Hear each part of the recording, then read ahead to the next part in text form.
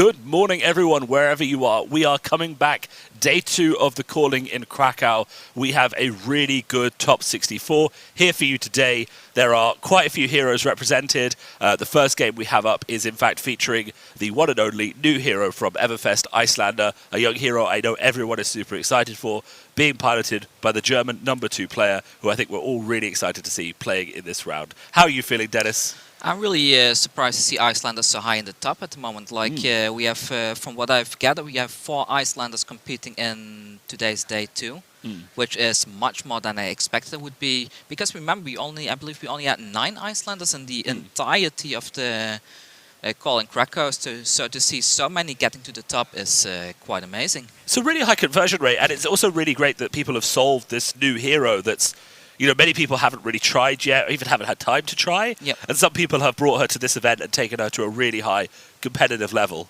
Yeah, of course, in the first few rounds you have to think that people don't really have experience against a deck like this, so they might lose simply because they don't know how to play against it. But as we get further and further in the tournament, like these players have seen some very highly competitive Flesh and Blood players, but they still manage to climb ahead of the curve, which just shows that maybe Icelander is one of the unsung heroes of the Blitz format that more people should look into. And that's something we were talking about yesterday, is that when you have such a meta-dominant hero like Viscerai, it goes on very, very good players to test, find those edge decks that are specifically good into that matchup. I think that's why this is such an important match for us to watch, because we're going to see how this new hero, this Icelander that people have built specifically to deal with Viscerai, probably, handles this matchup. Yeah, but Icelander is able to deal with a lot of the current matchups. Like, I don't think she has a very good matchup against things like Oldhim, but against Kassai she is really great. Like, being able to get that Frostbite token down on a Kassai's playing field, or even getting like a Channel Lake Frigid from the arsenal onto the field, it's pretty much a death sentence for decks like that. And we saw that yesterday we had Oldhim versus Icelander up here. The Icelander didn't do as well, but I think this is probably one of the matchups that he's more prepared to shine in. And we have seen the turn 1 start, we have seen a Timekeeper's Whim. That is a card that deals 4 damage, but if you play it on your opponent's turn, it goes back onto the bottom of your deck, so it's a really good anti-fatigue tool. And we have seen a Sigil of Solace. A reminder for everyone watching at home that isn't as familiar with Icelander, her ability is very, very simple. You may play any blue non-attack action card from your arsenal as if it was an instant. So it's any blue non-attack action card, not just a wizard one. And when you play an ice non-attack action card during your opponent's turn, you create a Frostbite token for them. So it's a really good disruption card, and we're going to hopefully see that come into effect now. I did spot that Sonata Canix is in Florence's hand already. So I'm kind of expecting a big Viscerai turn coming up soon. I think I also spotted a Revel in Runeblood there. He has a Sonata and a Revel, which is a very good turn 1. But the thing you'll notice he is missing, because he has to run Null Rune, is he doesn't have Creepers, which means he doesn't have Go Again. So he's just come in with the Spellblade Assault. So there's a Dread Triptych. We see the Tome again. Like, that Tome has been showing up in a lot of top decks, hasn't it? We kind of talked about it. It's a blue that has the potential to do other things if you need to. Yep. And maybe you're rolling a dice with it a bit, but you only do that when you don't have a better choice. But we see again, he hasn't drawn Go Again. So actually, he could be in a bit of a tricky situation, because all he's got is this meet and greet. Yeah, on the other hand, like, Icelander doesn't really push all that much damage early on, so I think he has a few turns to kind of sculpt his hand, block some damage here and there, and find his way to something like a Marvian Skies or otherwise. Though speaking about doing damage, we have just seen a 5-strength Voltic Bolt come out, which is a nice chunk of damage to address. Viscerai does have Null Rune 3, so it's not, you know, it's not that bad for him. He can block a lot of his damage with that Tome of the Arknight, but you know, whether he chooses to, because he will be giving up his only blue, which is, you know. And we see the Kraken stuff being used again. So, like when I was practicing a little with Icelander, I always preferred Crucible, but I see a lot of Icelander players playing this specific weapon. I think when we talked about it yesterday, the goal of the Kraken's Ether Vein is to take a red or a card out of their hand every turn, right? Yep. Blue on my turn, blue on your turn, you have to give me a card on my turn and your turn just to stop me drawing a card, right? Yep. The trick on their turn is to figure out whether or not they've got that resource break point. So if they have a spare floating resource, then obviously it's not very good. But you can imagine a situation where Viscerai goes into their turn with only one resource left for Rosetta, and then they have the decision, right? Do I attack you for 4 or let you draw a card? I mean, that's a pretty big decision-making process. So we see a sigil play there, which puts the Icelander player ahead in terms of life quite a bit. Yeah, she starts behind, but he's played double sigils now, so he's probably feeling pretty good about himself. I think in general, like Viscerai, when a Viscerai player goes off, they should be able to deal more than 21 damage. If they can sculpt that. So we do see the Tome play now. So let's see if the Viscerai player gets lucky enough to find both a non-attack and an attack off the top. Oh, well, there it is. I said this yesterday. I love the Channel Link Frigid in response. So there's like 2 or 3 turns that Viscerai can pretty much not do anything.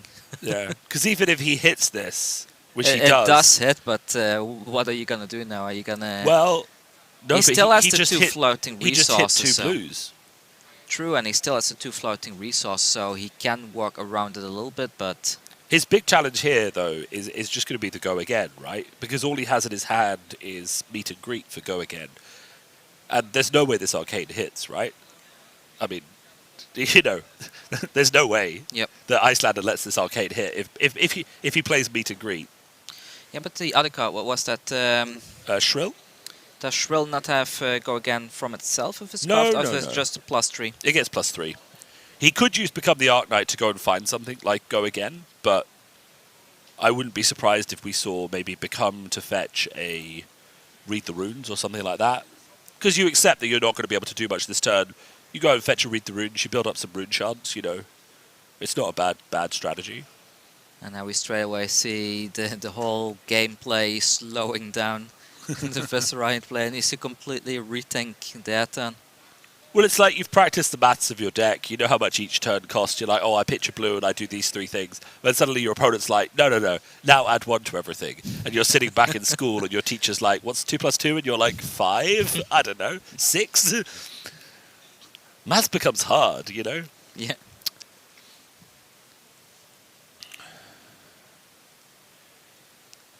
Okay, so we see Become the Arc Knight coming down. Not really sure what he's discarding. Okay, so the meet and greet is being discarded. But like you said, it's very hard to get to go again on that anyway, so... It's just too telegraphed, unless you have something that's going over the top of their arcane barrier, like, say, a Sonata or something like that. Okay, we see a Mordred Tide coming up. That's very interesting, because... Maybe he just adds it to hand and pass the turn, hoping for the channel to go away. Yeah.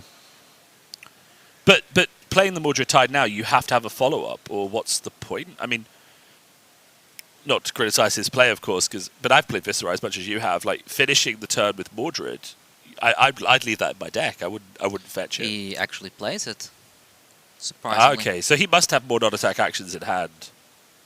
So he does get the extra rune chant from the Viscerai activation itself. The Shrill is being pitched. What? Okay, this is very interesting. Okay, so that's an additional 3 rune chants right there, right? We know he has a Sonata, but even activating that Skeleta costs him 1. Did he pay for that? He did, yeah, because he pitched a blue, paid 1 for this Quill Hand, 1 for the Skeleta. Okay, he's still at 1 floating for the Mordred, I guess. And now he's going to spend 1 on the Sonata, I guess? But he's running out. I wonder how that works, because you already have the discount, right? You do, but the discount applies after Channel Lake Frigid, so... so you still need to pay that 1 I think you still regardless. have to pay the 1, yeah. We'll see now if he pays it. I think the judge will handle that. Though I'm not actually entirely sure. Maybe if we've got some judges in chat, they could set me straight as whether or not you have to pay for the Channel 8 Frigid. This is the first time I see this play come up. That yeah, the exactly. channel is down and the Sonata is coming into play. Because normally it comes out and play just stops for a bit, right? I mean, that was a good Sonata though, like 3 hits. But are there any blues in there? I think that's the yellow Spellblade Assault. If there are no blues in that attack action, then things could be kind of difficult, you know. On the other hand, they do have a lot of rune chants on the field already, so... He does, and like he's going to get off a good attack here, but does he have the resources to pay for the second attack, the third attack?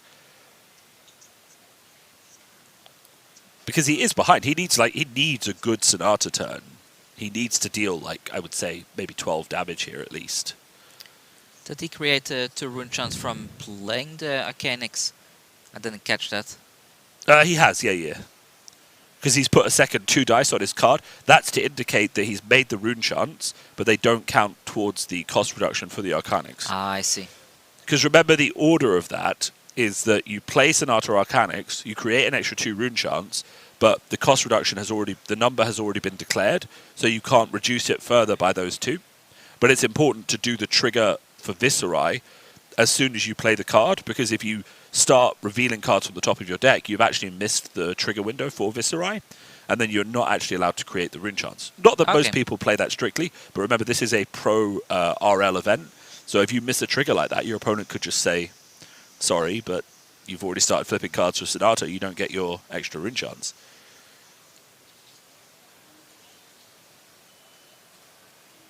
There's a little bit of a discussion going on there with the judges, I believe. I think he's wondering why he's on so much life. I see. We saw the Icelander going down to 18 there. I think somebody adjusted it. Yeah, they might have missed the second sigil.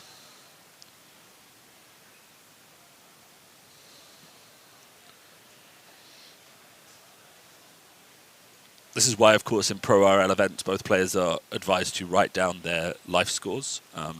It's a bit difficult on a live stream table like this, I guess. For sure. But it's just good for talking your way through any disputes. There's very few life total disputes you can't solve if both players have it written down, because you run through the steps very quickly as to how you lost life. I do see that beautiful Fiendel Spring Tunic there. Do you have one of those? I don't. I have one. I keep on memeing with my Katsu deck. Like, why play something top tier when you can play Ninja, right? But Ninja was, I won 2 of those with Katsu during the RTN season. Wow, that's nice. Well, we had a lot more RTNs in the UK, so I went to 5 of them. I think I went to 2 of them, if I remember correctly, but Yeah. it didn't go well. Like, I met a lot of chain players. I couldn't keep up. Yeah. I mean, you just had to really just go hard into chain. There was no other way to it. Oh, I did. I was playing the aggro version, but... So, let's see. We got... what's this thing called again? This is Absorbing Ether. So this is the Wizard defense reaction, which Kano never plays because you can't trigger it off the top. But it does block for 4, and it has the beautiful effect of increasing the damage of your next arcane damage card by 2.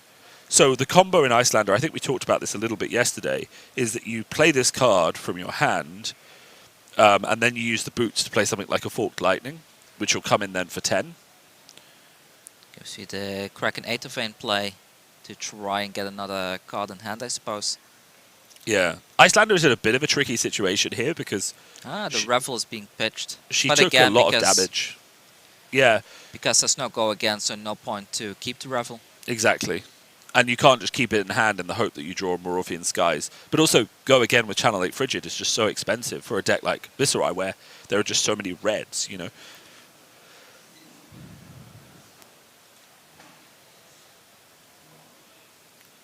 So now's the question if in the next turn the Channel 8 Frigid is going to stick around. Yeah. And Viscerai is still managing to put out so much damage via these rune chants that he's just been able to successfully build up with the Mordred Tide last turn. I think that's a yellow Spellblade Assault. Yeah, it is. It'll still create 2 rune chants. It just comes in for 3.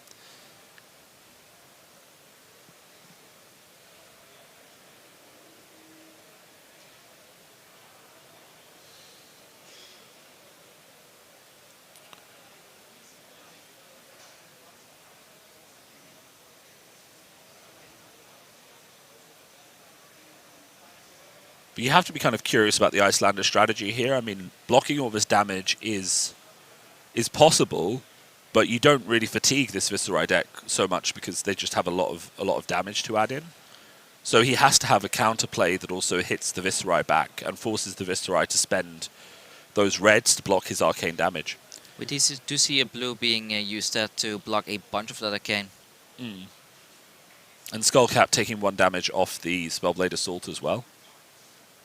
I mean, 10 life is still a comfortable life total at this point. Exactly. And remember that as a wizard, once the life totals get much lower, especially with a deck with the number of reds that Viscerai has, wizard becomes more and more favoured because, you know, a Voltic Bolt where you have to pitch 3 cards from your hand to stop as much damage as possible is much, much scarier than one when you're on 20 life. And I also think like when a wizard gets low on life, it becomes easier as an opponent to be a little bit greedy with your plays. Like, okay, I want to push that last damage, let's take a shot and try to push them down.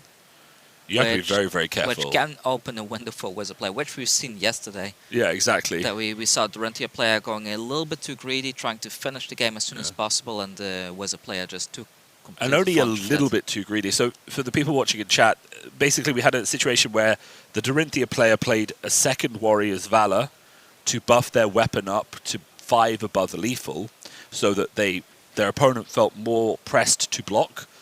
But then the Kano player came in with a lucky top deck of a Blazing Ether for exactly lethal, including the number of pitch resources the Dorinthea player had left in their hand. So if they had kept the second Warrior's Valor in their hand, they would have had enough resources to block enough arcane that they would have won. But because they decided to commit to go above lethal so that their opponent couldn't block them out, they in fact ended up losing that game by, we would say, a whisker.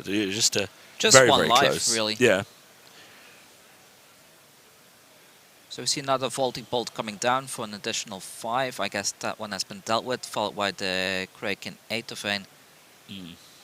So now is again the choice to either to pitch or to give that card draw. Yeah. So we do see a pitch.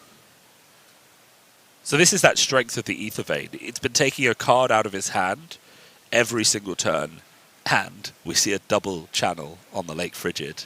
Yeah. That is beautiful. That could be the game right there. I mean, it's not. They've still got a lot of play to go, but... Well, there's pretty much been three turns of value, right? So it's perfect. Yeah. It's really, really strong in this matchup.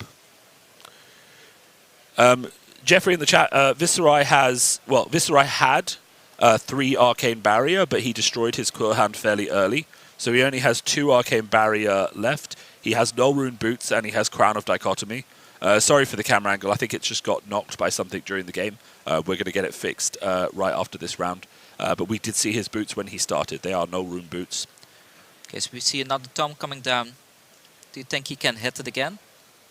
That's going to be a whiff this time. I mean, he got lucky on the first one. He got lucky on Sonata. I think he's going to get lucky again. He does. There we go, you see.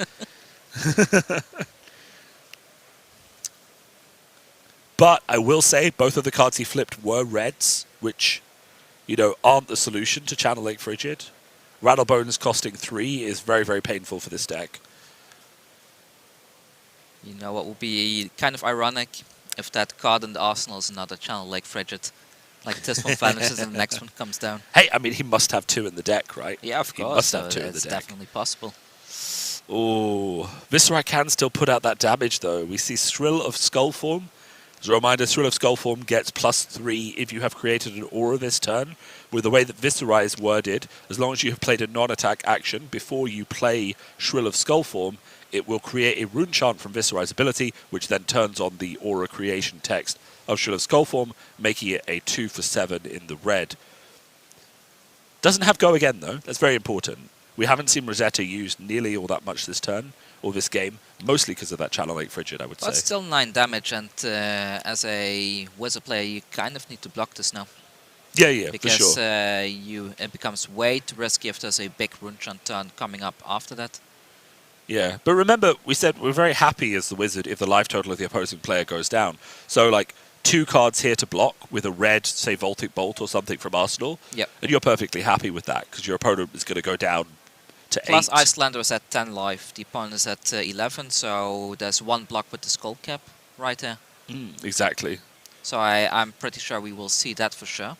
this is a neck and neck game, and I'm really, really glad, actually, I know we said it before, just to see Icelander doing this well into, you know, the majority of the field. I mean, the majority of the field is Viscerai. Do you expect more people going to play this deck after a calling like this? I think we'll have to see, you know, how many people continue to play Viscerai after this event. I mean, he's proven very popular, but you know, the next skirmish season potentially has a new set involved. Yep. You know, once Uprising comes out, all bets are off, right? I mean, who knows what deck's going to be good? Who knows what new heroes we're going to get?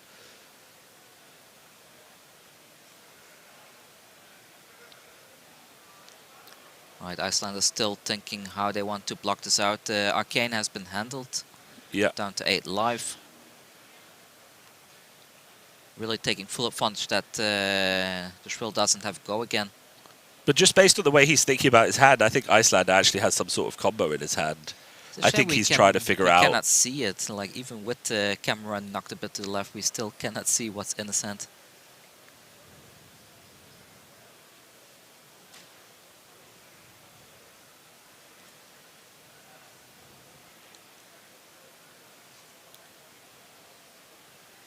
Yeah, I really cannot catch what's in there.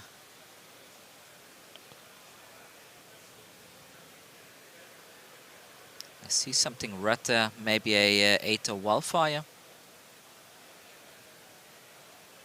Ah, no, it's a Emeritus Scalding. Is that a red or a blue? I think that's a blue. I imagine if he didn't have an arsenal, he'd be keeping that, because Emeritus Scalding is very, very good at Icelander. A 2 for 4 that you can play at instant speed for 1 blue. Yeah. It's perfect, right? It's amazing.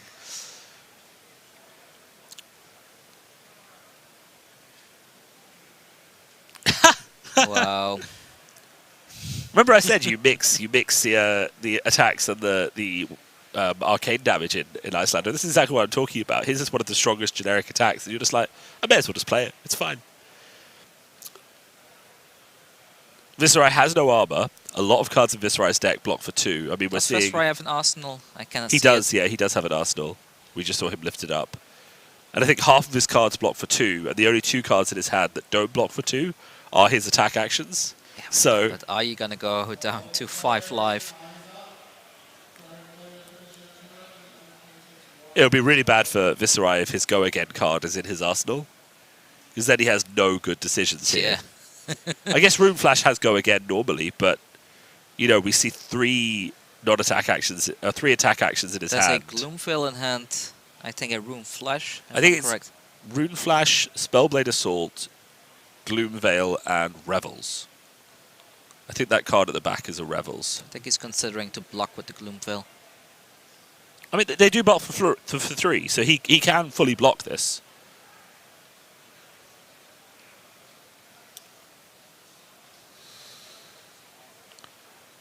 So what do you think is in that arsenal? That arsenal has been there for quite a while. Could there be another channel? I know it sounds mean to Viscerai to say this, but I really hope it's another channel. This is the thing, as a streamer, I find you have to root for the underdog.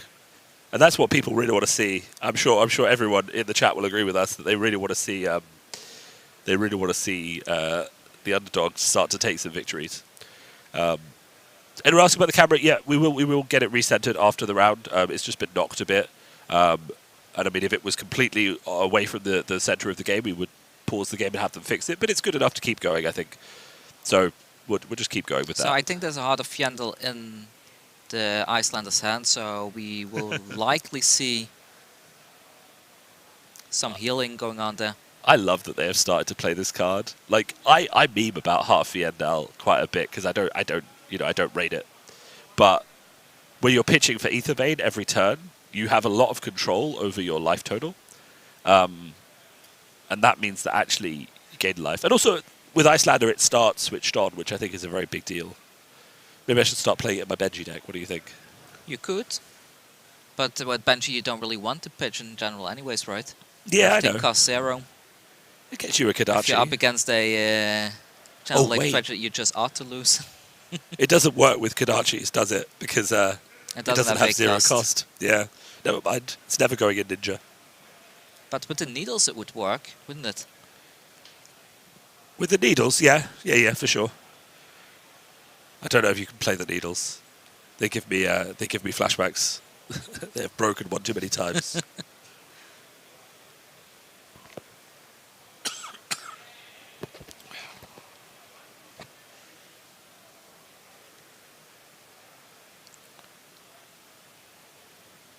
Alright, some discussion going on with the judges again. And the tuning goes to 3. Another Command and Conquer. Back-to-back CNC.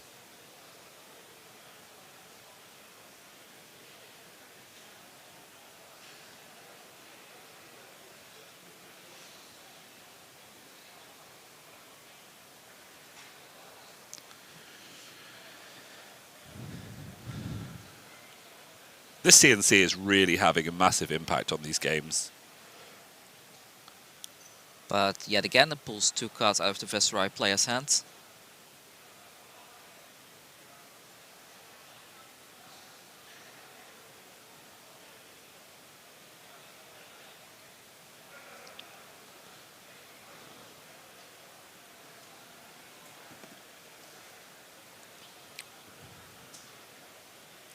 Alright, we see a Rattlebones coming down. Yeah, Rattlebones into Gloomveil probably, just for a free go again, and then you can Rosetta. Will this be the first Rosetta swing of this game? I think it will so, be. Yeah.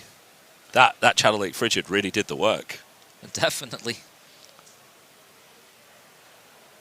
So there's 1 rune champ being created by Viscerai's ability. Coming in for 3 would go again.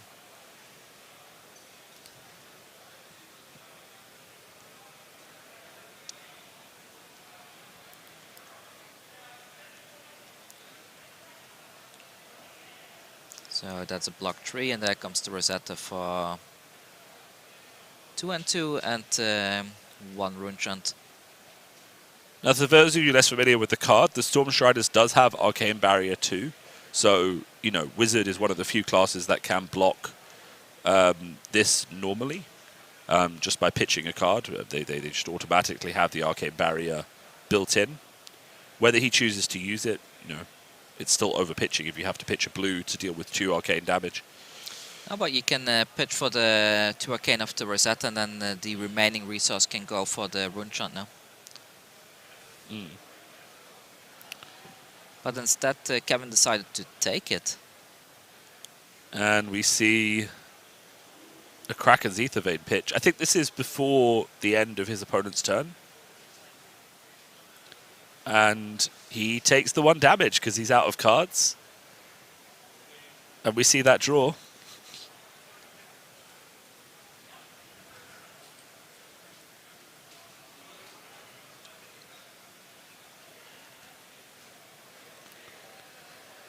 So we straight away see the Kraken being played again. It's just Is it still at the end of the Viscerai player's turn?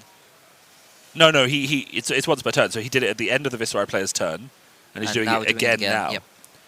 It's just this brilliant tax because the Wizard deck is full of so many blues. He's saying this is one of my cards, but the Viscerai deck just doesn't have the same ratios, which forces him to give up cards that are much more important to his strategy.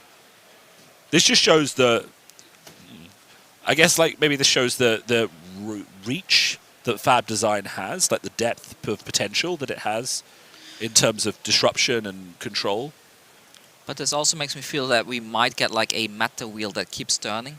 Like if the Viscerais become too popular, you get all these anti-meta decks like we've seen Dash yesterday. Icelander seems to be able to handle herself quite well against Viscerai. Yeah. I mean, it's very difficult to balance an entire game, especially if you've got 15 heroes, but it is very possible to create this wheel or, you know, a triangle at the top where there's 3 or 4 heroes that are counter to each other. And then it's really, when you're going to an event like this, you have to ask, do I expect 100 Viscerais or is it 100 But then you get decision-making again. Right? Like, do I bring this deck knowing that there might be these heroes around? Yeah. Or has the wheel already turned by the time that this event starts? And it doesn't mean that the other decks aren't good. It just makes them a decision, right? Yep. Which means that when you're testing for it, there's a lot of fun figuring out which decks are the actual top of the pile and which decks are going to be the most popular. And for this tournament, it happened to be Viscerai, but, you know, it could very easily be Icelander at the next one. Yep. E-strike for 7. Yeah. I love to see it. And there might still be some instant speed shenanigans going on during the Viscerai player's turn next. Yeah, exactly. That's what we were saying when we were talking about this matchup yesterday, is that you attack for 7 with an E-Strike on your turn, and then on their turn, you use Ether Vein, and you play a Channel Lake Frigid. And you're just laughing. You're laughing all the way to your Frozen Heart, right? There's another Modritite. Oh, Pry. Well. So for those of you not familiar with Pry, you look at your opponent's hand, and you can choose and put a card from that hand on the bottom of the deck. And if you play it on your turn, you only get to look at a certain number of cards. But if you play it on your opponent's turn, you get to look at their whole hand. And we see straight away that Sonata going to the bottom of the deck. And this is huge because this game is going on long, but they're both on 4 life. That Sonata probably isn't coming back before the end of the game. It's definitely not coming back. This game is probably close to ending in the next 2 or 3 turns. There's a Marvian Sky, so that's going to generate 2 rune chants. So he did get lucky here. He drew Go Again from the Pry. So Pry lets you draw a card from the top of your deck. So you don't just get rid of your opponent's card, but it does replace it with something else. So it's kind of a bit of a luck top deck. But getting rid of a Sonata is 100% a win for Icelander here. Alright, there's the Rune Flash. Rune Flash he had to pay for, which has got to feel rough. But at least it has Go Again, so... I mean, Wizard has a full hand, and he has his boots up, and his opponent only has Null Rune 2. So we are getting to a situation where, like, Viscerai is 1 combo away from being dead, right? Not even a combo, like... Even a very small Forked Lightning or something should end the game here. You only have to make it 6, which is and I just think plus as 1 an from Icelander, anything. you can really bide your time now. Try and find it. Because the moment you have it with the boots, you can just go all in, right? Yeah. So.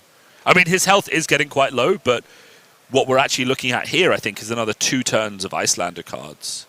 Because he's got his turn, and then he's got the full draw up going into Viscerai's turn.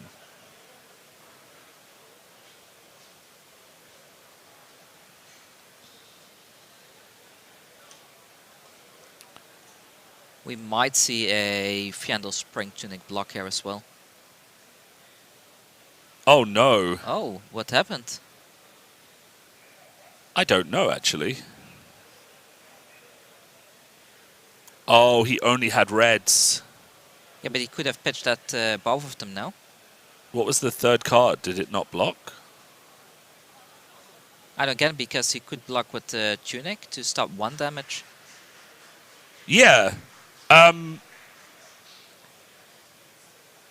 sure there's some nuance going on there. Maybe he just didn't think that he could come back from the having to use all of his hand to block, but I think you would have given it maybe 1 more hand to see. But he knows his deck better than we do, and he's the one sitting at the table, so maybe he thought it was an unwinnable situation, and we kind of just have to accept that. Or maybe time was called is also a possibility, because the round had been going on for quite some time.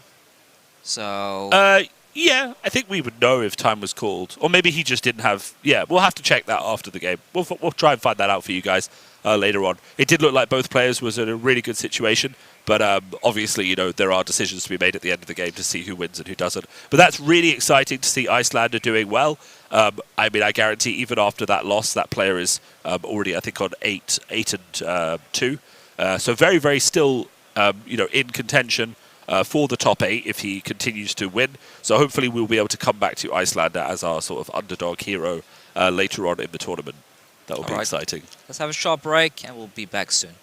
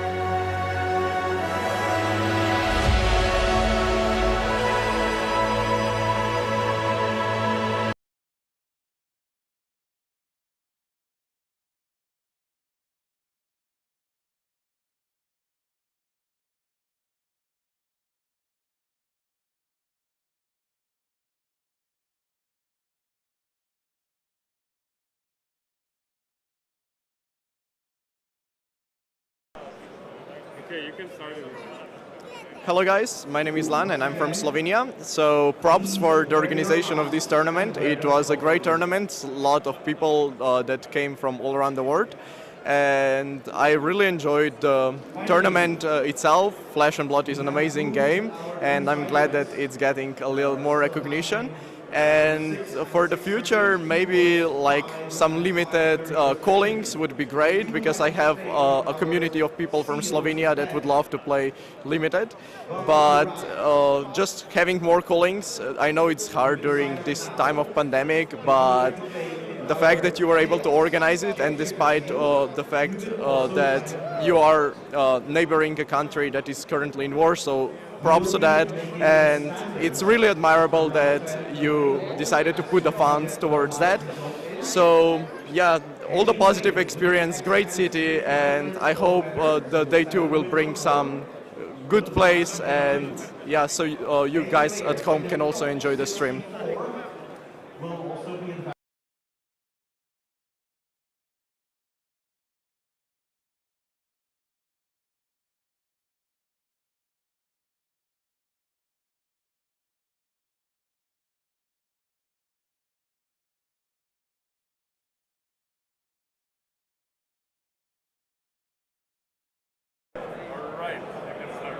So we're here at Calling Krakow to ask some questions of Kevin Lawrence. our Belgian championship. You won the champions with Breyer, if I'm not mistaken, Yeah, right? yes. So, like now that the meta is involved, like which Runeblade is your favorite?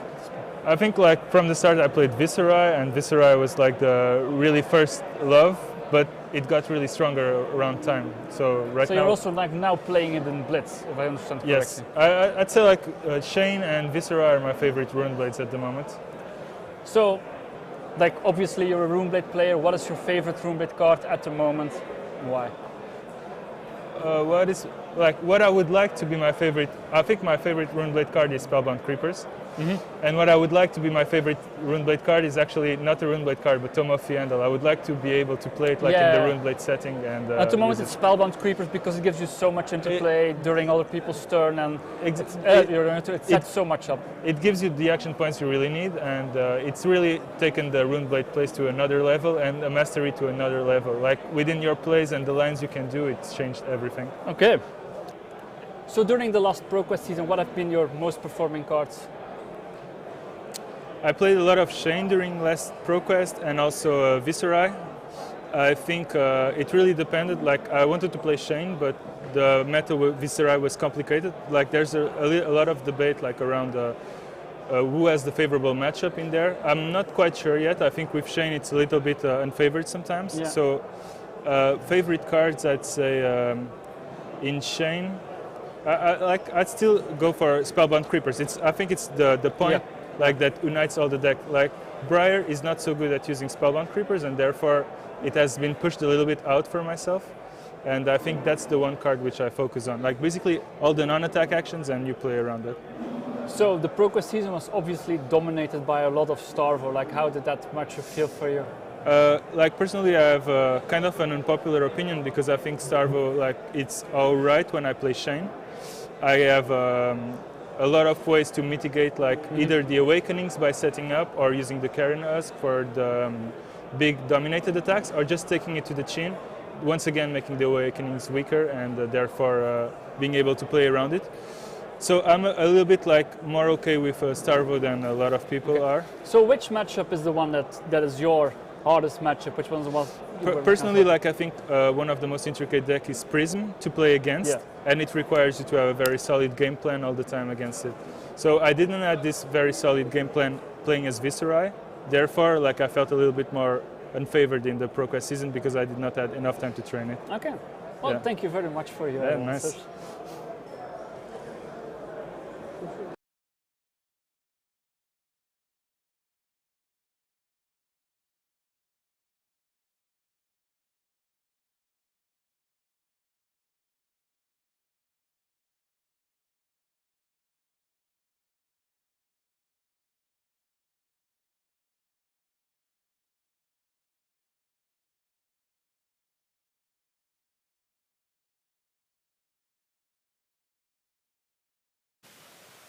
Hey everyone, and we're back. Just now we asked a second, and it turns out that the players were indeed going into time, so that was the last round there. The Icelander players still had some plays there, could have blocked with the Tunic, could have stopped the arcane damage as well. Would probably have gone to 1 life from what I remember, but there was still some potential for like a big combo turn coming after that, because Icelander does have quite a bit of reach.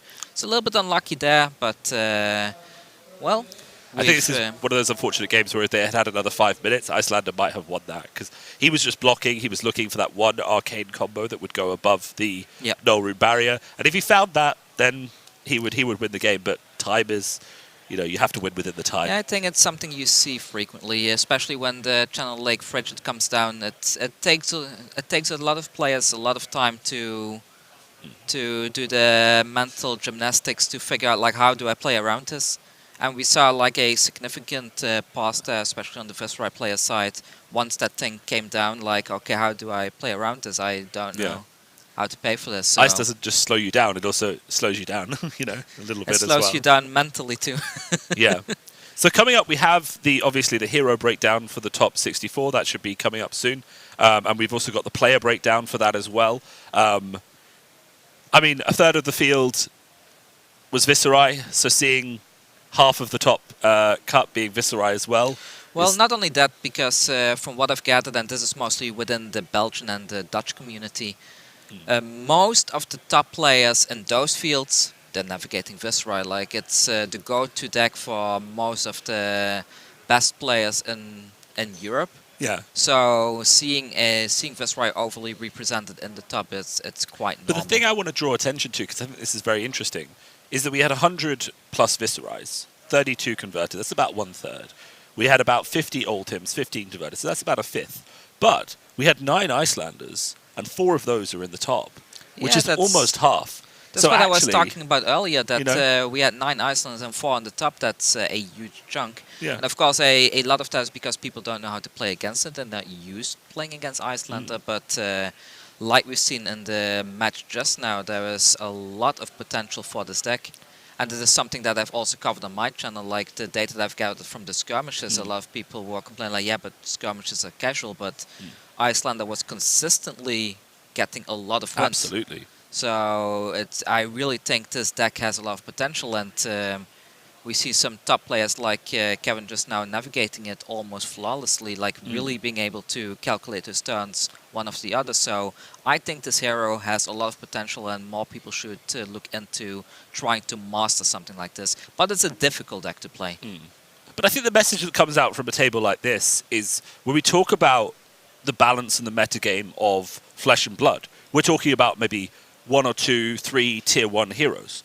There are a lot of tier 2 heroes who, if they're brought by a good player, piloted very well, can compete, can qualify. And the reason you don't see more of them in the top cut isn't actually because of the strength of the hero, it's because of this perception that one hero is better than the other to such a degree that you should bring that deck, right? But actually, if we had, 30 dash in the tournament, then we wouldn't just have 1 dash in the top 8. We'd probably have like 10. So, if more people are happy to pin their flag to a tier 2 hero that is willing to compete once they have enough practice, then we're actually going to get a lot more conversion rates. Because remember, it does take a little pinch of luck and a good help of skill. Yeah, but we do see, like in case of Viscerai, Oldhim and Kano, these are all what the community would like to call high roll decks. Yeah. Like, they are capable of pushing a lot more damage than your average Kassai deck or Dash deck can.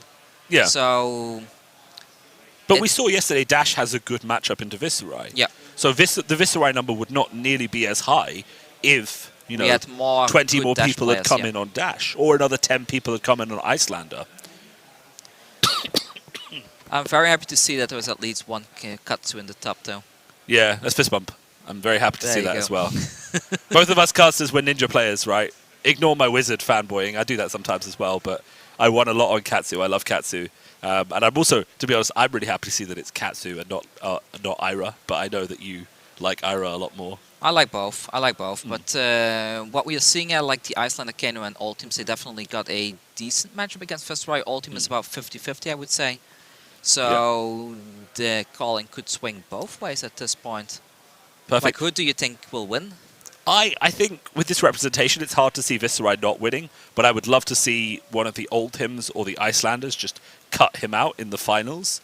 Yeah, Because they could definitely take Viscerai down. obviously I'm gonna root for the Katsu player. So Okay, good. So I'm gonna root for, but you're putting lunch on the Katsu player. I'm putting my lunch on Icelander. I'm not gonna say the Katsu and- player will win. I'm rooting for the Katsu player, but Okay.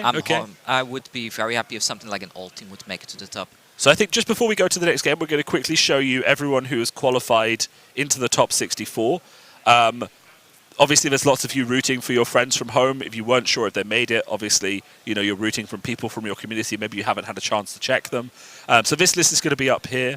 And obviously, pause it, take a look and read. But I think we're going to go into the next game because they're getting set up. And we're going to get that ready, and you can come back to this. But I think we're seeing a lot of... Yeah, I think we're going to see a lot. We see a lot of good names here. I mean, people I know from the UK. I see like some Matt names that have been playing Blitz for a long time, like Jakob at number 25, for example. I believe he also was one of the first one to reach 1000 XP in his country. Oh, wow, Soren was yeah. one of the first one to reach the 1000 XP in their You country. had to play a lot of Blitz to do that. Yeah, we've played together. Like, I was also one of the first to reach 1000, and we had our little group that we used to play together with, and we went to all the online events. So you see a lot, and Marius as well, number 38. So you see a lot of players that have been playing Blitz for a very long time, and especially playing it a lot. So these are players that have probably at least 1000 games of Blitz under the belt. And I think, because we were talking about this yesterday, that a lot of people have this perception of Blitz as, it's a high roll format, if you get lucky, you win. That, I mean, because they're shorter games, there is an element of, I drew very well this turn. But we also see the top person in the Swiss is a national champion. I think he's the Dutch national champion. I know that the person who came second, Matt Light, has been playing a lot of Blitz to practice, though he's a newer player to the game. And we're talking about other people in the qualifications, probably have hundreds of Blitz games under their belt. So, I mean, skill is very represented here. Christian Weisling as well, number 49. Also a Blitz player. I believe he was the first one in Germany to reach 1000 experience. So the ones that have a lot of experience with Blitz are making it to the top. So their skill, even though there is some RNG involved, but there's also RNG in Constructed. Like, a lot of players don't want to talk about that, but in Constructed, if a star, for example, goes off with +2 dominate and their elements, there's some luck involved in that as well. But with these long events, you have 10 rounds on day one. The RNG becomes less important and the player skill becomes more important, because everyone is going to get lucky at some point. Yeah, absolutely. And I mean, I think the representation we've got here in the top 10 as well, just from people across Europe, is really, really good as well. I'm seeing UK players, there's 2 UK players, Isaac Murray and Matt Light in the top. Both really hard workers. They both test tons more than most people I know who play this game, so they both have worked very hard. But then also I can see some people from the German community, the Dutch community. I think I see at least 1 or 2 Polish names. And I also see Yuanji, who I think is from the US as well, who's flown over for this event. So it's really good to see that he's, let's say, getting his plane tickets worth out of this calling, shall we say. He definitely is. It may not, I mean, if he gets in the top 8, I don't know if it covers his plane ticket, but he's probably got the experience to make up for it. And Jamie, number 61, also made it by looks. Jamie did, though I'm actually not sure if he opted to play in this event. I mean, when you finish at 61, it's a bit of a difficult decision because, you can make the top 8, but you have to win every single game for the rest of the tournament. True. And I mean, it's very tempting at that position to think, well, maybe I try my hand at a classic constructed or a bit of seal just to sort of mix things up. I'm just happy, like, when I look at this list, I see a lot of big names from the Flesh and Blood community in here. Yeah, but the thing I'm happy to see as well is there's also new players on this list as well. People who've, like Isaac, for example, from the UK, who I know would only have started this game, 6 months ago, and they've picked it up. They've thought, wow, this game is really good, and they've played other TCGs before, but something about Flesh and Blood has just caught them, and they've just decided to just go with it, right? And practice like hours every week and just make Flesh and Blood like one of their main hobbies. And I think that's really just the strength of this game, is it hooks you, and then you're in, right? You can't go. Look at those beautiful sleeves of the Oldhim player. I like those. What's that? Is it? I'm not sure, but I just love the colors of it. Yeah. Are those Batman sleeves? No. Is it Flesh and Blood art? I don't know. I think well. we're going to have to get a bit of a closer look maybe in a bit. But anyways, we see an energy potion being played straight away by the Kano player. That is a very good start for Kano. Yeah, definitely. I kind of wonder how this matchup is gonna play out. We do see a very nice alternate art for the Oldhim. It's one of those pop-up arts where they cut out the card and Oh, put, yes, like yes. several layers. It's layered. The That's really lighting nice. doesn't do it justice, but I've seen a lot of those, especially on Facebook and such. The community has been quite actively playing around with that, so it's really cool seeing something like this on the stream. It's also interesting. Oldhim has opted for Null Rune 3 with the Arcane Barrier and a Crown of Seeds, so he's going full-on Arcane Prevention here. Yeah. You But that does make the early pokes harder, right? Like the Voltic Bolts usually get like 2 damage in. Absolutely. Usually 3. And in general, Kano kind of relies on getting that early damage in to try and wear the opponent down To combo range, yeah. under that 11 life range so that a Fork Lightning combo can be lethal. Yeah, I Yep. mean, one of the reasons that we chose this matchup is that this is a hard matchup for Kano. It's One of the hardest. It's winnable, but I think this is going to be one of our last chances to see Kano play this sort of game in the top. Martin has a Swiss and- lot of experience with Kano, though. That exactly. shouldn't be underestimated. Like, Martin can navigate this deck perfectly. And he He's did just not taken forget the 5 Fiandre damage tunic. on turn 1. Well, we do see he might have a combo already because we do see the Aether Spindle coming down there. But this is only for 5. Oldhim can block all of this damage if he wants. Like this doesn't Yep. even need to hit. I don't understand why he took the damage from the Cranial Crush on his turn 1, because it couldn't have been dominated. Because it's Oldhim. Oldhim doesn't dominate it. So I don't know. We're seeing interesting choices here from the Kano player. Let's have a look. Yeah, Crown of Seeds gets triggered. As a reminder for everyone, Crown of Seeds lets you put the card from your arsenal on the bottom of your deck and then draw a card and prevents the next 1 damage that would be dealt to you.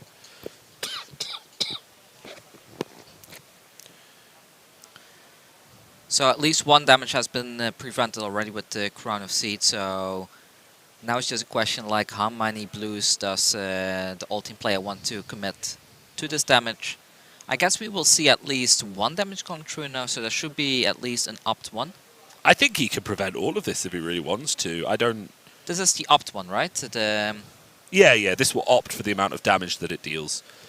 It's a very, very powerful effect. If you don't know Kano so well, we kind of said yesterday, for those of you who aren't as familiar with Kano, his whole thing is instant speed attacks, but they don't attack in the same way. They do something called arcane damage, and the only way to block arcane damage is by pitching resources equal to the amount of damage, as long as you have arcane barrier equal to the amount of damage that's being dealt. So, for example, if I attack you with arcane 5 and you have arcane barrier 3 on your equipment, you can pitch a blue to prevent 3 of that damage. Kano is also very, very interesting because he does that damage at instant speed and can trigger that ability on your turn. So if you run out of resources because you overcommit on an attack, for example, Kano can then take that opportunity to deal some damage back to you when you have no resources in your hand. Do you think the Kano is very close to having one of those really big legendary turns? Because we do know that Kano is capable of dealing like 30 to 40 damage in 1 turn if they have the full combo setup. I mean, maybe, but his opponent's still on 19 life, so he needs something on that level. And the hard activation is brutal. Yeah, so he can't do that this turn. So I think we're really going to see. I mean, Kano is in a rough situation already, which I do think we knew he would be in this matchup. But I do see the Aether Wildfire there, so I do think that Kano was planning to go for a big combo turn.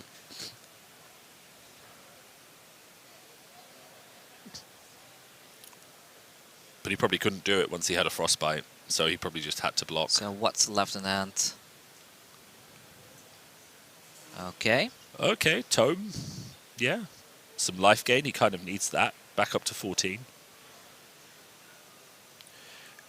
So you said 30 or 40 damage, and I'm seeing questions in the chat just trying to understand how that works. I think the combo card, the real one to focus on, is Aether Wildfire. Is that Yes, not, that or one boosts the Blazing damage Ether? of the next attack, and I believe it's like a combo that they play Aether Wildfire into something like a Fogged Lightning. So the Aether Wildfire boosts both the Fogged Lightning pings, and then on top of that you can play something like a Blazing Aether. Yeah. It does require a lot of setup, but we've seen that. I think it was in the UK that somebody pulled off that combo on the very, very first turn before the opponent couldn't even do anything. It's just like, here you go, 30 damage. Yeah. I mean, that is truly disgusting, though it usually only works with Aether Wildfire against heroes who have less blues because they can block the original Aether Wildfire. And the combo we'll see in this deck is the Stir the Aether Winds into Fort Lightning, and then if he can follow that up with a Blazing Ether. So Stir the Aether Wind lets you play your next card as an instant. Fork Lightning, of course, gives you +3, and gives you +3 on your next arcane damage. Fork Lightning, of course, deals 2 damage twice, which means it gets double the bonuses from the Stir the Aether Winds. And if you can then play a Blazing Ether, which does damage equal to the amount of arcane you've already dealt that turn, after you've dealt 10 damage, then you can deal 20 damage, and if you've dealt another 20 damage and you find another Blazing Ether. And as Kano in a long game, you can set up your entire deck so that happens, guaranteed, but it requires a very, very prodigious memory. I wonder what the Kano player did there. Like, I think they pitched a bunch, but I'm not really sure to what. And they drew up a new hand. I guess they just pushed all the reds into the Kano activation just to get a fresh hand. Yeah, I think so. Oh, that's very rough. I think we saw this yesterday. One of the reasons that Oldhim is doing so well is just if you consistently draw that pulse with Oak and Old, the hand disruption that it brings is just really effective.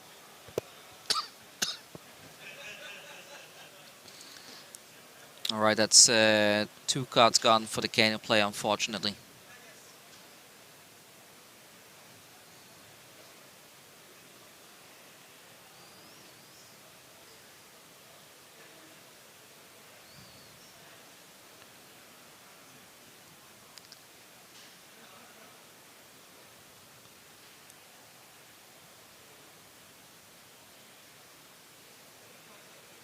Curious to see that card go to the bottom.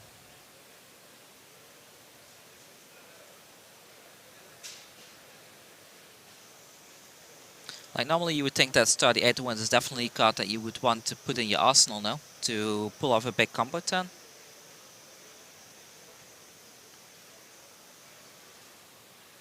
Absolutely.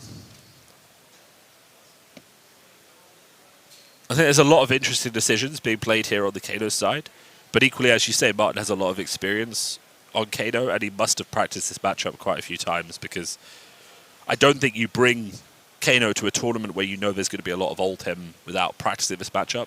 I just can't understand the reasoning why you would put the Star to the bottom. Like, Star seems like such a good card to have in your arsenal to be able to do your big Fogged Lightning turn. But again, as we said, you know, I have a feeling that Martin, having practiced Kano a lot, is pitch stacking at this point. I think we might be seeing the start of a very long game. They still have 20 minutes left on the clock. I think we could see a lot more blocks. And I think, you know, if he can survive the next Oak and Old, then I think actually we might see Kano pitch stacking his way to a combo. So there's E-Strike probably coming in for 7, I guess. Because he'll just block like massively, keep the combo cards that he needs, and pitch them with with Crucible of Aetherweave, and then he'll basically set up a turn where he can't lose because he'll deal, you know, 20 damage in a turn, and Oldhim won't be able to block it.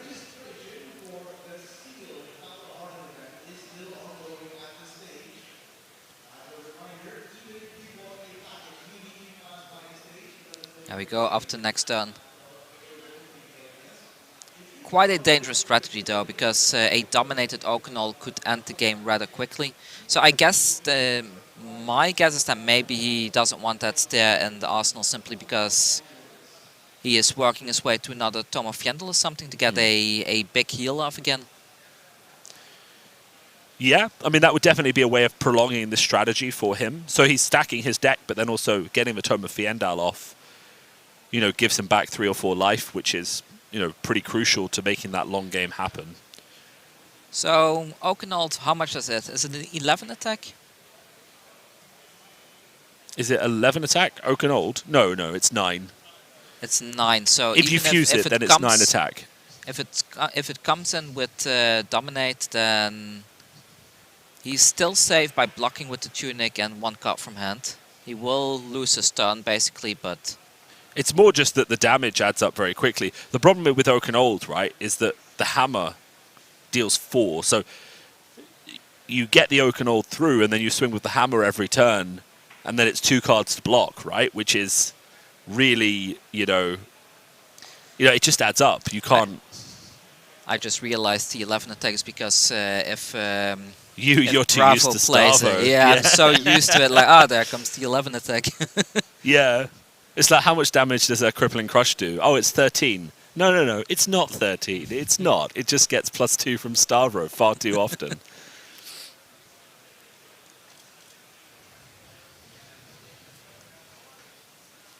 Alright, there comes the second E-Strike. I mean, as long as it's E-Strike, it's relatively easy for Kano to deal with. They can just block it outright, so... Yeah, for sure. Though that 7 breakpoint, I think we've talked about it already during the stream, is so vital, you know, because it's not a 2-card block, it's a 3-card block. Yep. And unlike other heroes, Kano doesn't have the armor that he can throw in to make the blocks round up very nicely. One of the reasons that Viscerai and Oldhim as well are so strong is that they have this armor that allows them to block very efficiently. So 2 cards, 1 point of armor blocks an E-Strike completely. Yeah, especially in Blitz. Like, every life point matters in this format, so... Exactly. To have armor that gives you an instant +2 is huge.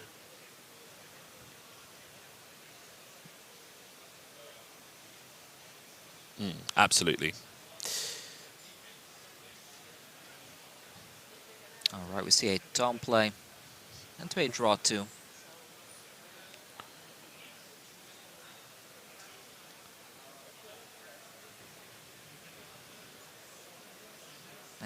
Is that a potion in the hand, the first card? What is that? It's a potion of Deja Vu. Potion of Deja Vu, you know, one of the very, very interesting cards introduced in Everfest. I mean, over 30 potions were introduced, and, you know, not all of them have received the best sort of reception, but I will say that one of the things that I always thought about this set is that Kano kind of demonstrates the power of those potions, because all it takes is one instance or one deck where their very niche effect is good, and suddenly the potion is great. And have you seen Potion of Deja Vu in Kano? It's super powerful. Not really. It's the first time I see it played. Like, I do know the energy potions and such are played in general, but from what I understood is that you don't really want more than 2 potions in your deck simply because they cannot block. Because you can get in some dangerous situation that you need to block and then you can't. You definitely can, but let me tell you this, Potion of Deja Vu is so strong that you put it in even... Like, I have 5 potions in my Blitz Kano deck at the moment. Potion of Deja Vu, basically, you know, if you used to get a red hand, and it would cause you serious problems because you wanted the red on the top of your deck, right? You didn't want it in your hand. Potion of Deja Vu lets you pitch that red to pay for Crucible of Aetherweave or for Kano itself, and then put the red on the top of your deck to then reveal it for the Kano that you just paid for with the red. So you just fix your mana, basically. So you basically fix your mana, but it also lets you put the perfect red from your hand onto the top of your deck where you want it. A resource, we should say. It's not mana in this exactly. game. No, we should definitely say resource. So imagine you've got that Sturdy Aetherwinds in your hand, and you just really need it on the top of your deck to get it at instant speed. Deja Vu just lets you put it there, while also generating the resource from the red. It's amazing. Really it's absolutely brilliant. I will experiment with that. That might be something I want to put in my own deck. Yeah, I absolutely would put it in. It enables some disgusting things with Kano. So we've got a snapback coming in for 3. And we still see the sculpting going on. So another Aether Wildfire going to the bottom. So now we have Stir at the bottom, Aether Wildfire at the bottom. This is definitely pitch stacking. Yeah, I mean, the real question is what combo is he building up to? Well, he still has the Talismanic Lens as well, so... He can potentially put some of the... He can put the potion away a bit.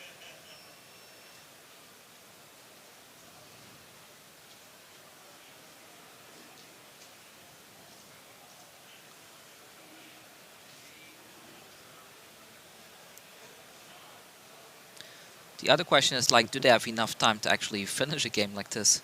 Because I we think they see do. some relatively slow gameplay at the moment. Yeah, I think if you're Kano, you might be a bit worried. You know, if Oldhim takes 15 seconds to decide to use Crown of Seeds, that's a bit of a warning sign. Yeah. But I think both of them are playing at a reasonable pace. And the deck, you know, it does rapidly accelerate once they start to get through that deck. Because you go through 4 cards a turn. It's funny you say that it accelerates, even though that's kind of like the opposite of what you want to do in Flesh and Blood now. Like, as the game progresses, both heroes get tired, they get exhausted. It should become slower, but for Kano, he just gets warmed up. Absolutely.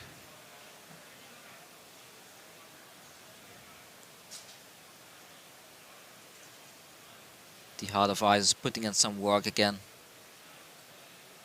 I'm not sure how I feel about that card. It works quite well. Like, every Kano activation will cost 1 extra, right? So Yeah. So the moment you activate the Heart of Ice, you put a very difficult spot onto the Kano player. Like, do they go off at that moment, or are they going to block for the rest of the turn? Because once the Heart of Ice is down, you don't really want to activate Kano anymore because it costs 4.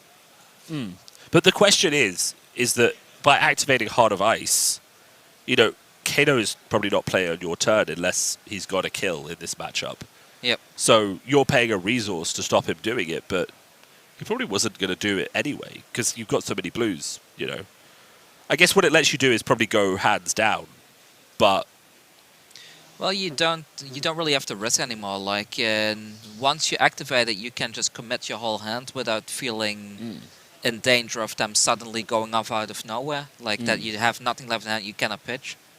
Especially the Oldhim is at 13 life, so if he empties his hand, he could potentially die to a Forked Lightning combo. So I think by activating this, you kind of stop that from happening. So with enough blues and an energy potion, Kano might even be able to kill him even through a Heart of Ice activation. That would be fun to see, wouldn't it? It would.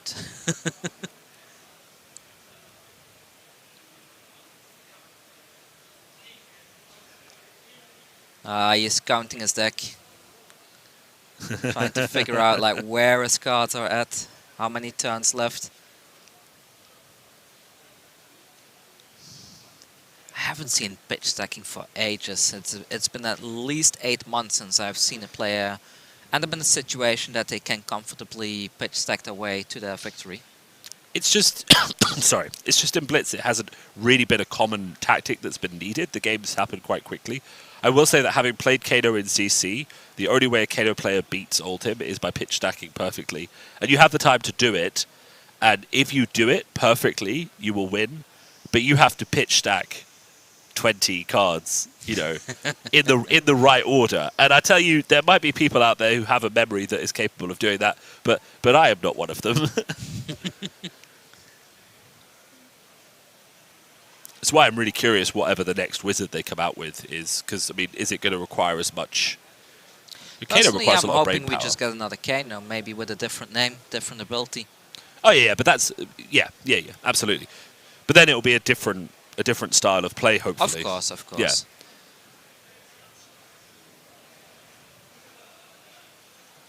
The chat is really rooting for Martin here, who they have affectionately nicknamed Burger Man, which I think is his Martin local. is really loved in the community in general, so. Yeah, but I have a feeling that's his local nickname. So you know, if anyone wasn't familiar with the nickname Burger Man, you can start calling him that if you'd like to. We see the eye pitch for Kano, which is interesting. Not to play anything, I don't think, just to opt. The thing is, if you put something to the bottom, you kind of screw up your combo at this point now, because he has all the cards at the bottom. He has like the potion weaved in between, which makes it a little bit difficult. No, but I think he's trying to figure out where he is in the deck, and he's trying to figure out whether these cards are part of that combo. I see. Yeah.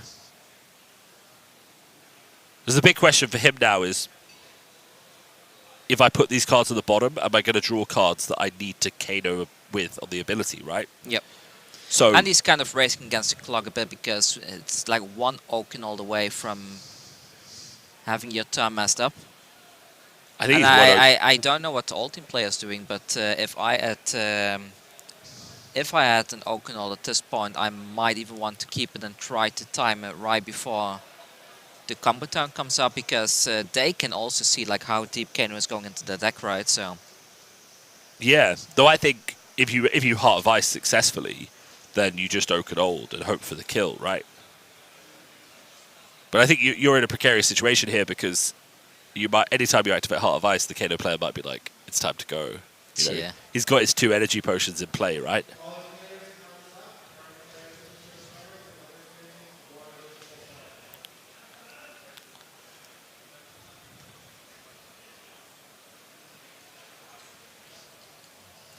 And he has a Tunic Live as well, so that's already 5 resources right there.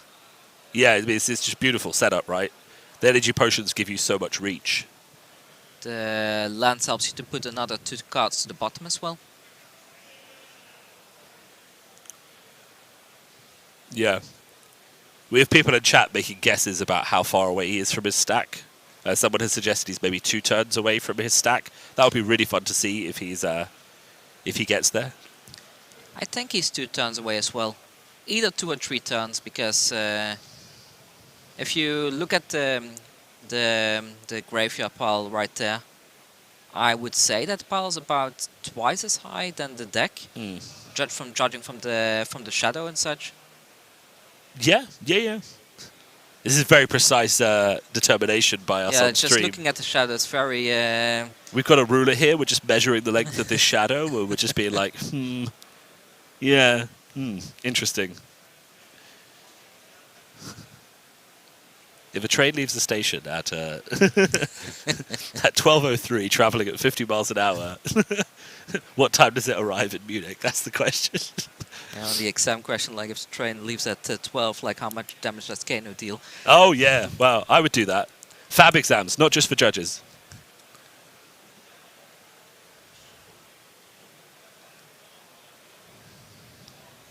Alright, here is a double block.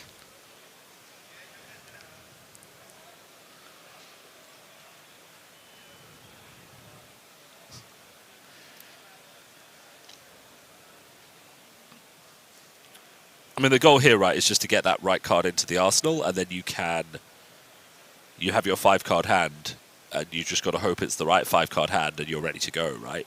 Yep. There it is. We did not see a pitch to the bottom, so that's probably one of the combo pieces then. Because Martin could have easily activated the Crucible to put to the bottom there. Yeah, for sure. I think this is what we say that people quite like about Kano. In some ways, you know, Kano can feel uninteractive because he does his damage on a different pole to other people. But, you know, when it comes down to games like this, where it's a deck that has properly prepared for Kano with a lot of Arcane Barrier, Kano really is a deck that demonstrates and rewards player skill and control of the game.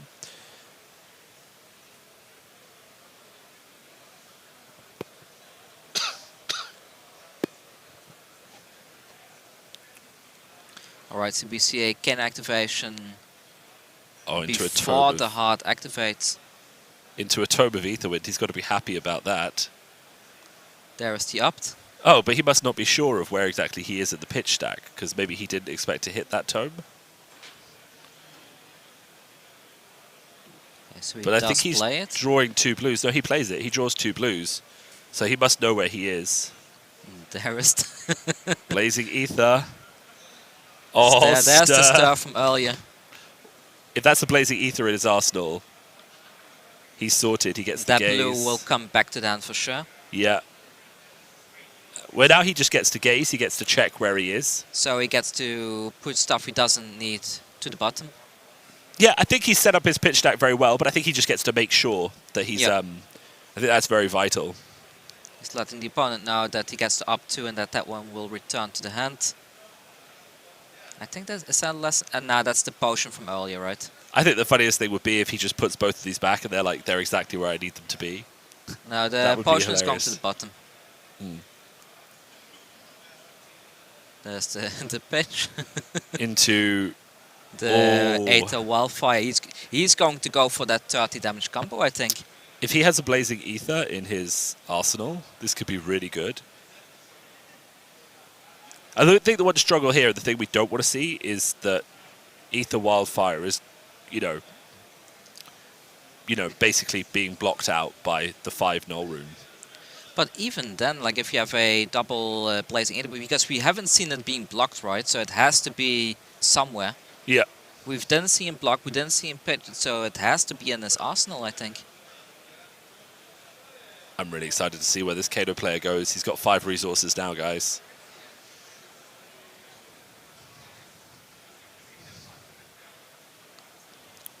Martin needs to be super careful, because if he miscalculates even that one resource, then the whole turn whiffs.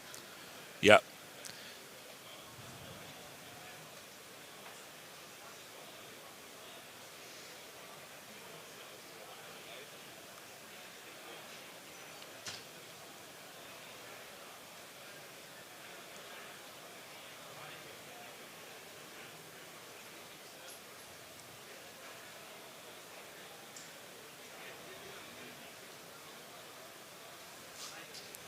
So I think he really wants to play a stir into the Aether Wildfire, I guess. I mean, that has to be his To line. make sure that as much damage of that Wildfire goes through. Oh, he has a Cindering Foresight as well. That's And he interesting. just leaves it on top.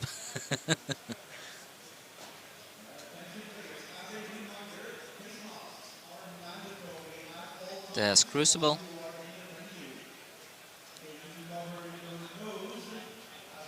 Okay, into the stir, I was about to say. Yeah.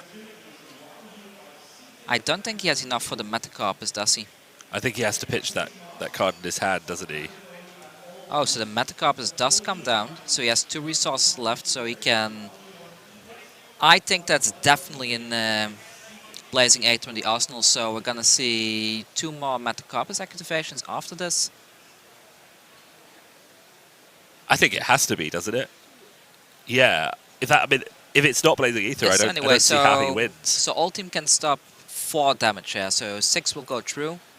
Blazing Aether will come in for 6 plus 1 from Metacarpus Node. This is a... So that's a 13 attack coming in after that. And then there will be another attack, which is coming in for 13 I think what we have plus to... 1. So, I think the interesting thing here is that the Ether Wildfire, for those unfamiliar, it deals damage, right? This is coming in for 10. For every damage that it deals, it adds that damage to every other attack you play this turn in terms of arcane damage. So even if you hit for 5, your Blazing Ether then comes in for 5, the arcane you dealt, plus 5, the arcane from Ether Wildfire, and he can spend another one to give it plus 1 from Metacarpus, so it comes in then for 11.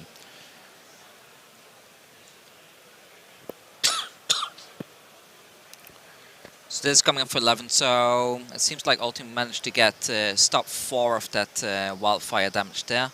Mm. But now the next one gets buffed by both of the previous attacks. Yep. And there we see it, guys. Ether Wildfire is going to come in for... So 5 plus 6 plus 1 from the Metacarpus. And that's game. Is that 17? And this is that kind of turn I was talking about earlier, like Kano can pull off some really insane turns. Yeah. With Blazing Aether. And the only way really to stop this combo is to block as much damage on the Ether Wildfire as you can. But even then, if you have to double Blazing Aether, you can still push quite a bit of damage. Because there's only so much arcane barrier that you can have, right? So what we have seen some Guardians play in the control version is that Steadfast, which is that card that prevents damage from one source. And the blue prevents 4 damage. So if he had had a secret 1 Steadfast or something in there, he could have potentially come up with that at the end and stopped the Ether Wildfire. And then Kano would have just been done. But, you know, it just hasn't happened, has it? No. But really exciting game. I'm quite happy to see because Oldhim is definitely one of the tougher matchups for Kano in general, right? So to see a Kano pull ahead against such a tough matchup, it's really good to see. Yeah, exactly. And one of the things is that, you know, for all of the faults that Kano has in terms of interactability and being able to kill people very quickly with lucky top decking, all that stuff that people have a bit of friction with in Blitz, you know, that is where Kano shines. You're a wizard, you're highly intellectual, you're thinking about all of the plays, you're building your perfect pitch stack. Your opponent has plenty of opportunities to kill you, plenty of opportunities to get you down or disrupt you, but if he lets you do what you want for the game and stack it up, then you win because you've planned ahead, right? That's really good to see. It was really cool to see pitch stacking on stream, because that's really like a next level Kano skill, to be able to do that, to be able to constantly calculate like where are my cards at, because they need to keep that mental note the whole time, like how many things did I put to the bottom, because they can't look at it. They are not allowed to turn the deck around and be like, okay, this is what I pitched, so... And I'm delighted because the last Wizard Oldhim match we had on stream, the Wizard just had all their arcane blocked and didn't really have that much success. But this time, we've actually seen the Wizard win, which is good. So Wizard can beat Oldhim even through all those blues. They just have to play very, very, very well. You just need to throw more fire at it, more power. Exactly. more.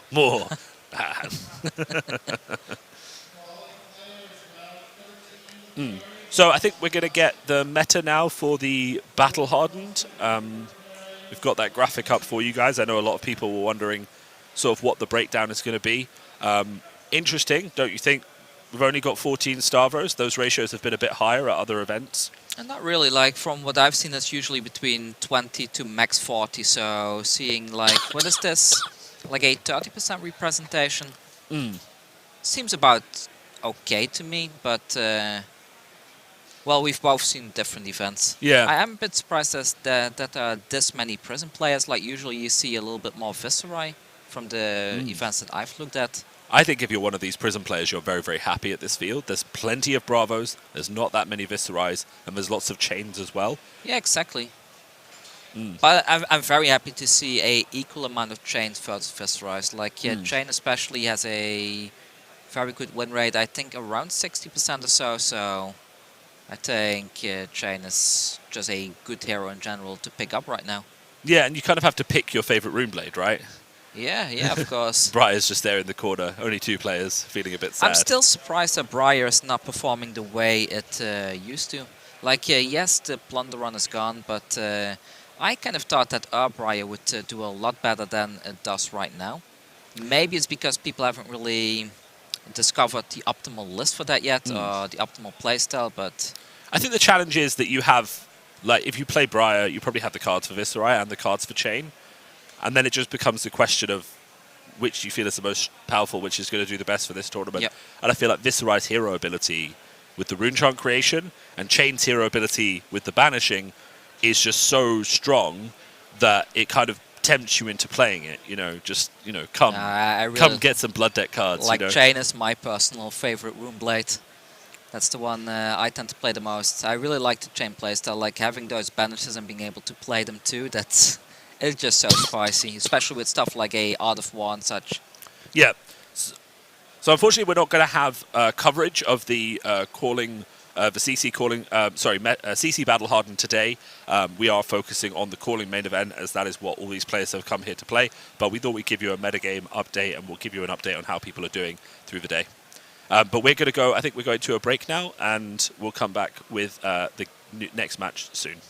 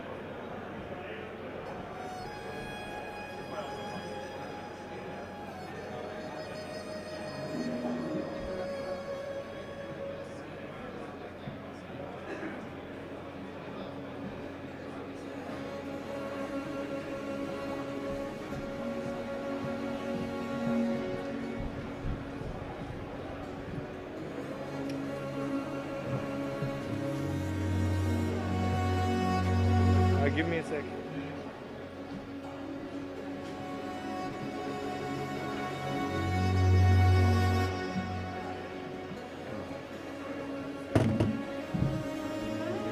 I need the full guide.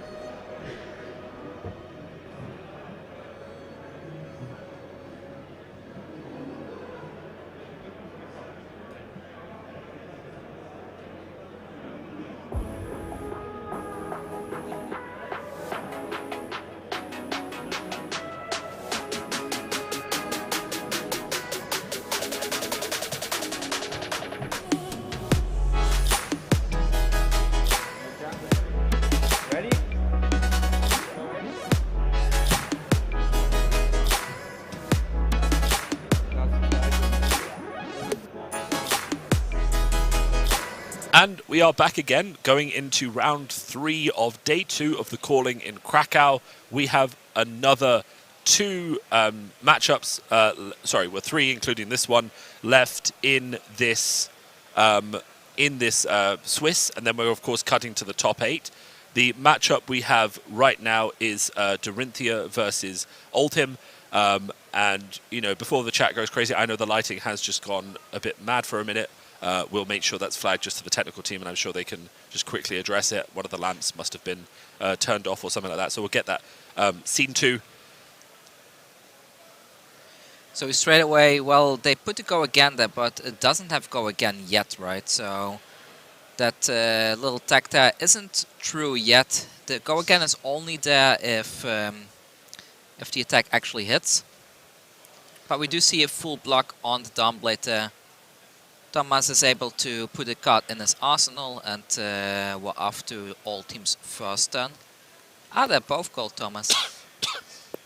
Unless that's a mistake. Hmm? I think both players are called Thomas. Oh, maybe. We'll double check that that is accurate. We have a typical case of the Ah, they Spider-Man. are. We have a Spider-Man meme pointing at each other. Yeah, I mean, these are...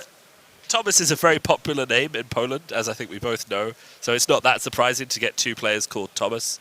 But, you know, having them both on stream and playing Flesh and Blood is... Let's see what this is. An Endless Winter or something else? Quite hard to see with the lighting like this. We did see a fuse with what I assume to be a Blizzard. Yeah, fuse with Blizzard. I think that is an Endless Winter. I'll try to pull that up to the screen then, so at least people can look at the pictures at the side.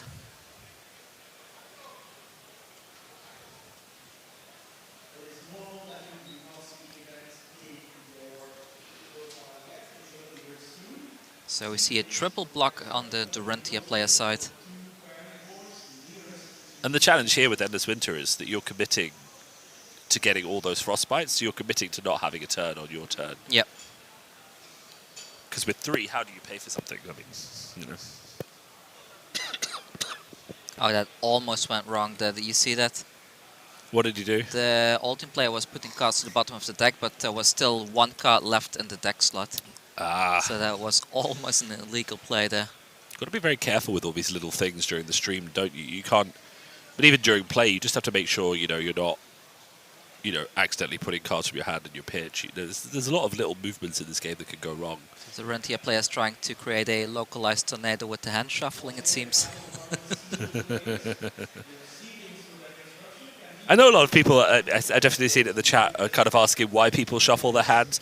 It is often just like It's just a nervous thing. It's just something to do with your hands. No, this is more from other TCGs, but when you shuffle your hand like this, you stop your opponent from tracking like which card that you keep in your hand in the last turn and which ones that you just draw. So it's really to stop the opponent from having any information. Of course, in a game like Flesh and Blood, this matters less. Because you're playing your because full you're hand, constantly drawing back to full hand and you're constantly playing your cards. But I think this has become a habit, especially for players from other TCGs to do this. Because it's very important in some of those TCGs, because people can keep track, like, okay, the player drew that card and they're now playing it, so that means that the other cards are probably not really a threat right now. Yeah, I know I certainly do it, but it gets a bit annoying because I sometimes drop my cards, so I have to force myself to stop. I don't do it. I feel if somebody wants to keep track of my hand, that's up to them. So that Glacial Footsteps coming in there, the really big attack, but I don't think it was dominated. I think he just blocked it. And it took I think so. a fair chunk of damage, though the health totals haven't updated yet. So we see a Sharpened Steel into a Spoils of War. So that's +5, +3, so 8 damage, I guess, would go again. Spoils of War creates copper tokens, but I don't think it's gonna matter. Yeah, I Usually think Dorinthea doesn't really use the copper tokens. Yeah, We did see Cashin back in the day played in some Dorinthea decks. I think we just need him to spread his cards out a little more. I'll just be back in 1 second. So we straight away see a Blizzard play onto the Dawnblade, which will potentially strip away the go again, and it indeed does. We don't know what the last card in the Dorinthea player's hand is. Could be a +3 potentially, seeing that there's still 1 resource left. But the Dawnblade will not be able to gain go again anymore for the remainder of the turn, thanks to the Blizzard effect.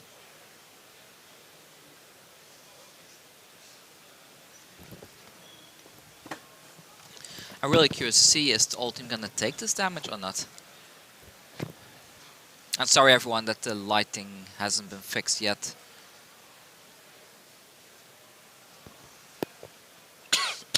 So we see Staunch Response coming down there, blocking the Dawnblade. I'm not sure if it's fully paid for. Doesn't need to be fully paid for.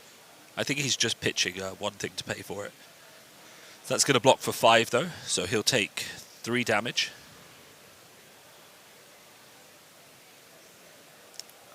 I see people in the chat are disrespecting Ira, saying she's never won anything competitive.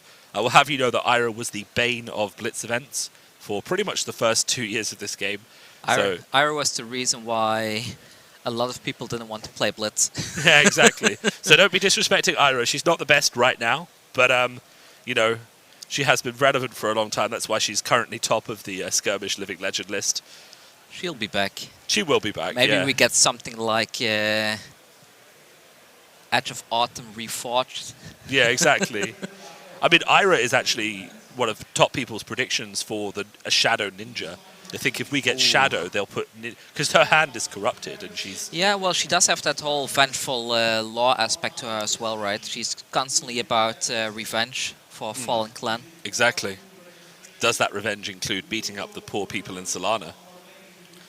Maybe it does. Like, Maybe it once does. you're blinded by revenge, you can do some very stupid things now. So what's that? Is that a Winter's Bite coming down there? I think it is.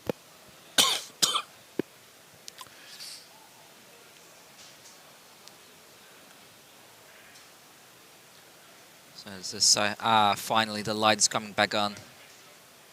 This makes all the difference.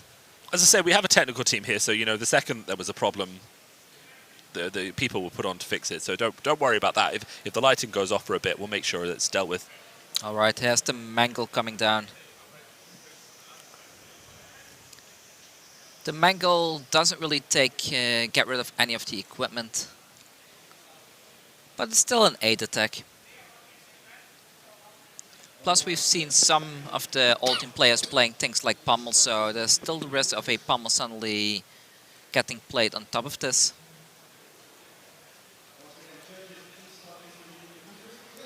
Something I do wonder though, like if you block here with equipment, and the -1 counter gets put onto the equipment, does the mangle still trigger?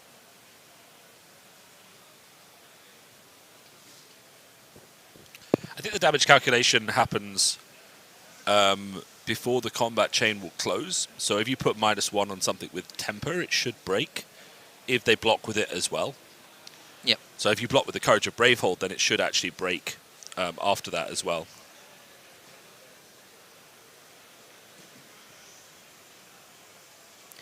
I think they're actually asking about the ruling. They're probably asking exactly the same question that we just did. Yep. There's just, I mean, there's a lot of... Yeah, but I guess the ones. -1 counter gets put on after the damage, right? Yeah, but Then the temper question is, like, says- is the crush and the -1 counter being put, is that a simultaneous effect? If so, then it's probably in the turn player's favor to let the -1 counter be put first.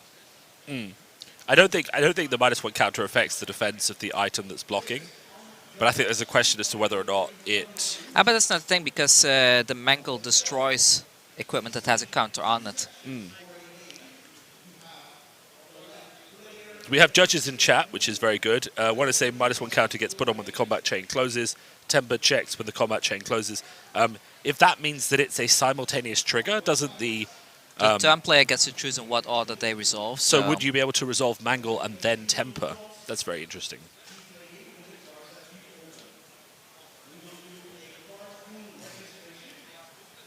It's kind of funny because you and I have played a lot of Flesh and Blood, and we know a lot of these interactions, and every so often... Yeah, but the thing just see is, one like, of these when you're little ones. playing, and this is something that comes up a lot in skirmishes and armor events as well, like, there are so many interactions that are quite complex, that many times you need to grab your phone, look up the comprehensive rules to really figure out how a interaction like that would work.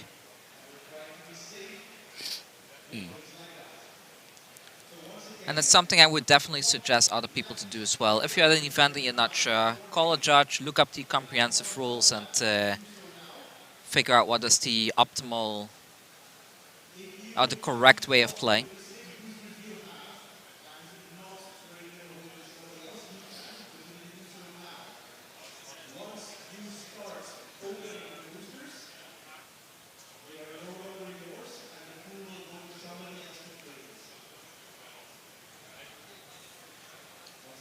There we go, Warriors fellow red into a Dawnblade coming in for 5. No, coming in for 6. Why is it 6? What did I miss? Ah, because +3, the Dawnblade is 3. My bad. Yeah, so the Warriors Valor. I'm so used to Kassai's 2 attacks now. It does not have go again yet, by the way. It only has to go again if the attack actually hits. Yeah.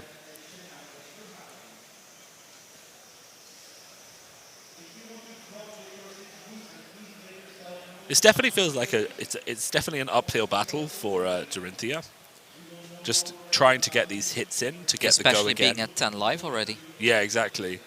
Because Oldhim, I mean, 6 damage for Oldhim is just a 2-card block.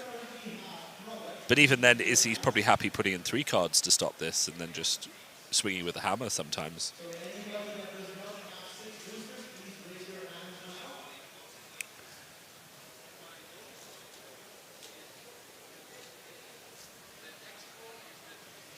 Oldhim players still deciding how they want to block this. So we're going to see a 2 block for sure from the Ironhide legs. I guess we will see an additional block from the Crown of Seeds. Yeah, there's the Crown of Seeds activation.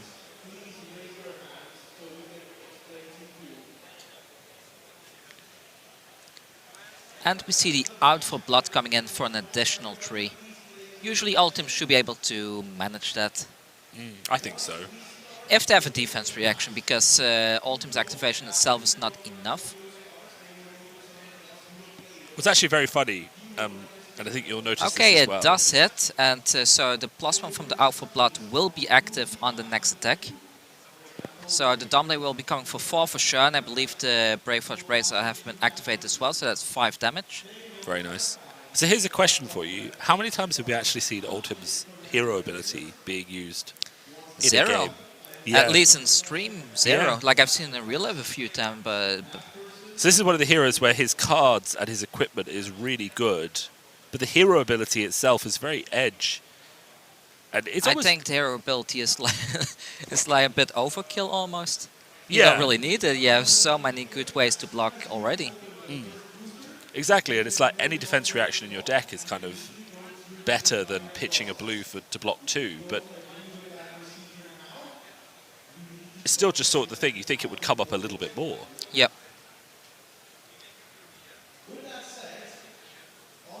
But I think in general, like, I haven't really seen all that many elemental cards in the Oldhim deck, so there may be many situations that they just don't have it. There's Yeah. a lot of, like, I don't want to call it generic, but like generic Guardian cards that don't have elements tied to it that are played in the deck. Yeah, absolutely, and I feel like the element cards we are seeing are there to just provide late game surety to that Oak and Old fuse. Yeah, like this, like the Autumn's Touch, it's like a 3 block, very efficient to block with. You And can it's a still 3 for play it as 6, an attack. or a 3 for 5 as Yep. well. I mean, it's really a solid card in its own right. But that comes back to what we were saying yesterday: is that commons in this game are very, very good. I mean, Autumn's Yeah, Touch is a yeah. staple in this deck. Especially in Tales of Aria, there's so Yeah. many good cards. If you pick one of the Tales of Aria heroes, you're pretty much set. Because I think also heroes like Lexi are kind of underplayed right now. Yeah, and I think that's one thing is one of the things that Flesh and Blood is doing very, very well is that So with when they Dawnblade release coming a in for new 8. set, it's very accessible because Yeah. the heroes are so tied to their theme. Their commons, their things like that are very strong, so you can buy into one of them without having to go back into the massive library.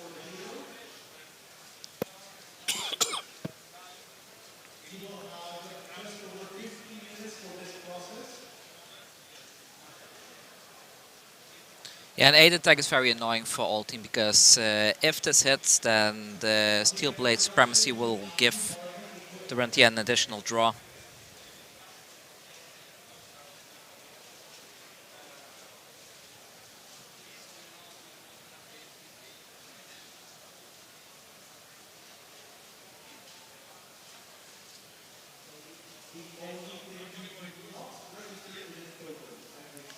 So I think we saw a Crown of Seeds activation there.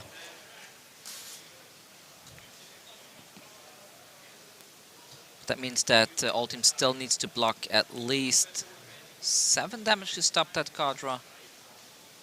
But instead we only see a 4 block, so this was 8, so 4 damage coming through. And what are those Oak and Olds being used Yeah, on the one block of the here? Oakenolds is gone. And you begin to see the strength of Dorinthea in terms of just pushing damage, starting to turn this game around. I'm not really sure. Ah, in response to Refraction Bolt as the Blizzard is being played, that's... Yep, That's... that's very nice. Oh, they're just rewinding. What's the rewind for? He's saying, yeah, on the on-hit, I Yeah, trigger. but you can still target stuff that has already been resolved as far as I know, but... I think the debate is whether there is a window for Blizzard to target it, because it's an on-hit trigger, so the damage So has he already might been already applied. get the action point the moment that... But I think there is a window before the resolution of the go again to get that. Or maybe they're asking whether or not he gets to draw a card now. He definitely does. Because No, still, he gets the card. I think Yeah, he yeah. already drew the card. Because the Refraction Bolts, they are an on-hit effect. yeah, but so is Steel Blade Supremacy. So in this situation, right, if you hit, you say I trigger Refraction Bolters, if your opponent immediately slams down a Blizzard, you kind of actually have to say, wait a second, I'm still resolving on hit triggers. Yep. But the rules would rule in your favor. You can definitely say to your opponent, let's not. But then if you pitch for the Blizzard, you've acknowledged that he has the right to play the Blizzard, so then you miss the on-hit trigger. Yep. So you've got to be very careful with these layered triggers to make sure you're actually resolving things and telling your opponent what's going on. You can definitely tell them to pick up the Blizzard and wait for you to finish resolving your on-hit triggers. But if you pay for the Blizzard, then it's done. I mean, Dorinthea did a lot of damage there. That was a really beautiful turn. Dawnblade also gets that +1 counter.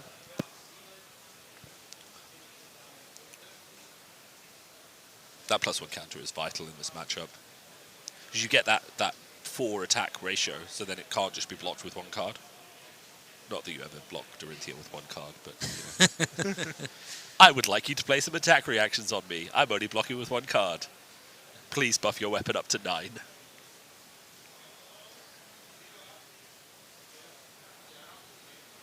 So it's all team's turn now, I believe. That channel does need to go to the bottom, I think. That's probably... oh no, he has already played Winter's Will. Yeah, he is attacking with a nice card, so that will have... And it's a Frosty Will too. Beautiful.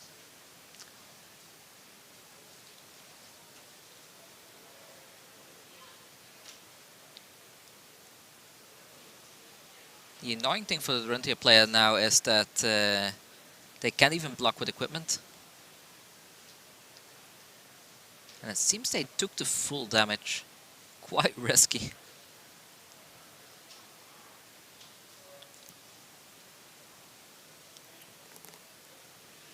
He's got a full hand. He's got to have a bit of faith in the strength of that Dawnblade to push through some damage. So we see a 4 block here. There's definitely gonna be reactions. So there's that situation we were talking about here. I block with 1 card. Yep. Oh, Stroke of Foresight. I love this card. Let me put this up on the preview.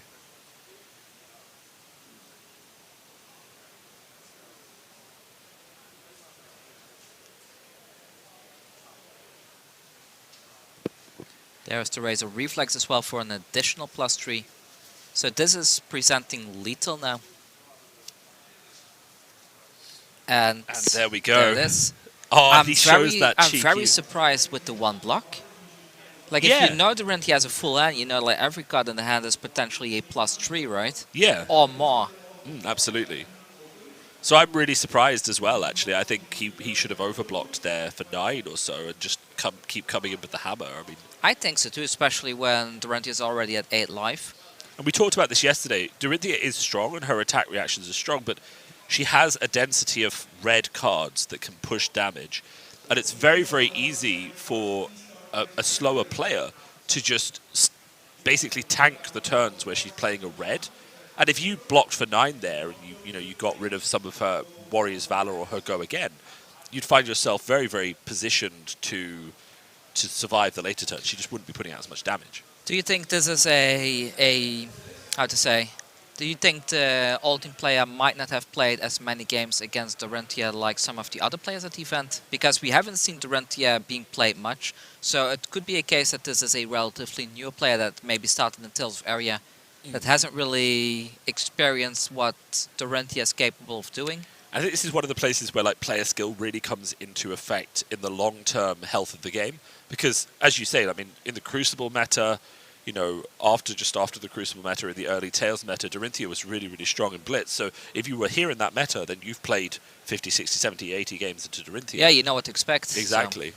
And if you come later, you know, she's still there, she's still strong. Her cards are still good, even if she's not, you know, considered the best meta hero. So you can't just dismiss her, but you don't have time to practice. But I think she's still meta. I think she's still very good. But anyways, let's go to a short break again, and we'll be back in a bit with our next matchup.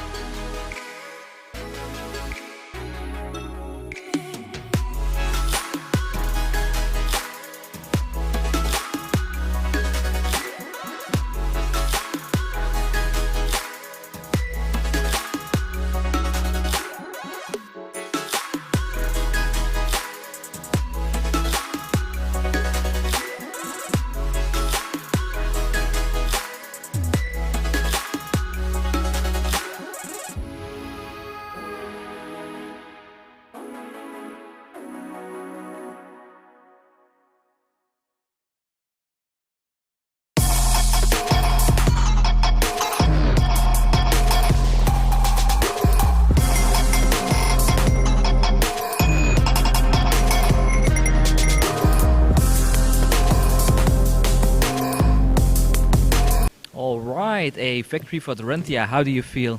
I feel great. This matchup is always very close and it's very hard to win this matchup. And I drew well. My opponent was pretty unlucky. We played this matchup a lot because we know each other, and it's always 50% win ratio. So I'm pretty happy that I won on Calling. So what do you think about the final block? Like, you had an almost full hand. Yeah. All team blocked with technically one card from hand. Yeah. You're right. Did you expect that? Or because No, I know. would have thought, Yeah, like, but against Dorinthea, every you know, attack we is like a technically potential played it +3. as quickly as they could, so. Yeah, it's very hard to block Dorinthea when you are at low life total Is it still because not good? you I have thought to it was play good. around many things and you can't play around everything. So he had to make decisions that if Okay. I don't have a good hand, he can pull off victory by Okay, yeah. So going tell them by straight away. attacking Yeah. with something big or No, you something. can talk to him. Yeah, I'm He's just happy to just- see he's got his Dorinthea in the headset top, on, to just be have a honest. watch. Like, Dorinthea hasn't been in the top No, for next guy. quite some time. Yeah. Like, statistics show is just a very good hero in general. I did see that sneaky route in the end that could have been a potential play as well, putting the card back in the hand. Like, have you been able to beat many players with that route? Yeah, route is just in No, blitz. no, It's just everything was fine. The plus only- 6 basically for 2, so it's amazing card. In that spot, Yeah, I the expected only part of the blue rules defense that people traction for found was a 5. little bit confusing That was, is pumped, you so know, when I Mangle had this hits route to someone, basically go if they block over with it, a card and I with think it's temper, pretty good card in can blitz. the player kill the temper Yeah, card? you've played it amazingly. Like, the deck has really popped off well, especially with that Steel Blade Supremacy turn. Like, pushing 8 damage there, Yeah. forcing that block and forcing the ultimate in a position where do they overblock or not to avoid you from getting that card draw. Really amazing. Anything you would like to say to the community, your local community, or anything? Yeah, I thank everybody to crossing fingers on me, and I think Dory is still good, and you should play it. All right. Well, thank you for coming here, having a little chat, and good luck in your next rounds. I'm sure you'll do more than fine. Yeah, I hope so too. Route them to victory. Yeah, route to victory. Thank you. Anyways, take care.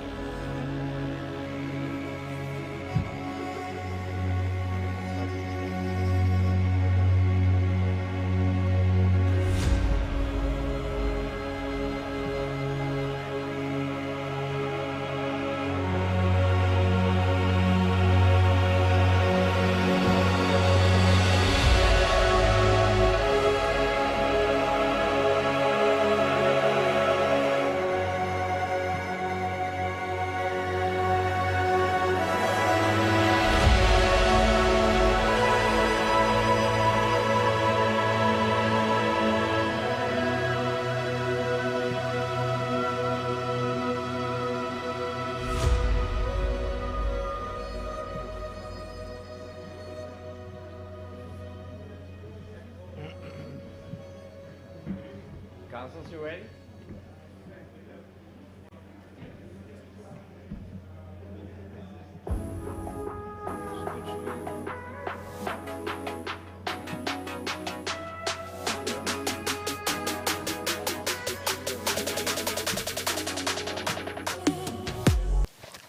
Alright, and we're back again, and we're going to see a very interesting matchup next. This time we're going to be seeing Kassai versus Kano. I don't think we've seen that matchup in our stream coverage yet, so I'm kind of curious to see how that's gonna go. Kassai obviously being one of the top tier heroes at the moment, but Kano might be moving up in the tier slot a bit. Like before the calling started, the general consensus was that Kano is probably like a tier 2 hero, but it's showing rather consistent at beating the meta, so let's see how it goes. I know the next Kano is again navigating by a very good Kano player, Soren, and Soren has been playing Kano for a long time. He's probably had over 1,000 games worth of Kano under his belt, so I'm really curious to see how this matchup is going to play out, and see if the Kassai player has what it takes in order to stop all that incoming arcane damage. Because keep in mind, like if Kassai can get like just a couple of those copper tokens on the field, a Blood on the Hands could end the turn very quickly, especially when the Wizard player has only 15 life. So who do you think who will win?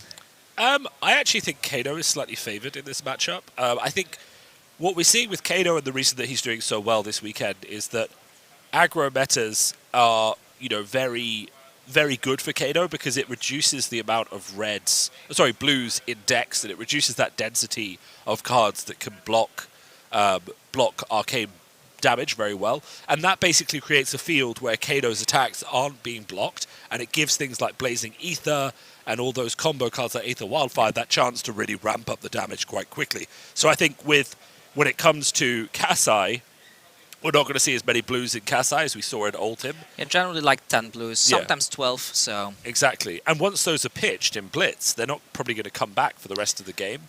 So it's very difficult for someone like Kassai to put out full damage and also block the arcane, which is why these games turn into a race. The thing about most Kassai decks is they do have that push through. And for Kassai in general, if they can somehow save up like 1 or 2 attack reactions, and they do play that push through on the second blade swing, and then pushing that up, it can go rather sour for a Kano player quickly. Like when I play Kassai myself, that's how sometimes my games against Kano end, even though I lose a lot against Kano because it's just a very tough matchup in general. But straight off the gate we see a slice and dice coming down, which is basically a +4 for 0. Because it gives +1 to the first attack and an additional +3 to the second swing. It's just another one of those cards that Kassai got in Everfest that really just boosted her from, wherever she was up to a much better hero. And she hasn't been doing as well this weekend, but that's kind of due to the presence of more Oldhims in the meta and a bit of more of a difficult field for her. But she definitely has the bones of a very, very strong deck. And, she's also on the list of, and I don't know if you agree with this, of the top sort of young heroes that people want to see made into an adult hero. Because she really brings something very different from Dorinthea to the warrior field. I would like to see this hero as an adult hero. The question is, like, are the copper token generations good enough? Of course, you have the free weapon swing, which is already good in general. Yeah. But I think like in Blitz, that +1 attack on the weapons, it really matters because life totals matter a lot in this format. But I'm not sure if it matters that much in a CC format. Of course, we've seen heroes like Bolton in Constructed that manage themselves quite well, but they have access to stuff like Luminous Ascension, which is active regardless what's going on in the field. They just need to charge and they can go off. Whereas Kassai really needs those copper tokens in order to go off. But I could definitely see a world where Kassai maybe plays things like High Roller in order to... Is it High Roller that generates copper tokens? High Striker. High Striker, that's the one. Very close. It's the one with the big burly Everfest guy on the front. Yeah, that one. I could definitely see something like that played in Constructed if this hero were to get a adult version. Just to make those Blood on the Hands turns even more consistent. Yeah, and I mean, playing high striker, and I've seen this in the testing as well, you're basically saying to your opponent, you have to block me this turn. If you don't, then I'm getting all of these copper tokens. Yep. And it's 1 red to force your opponent to block every attack that you do, which is Plus, you don't know crazy. the reactions. Like, the first exactly. swing, you don't know, like, do I block 1 card? Do I block 6? Because there might be a +3 coming as well. And that's where I think the flexibility of Kassai into a CC meta would be very good, because she can buff the first attack or the second attack, which means blocking her is even harder than you might suspect. Definitely. So we do see a Sonic Boom coming in here. I think it's only buffed by the Crucible, so it should be coming in for 4 damage, I believe. Sonic Boom is one of those great combo cards. It does damage. If it does damage, then you get to flip the top card of your deck, and if it's a wizard card, you can banish it and play it. But it also gives a little bit of a cost reduction to the card you play, equal to the amount of damage it deals. So We do see like a 3 block there, so 1 damage should be coming through. yeah, which And it's... Is that play? But it's reduced by 1, so it can still be played.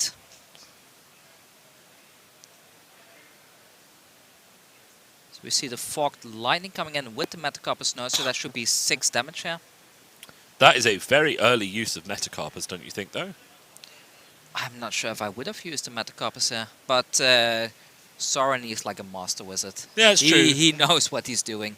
I And think if you- besides, like, he might do this now here just to get some early chunk damage in. And then once he gets to his Aether Wildfire turn, with something like a Blazing Aether, he can just blow the Kassai out of the water like that. Like, I completely agree with playing Forked Lightning here. It's just a free 4 damage because you flipped it with Sonic Boom. Yep. It's just that Metacarpus use that I kind of worry about, because you're already pushing 6 damage, but usually Metacarpus is used to, you know, Make your big turn even Yeah. bigger. because the key thing here I think people need to remember is that with Arcane Barrier 3 on your opponent's side, even if they don't have that many blues, you still have to put in enough damage to get your effects to hit, which is why something like Metacarpus on a later game bigger turn is more effective, because if you're coming in for 13 and you make it 14, then that's a lot more damage they can't block, as versus coming in for, say, 6. On the other hand, we did see that the Kassai already pitched the blue for the Sonic Boom, so maybe Soren's, I'd say, strategy is here like, okay, they already pitched the blue. If I Yeah. play this for 6 now, They might if just have a red. They might just only have reds in hand and they can get like at least 5 damage in. But that's just a Voltic Bolt. There's True. nothing special about True. that. But instead it turns out the Kassai player was quite loaded on blues. I wonder, actually, if the Kassai player, because of the number of Viscerais in the field, potentially up to the number of blues in his deck to be able to block more arcane damage. Imagine a Kassai list with 20 blues. It's not a lot of damage there, though, because the True, reds but- are what push that damage through. Ooh, blocking with the we Blazing see a Ether. Blazing Aether block. That is the opposite Well, of Kano spice. has to block because you don't want Kassai to generate those copper tokens, right? So Absolutely. And I will say one of the good things about Kano into Kassai is that the Saber's secondary ability of buffing when you block with an attack action is never switched on. So we do see 1 copper generation there. I think it only becomes dangerous once there are like 3 copper tokens. So as long as Soren can keep the Kassai under that magical number 3, it should be fine for the most part.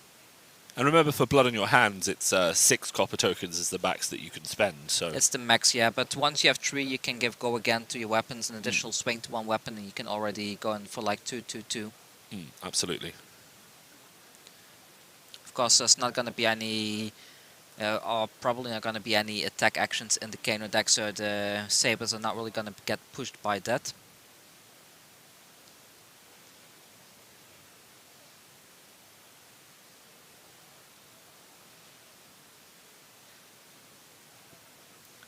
We see another glint being pitched there. I think there was another glint being pitched earlier, so both the glints are now at the bottom after this turn. Not going to be what you want to see as a Kassai player, is it? So the Kano player just played a Lesson in Lava. This is an important card for Kano combos because it lets you search your deck for a card with cost less than the amount of damage that it deals and put it on the top. Now, there is a combo, of course, where you can play Lessons in Lava. If you have enough resources, you can fetch another Lessons in Lava, and then you can use the final Lessons in Lava to fetch a Blazing Ether, and that can usually present, you know, potentially 12, 13, 14 damage. which is a nice little combo to struggle. So a lot of people do tend to block the damage from something like Lessons in Lava just to make sure that, you know, that combo can't trigger. So we do see the snapback dealing some damage there. The life total has not really been updated yet from what I can tell.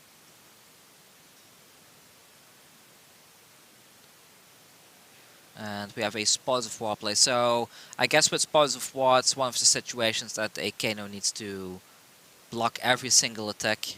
Because getting that 2 copper on any hit is just too brutal. So we're very likely to see a 6 block here, I guess. We're just seeing chat comment that he didn't search for anything with Lessons. It is important to note that, like, sometimes when you're playing Kano, searching and messing up your pitch stack is not the decision to make. So it really depends on how Kano thinks he's going to win this game. If he thinks he's going to win it by getting around to that pitch stack, then he probably doesn't want to search with Lessons. Otherwise, it is usually a good decision.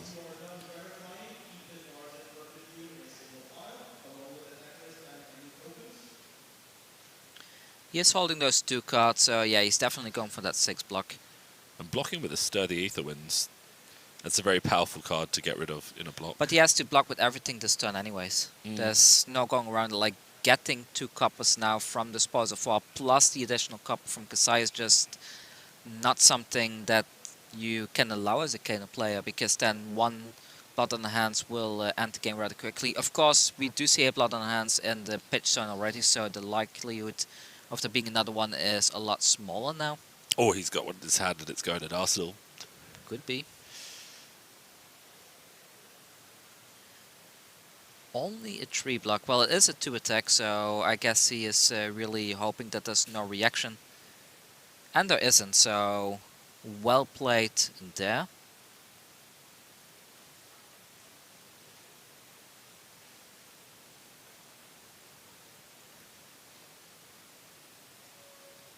It's back to Kano. Kano just draws back up past turn.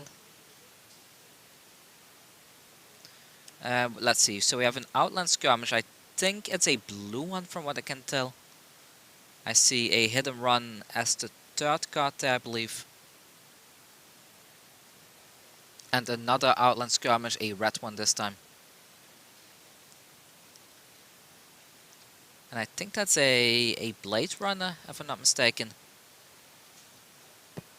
Yeah, so Kassai's definitely gonna preserve that Hidden Run to maybe boost the next attack. They have the Blade Runner anyway, so they should be able to have like a very magnificent swing with the next saber. Yeah, I mean, it really does feel like Kano is just blocking here, looking for his opportunity, rather than, you know, being able to be proactive. Because Kassai can just layer on the damage, and, you know, your life total quickly goes from 15 to 0. Do you think the Hidden Run will be played there just for that +3? Because I do think it's a red one. So then the saber will be coming in for 8. It is being played by the looks of it. Yeah, I think he just... Why not add in some extra damage if it's not being blocked? Yeah, but now you have no cards in hand.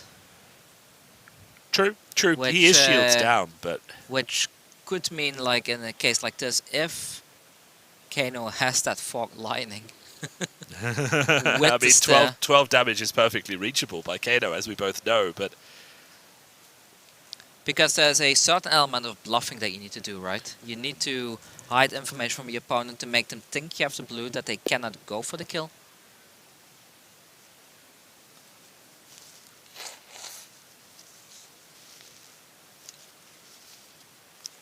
So we do see the 8 attack coming in there.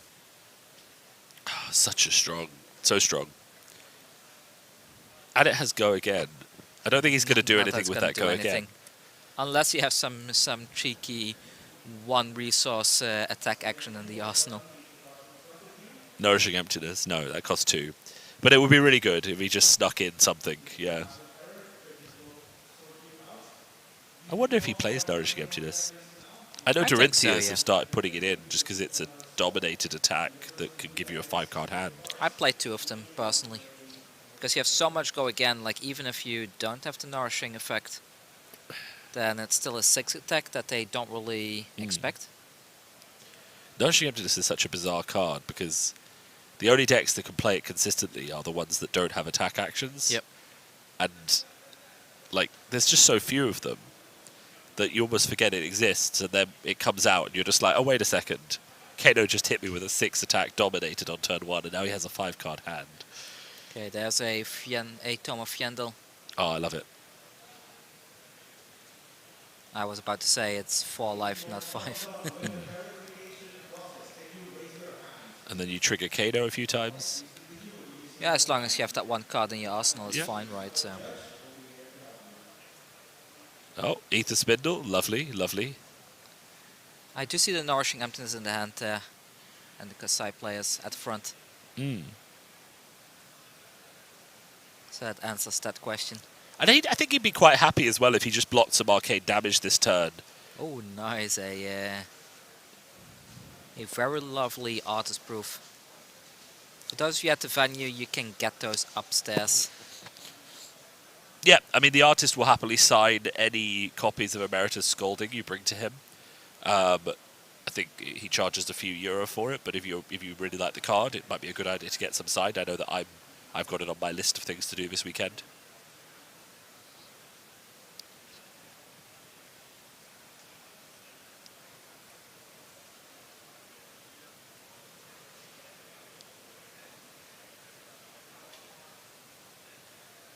Yeah, it seems like someone's really trying to split that damage. So 4 with Aether Spindle, and then the next one he's probably gonna push it a little bit with Crucible. Just to get those little 1 damage pokes. Because once Kassai is at 10 life, it's go time for Kano. Yeah, All exactly. he needs is to come, we can just keep full blocking from hand. The important thing about Arcane Barrier, of course, is that if he lets 1 through, you pitch a blue, you're taking 2 blues out of his hand. Yep. And then how does he pay for that Nourishing Emptiness that he has, right? So you're forcing a lot of difficult I think Kassai decisions. just took the whole thing. Oh, wow.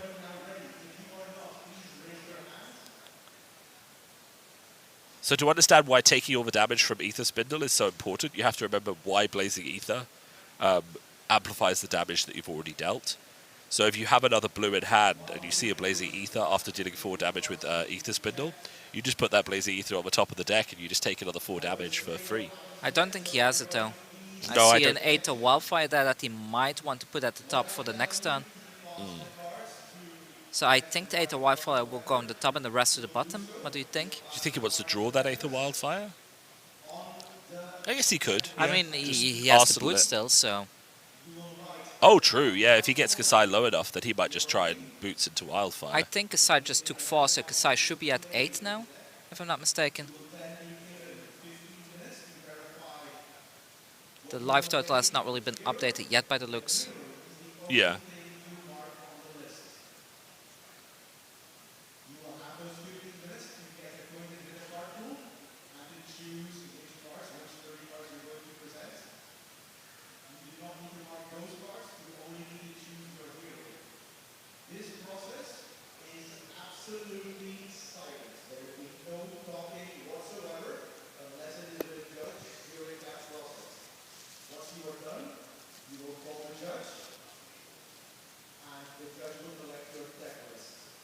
So the snapback deals an additional 3 there, so that should put Kassai down to 5, I guess.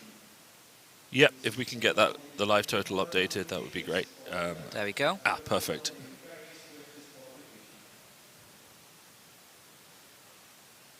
I mean, if you're Kano, no, but even if you're Kano, like, you must be looking at your hand being like... Yeah, but right now it's so easy to push that 5 damage now. I think Kassai is definitely coming in for lethal this turn. The real question is just whether or not Kano, you know... I think the Kano has to player is kill. just gonna wait and let him commit as many resources as possible and then be like, okay, here's 5 damage. Yeah. But I think if you're Kassai, you basically do as little as possible on the first attack, and then... Yeah. Because even with Blood on the Hands, to be able to deal 9 damage this turn is quite hard. So we do see the Deal 9 +3 damage there. and keep enough blues in your hand to cover the fact that Kano can just kill you if you do it wrong. I wish we knew which option has have been picked, but I guess it's like go again, additional swing. Yeah, so it has go again is probably an additional swing. So coming in for 5, then 2, and then another 2 after that. Yeah, I'd say so. And maybe an attack reaction in the hand that can buff And one of them up. I think there's a. I think he meant to crack the Courage of Blade Altair, but he didn't. Yeah, that would have been a very nice move as well, because then he would get his 3 attacks for free. He hasn't pitched, so the sword Oh, needs to be paid for. I think there's. oh There no. might have been a big misplay here.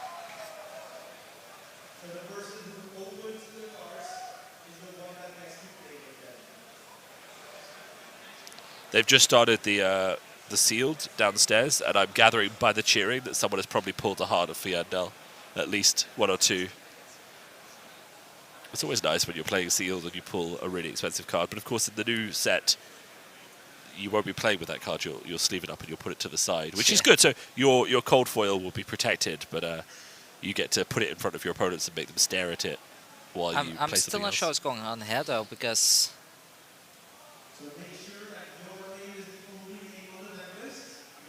Something has gone wrong.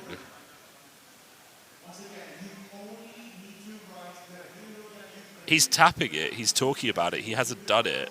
he hasn't activated it. So Okay, well, at least they're aware of it now.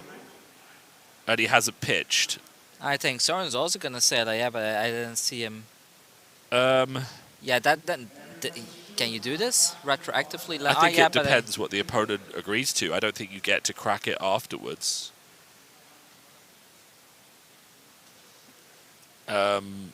Yeah, I'm not sure I agree with that. I think maybe that's the judge rule at the table. Well, Soren is a very nice guy though, so he. Oh, so you might have just said yes. He might have been like, oh yeah, Okay. go ahead.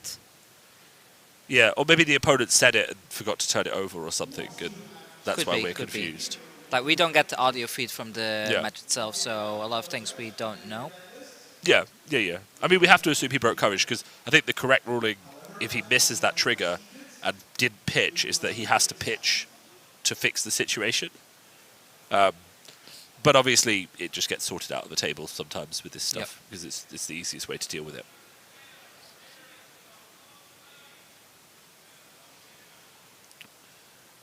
Now we see, of course, the resources Here have it been comes. spent. 3 cards The left in lethal hand. attack is coming in. All he needs to do is 8 damage. And Kano has Oh stirred no! the heart. Oh Yep. no! Yep. It's coming. We've seen that Aether Wildfire earlier. And now Crucible. There comes the And- Wildfire, I think.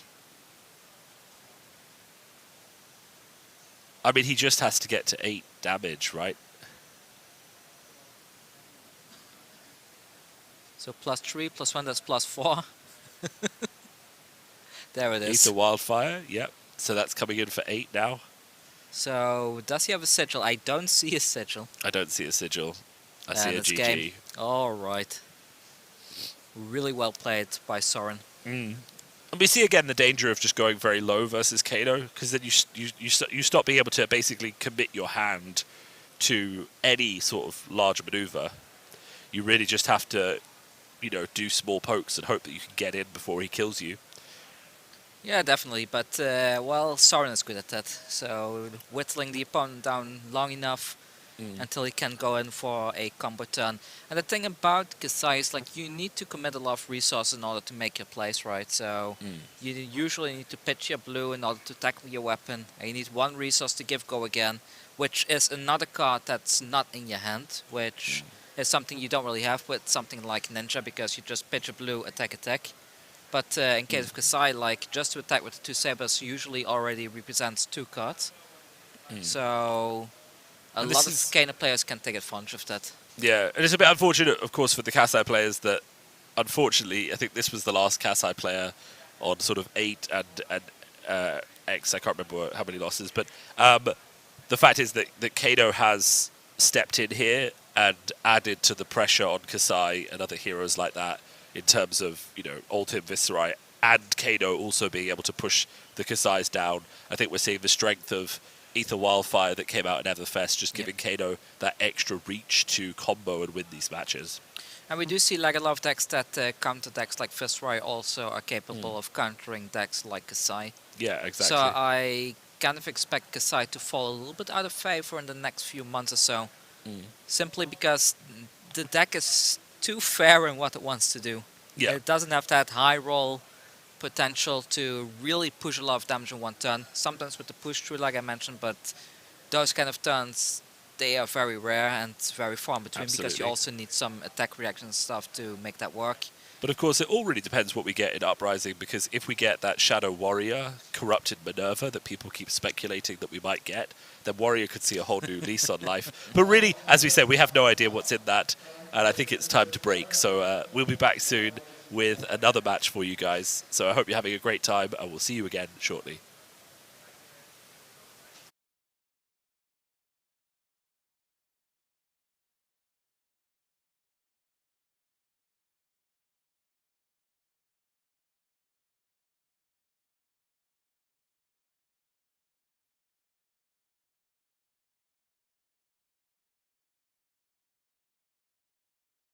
Hi, I'm Beatriz, I'm from Portugal, here at Calling Krakow, first calling I ever came for.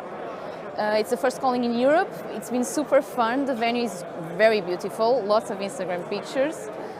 And the event, everyone I've played with has been super nice, it's the first serious event I came through. I managed to win 3 games in the main event, which is amazing for me.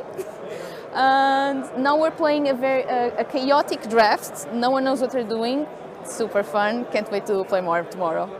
Always good to have an excuse to travel. Krakow is like a very pretty city, very nice. The area around has great food. I've been eating very well for very good money, and I've met a lot of amazing people right now, so even if there's no like interest in winning the main event, it's still cool to come.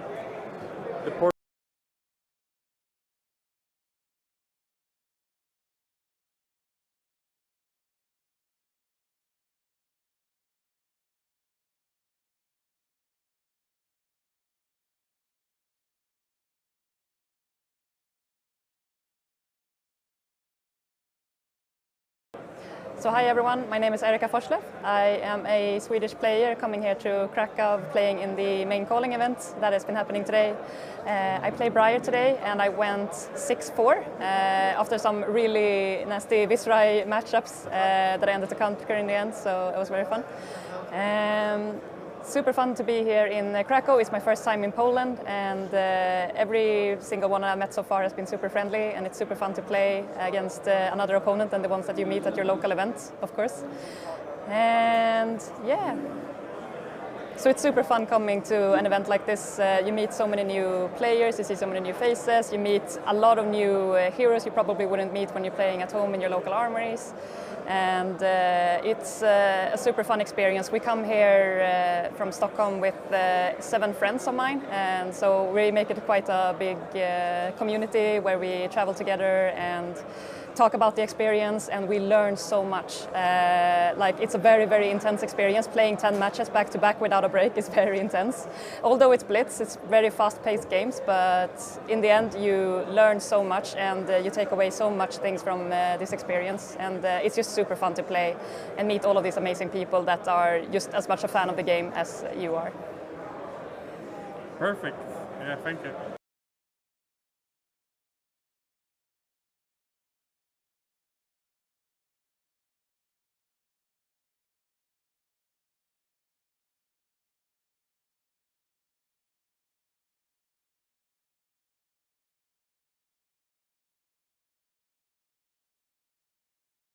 Okay, hi guys, my name is Patrick and I'm here at the Calling in Krakow, and I played Viscerai today in the main event, and yeah, actually it went pretty horrible for me, so I already dropped pretty early from the event, and yeah, I'm enjoying side events here, played some sealed. Yesterday, actually, I played already some team sealed, which was a great event. Played with my 2 other German colleagues, and yeah, we already arrived here in Krakow on Thursday. We had great weather. We're taking a tour through the city, and I think that's basically what you or what I want to do if yeah, I'm coming for a event this big. I want to see something from the city, I want to travel with friends, and so far it's been amazing, really well run. It's a great yeah, a great location here. So you have everything. We have food here, and I think if you know Magic GPs with like a lot of people, this is smaller, more cozy, and yeah, it's just great. People are great here, and I think we all had a lot of fun. So everybody I came here with is in day 2 playing tomorrow with 9-1, 8-2 records and so on. So I'm a bit jealous, but well, that's how it goes, right? So yeah. Yeah, so I would recommend to everyone, just come to your calling near you or travel if you have the means, if you have the time. It's a great experience. You can just play the side events. You don't even have to pay anything. You can just come here, play with your friends, just look at the top players, play the game, learn something, and yeah, just buy some cards or even sell your cards. Yeah, so I think it's just great. Make some new friends, connect with some new people. I don't know, like it's perfect weekend for me. So really happy to be here, really happy that I'm in a position right now to be here, and yeah, enjoying everything.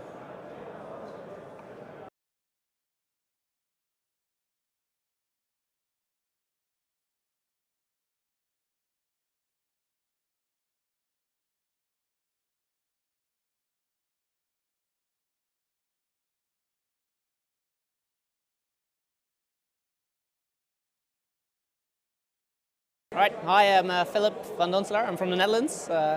Currently 10-0 in the main event, so I'm pretty stoked about that. Yeah, it's been an amazing event. It ran really smoothly. I'm really happy that I came here. Yeah, we were done with the tournament by 4 p.m. So that was awesome. So now I'm just jamming a seal deck event and the side events, having a lot of fun.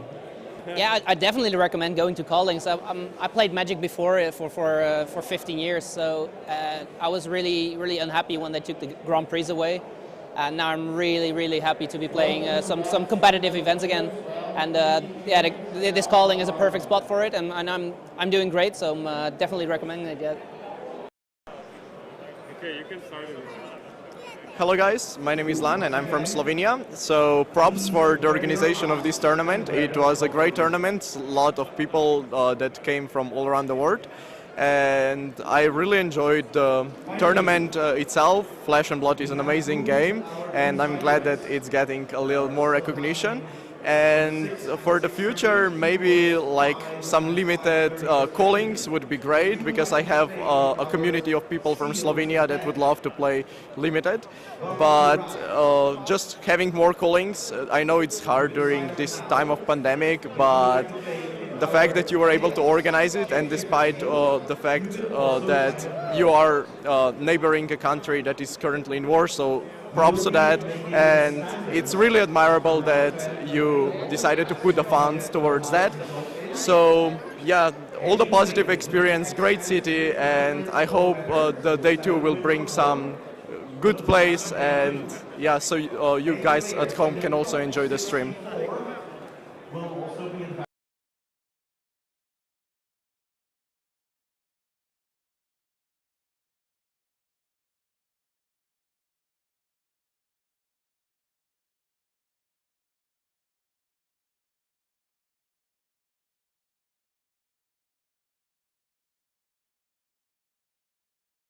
Hi.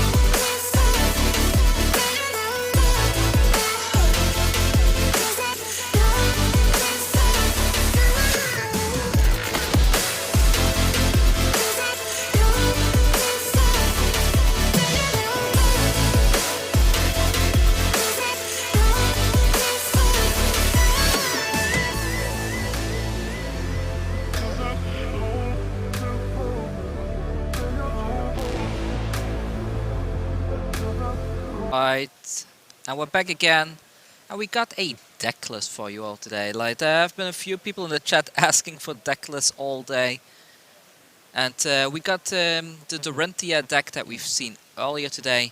We might see this player in stream again soon, so that's something to look forward to.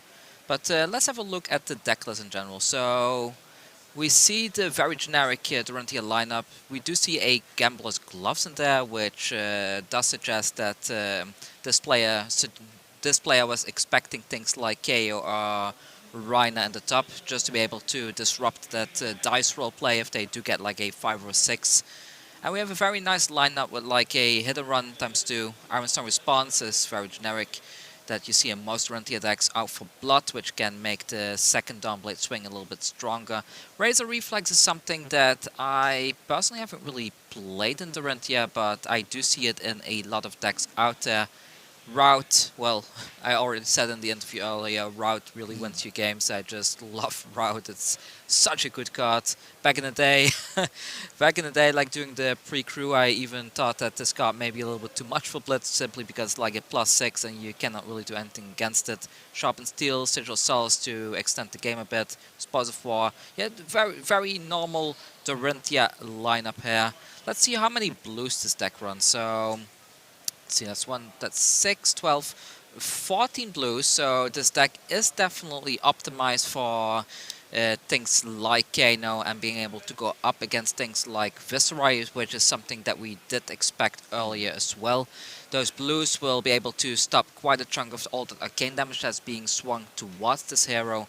And we have 1 Ironsong Domination. Sometimes you see 2 in the deck, but I guess with the current metagame it's not really that necessary, since a lot of players don't really want to block that much anyways. But still, like getting that Dominate turn at the end of the game, in the end game, when you really need to close out the game, can be quite powerful. So having that 1 copy there is definitely quite strong. Yeah, so, and I think what was interesting about that list as well is it was a very small number of Everfest cards that actually make it into pure Dorinthea. And I know there's Dorinthea Axe build and stuff like that running around, but I think it kind of shows that Dorinthea's maintained a reasonably good power level without the massive infusion of new cards, which is really a testament to how well the class was designed originally and sort of the original support that it got. Yeah, the deck is just very consistent in general, isn't it? Like, Dorinthea can very easily push like 12, sometimes even up to like 18 damage per turn. If you have something like, in one swing, I mean, like it can be more between both swings, but I think consistency is just a proven thing that can win you games, especially when you have all those little combat tricks like the Rout to push games into your favor, and all these attack reactions, because your opponent doesn't know how much is coming. Like sometimes you take a risk and it completely backfires on you, that you just underblocked and they still get like that +1 count on the Dawnblade, or they still get like whatever, you know? Like even something like a, I was thinking like the, is it called Dancing Steelblade? No. Singing Steelblade. Singing Steelblade, that one, yeah. Like that one, you see the F1 card in hand, you expect, okay, potentially it's gonna be a +3. But then they suddenly sing Steelblade, fetch something like an Ironsong Response, and suddenly it becomes a +4. And you didn't really think about that single 1 damage, and it just takes over the game.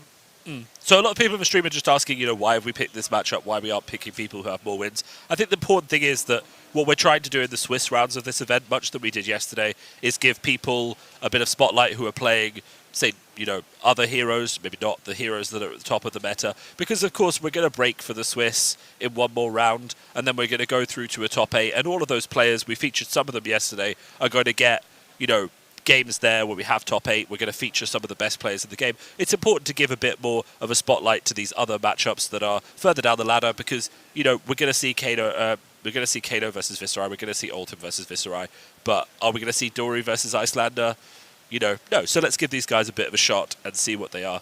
Yeah, do keep in mind, like, if you combine the Viscerai, Oldhim, and Kano that made it to day 2, you're already looking at like 75% of the meta, so we are kind of trying to spread that out as much as possible, so we get as many different matchups on stream as possible. Otherwise, we're just going to be seeing the same play patterns over and over, which So if you're It's a not that Viscerai exciting. fan or you're an old man or anything like that, don't worry. We've got you guys covered.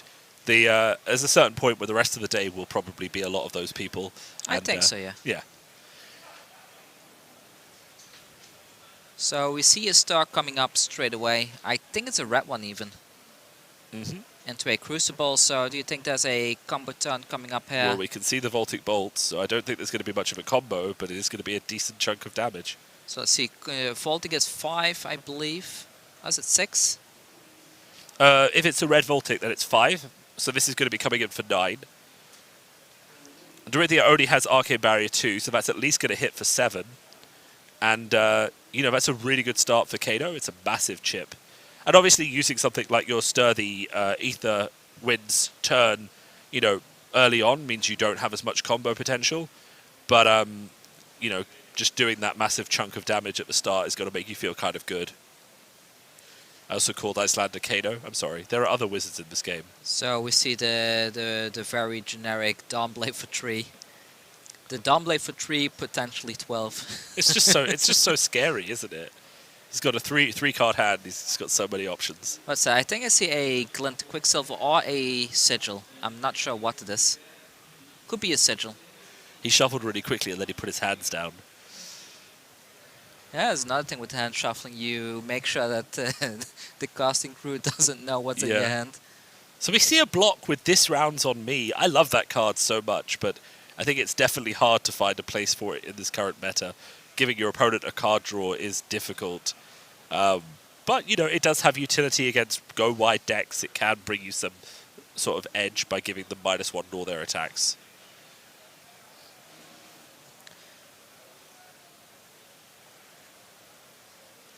So I do see the Razor Reflex in hand there.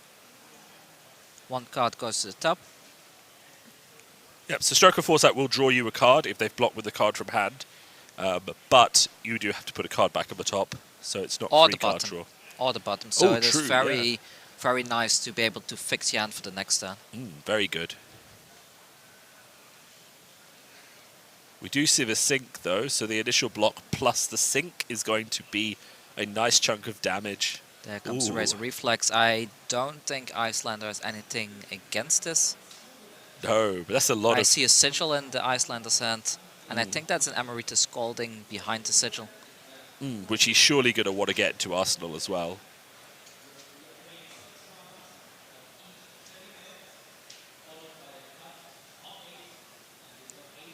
So we potentially will see a Refraction Bolt as Krakow just to be able to get that go again, additional swing.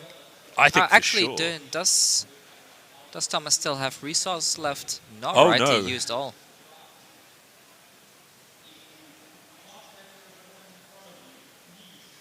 No, he's definitely pitched. He spent all of the card that he pitched, yeah. He's had to spend 3 resources. So unless that's an attack at Arsenal, I don't see how he can... That could be a... Interesting. All right. Courage. Ooh. That is an expensive second swing with the Dawnblade. Just for that tree swing. He's probably correctly read that he doesn't think that the Icelander opponent wants to block. But, you know, if I was Icelander here, I'd happily get rid of that Emeritus Scalding just to stop the...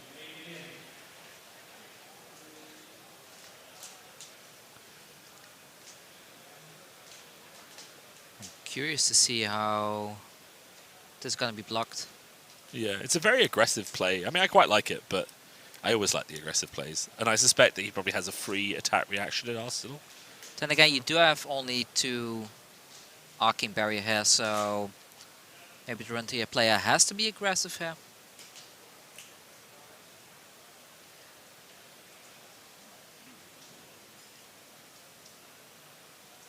Is that Scalding gonna block?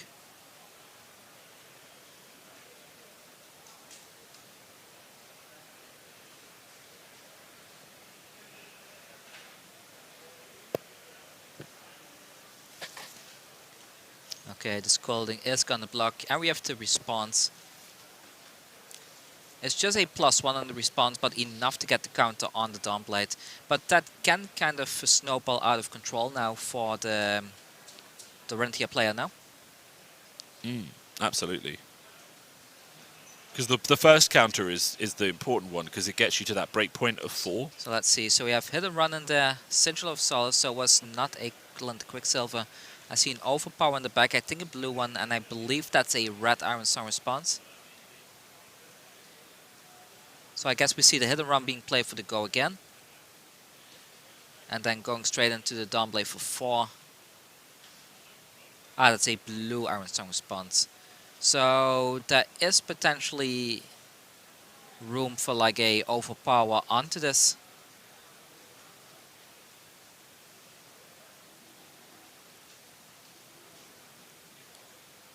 Okay, so the opponent did not block the first swing, so that's a straight up 4 damage there.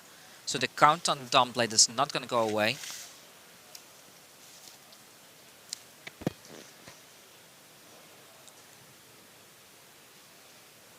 And I guess we will see the Sigil going into the Arsenal. Yeah, I mean, there's no reason not to just play it, right? Well, actually, I guess there is a reason not to play it. Yeah, you don't want to have that blue Overpower, and you want to have a blue in hand for the next turn, so I think that that's the reason not to play it. But it's also the surprise factor, isn't it, against Wizard, where you want them to commit to what they think is lethal, and then you can suddenly go and say, hey, actually, it's not lethal, I have another turn. Especially since Icelander does run things like Command and Conquer in a lot of lists. Exactly, and also Icelander suffers from, like, Kano could usually find more than lethal, but Icelander, very much her arcane damage is very precise, it's very limited in its usage. We see the Spoils of War, so the Dawnblade is going to have to go again regardless. I mean, if you have a big turn here as Dorinthea, I still think you have to keep your life total up. I would take the 7 here, to be honest. No, I don't think you can. I think not with Stormstriders. I think Icelander is enough of a threat with arcane damage at instant speed. You can't go down to 6. Yeah, but you only have 2 arcane barriers, so what are you gonna do? Like if they're gonna combo off, they will have to combo anyway. So you might as well take the risk here. Absolutely, that's and true. then have your big Dawnblade turn, because the Spoils of War will come down, so the Dawnblade will be coming in for 7 with go again. So that already requires a 3 block or like something like equipment being thrown in front of this will. Plus, if he can lower his health far enough, then the Skull Cap is not active.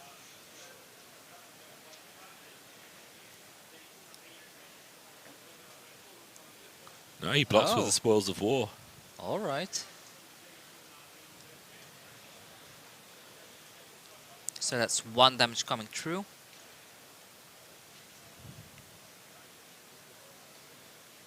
Another E-Strike. Oh, I love to see this. It's such a big turn. When's the last time you've seen E-Strike into E-Strike? It's been a while. Because there's just so much blocking that happens in Blitz. That the E-Strike, the first one was go again, not 7. Yeah. I kept thinking like 1 damage will come through. Dorinthea has to take that 7 or just not have a turn and lose the counters, which I just don't think you could do. So, do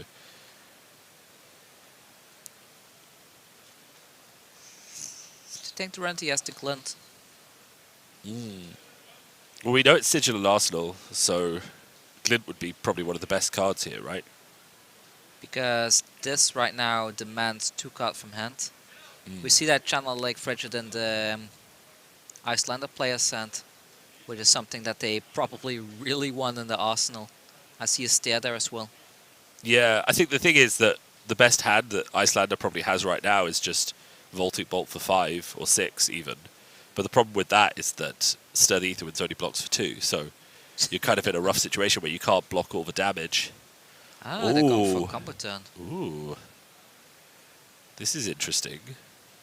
I don't think they have the damage though. I mean, they have 8, so they might actually just have the damage. Oh, what they need is 8. They have 9 actually. There's a Voltic Bolt, so they just go Sturdy Aetherwinds Voltic Bolt. Is that not just? All right, that's just the win, just right? game then. If that snapback is a blue though. Because the Voltic Bolt at the back here. Yeah, it's a blue snapback. Oh no. Voltic Bolt. the panic. Oh no. Someone in the chat has said Elza has lethal. We are not endorsing any sort of corroboration or relationship to Disney. But, you know, let's just say that there is definitely an ice princess in the format. But the sigil. This is exactly what we've talked about, where Dorinthea comes in, Kano thinks he's got lethal, and the sigil saves the day. It's a vital play.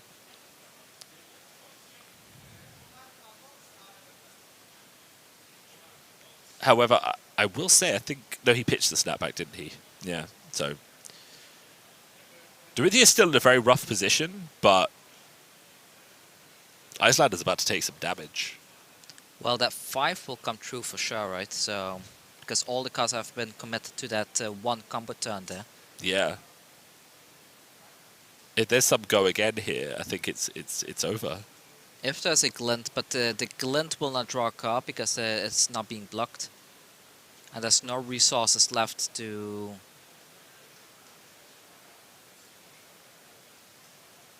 to stop another Dawnblade from coming in. Exactly. Oh, but he doesn't have it, so I think he's just going to be happy with his 5 damage.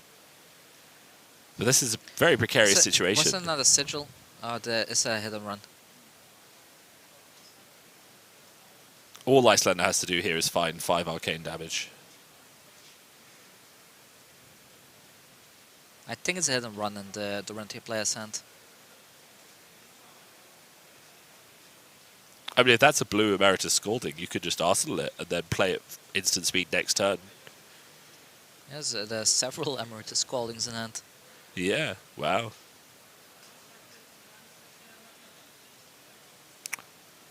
The problem with Icelander, though, versus Kano is, of course, Kano could turn this into a kill on 2 life, but Icelander, without anything in the arsenal and no boots, can't do the instant speed damage. So she's going to have to somehow block here.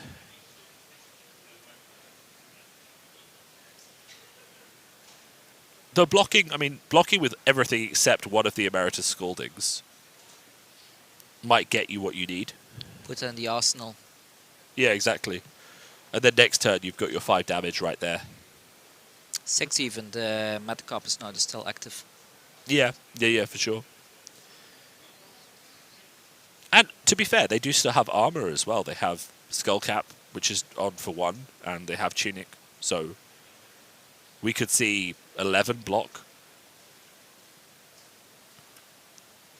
It really comes down to whether or not you think they have the glint or not, because if they don't have a glint, then they don't get the go again here. But it's very risky. So Dawnblade coming in for 8 here.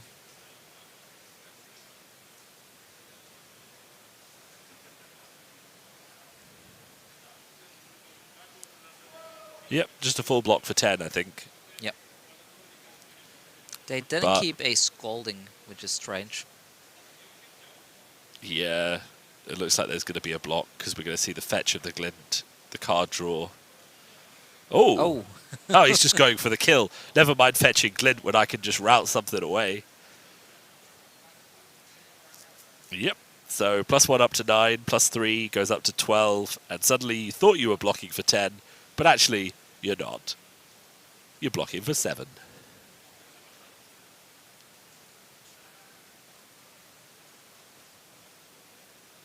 I would just put the fire breathing back. I think he's just asking his opponent something about instant speed. Yeah.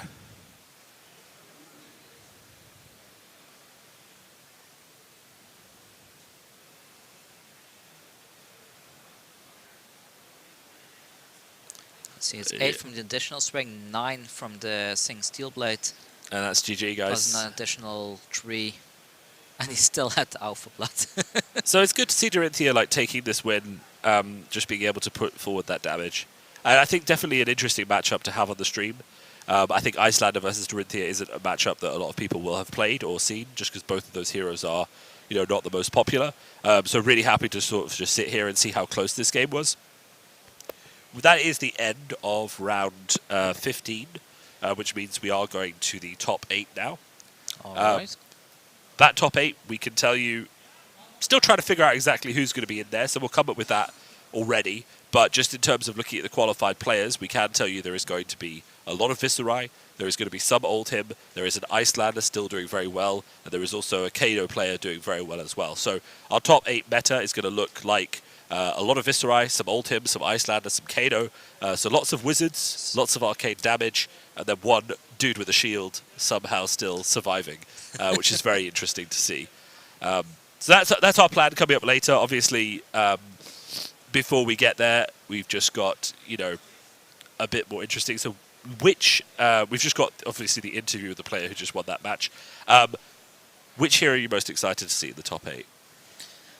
I guess either Ultima Icelander. I'm really excited to see. I think both of those really deserve a spot.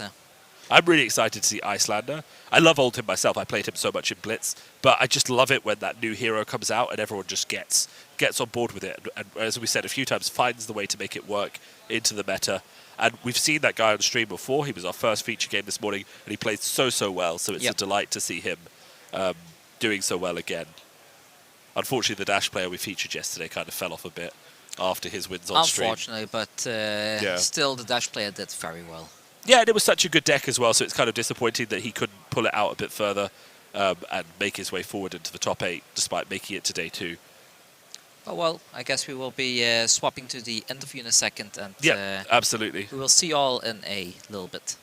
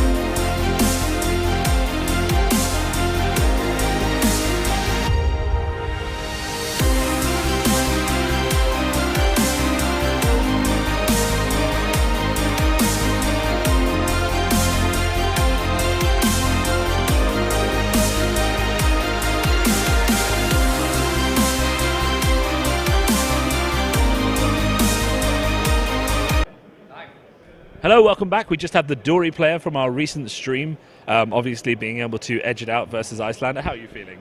I'm feeling great. This game was pretty nice. Best game I played today.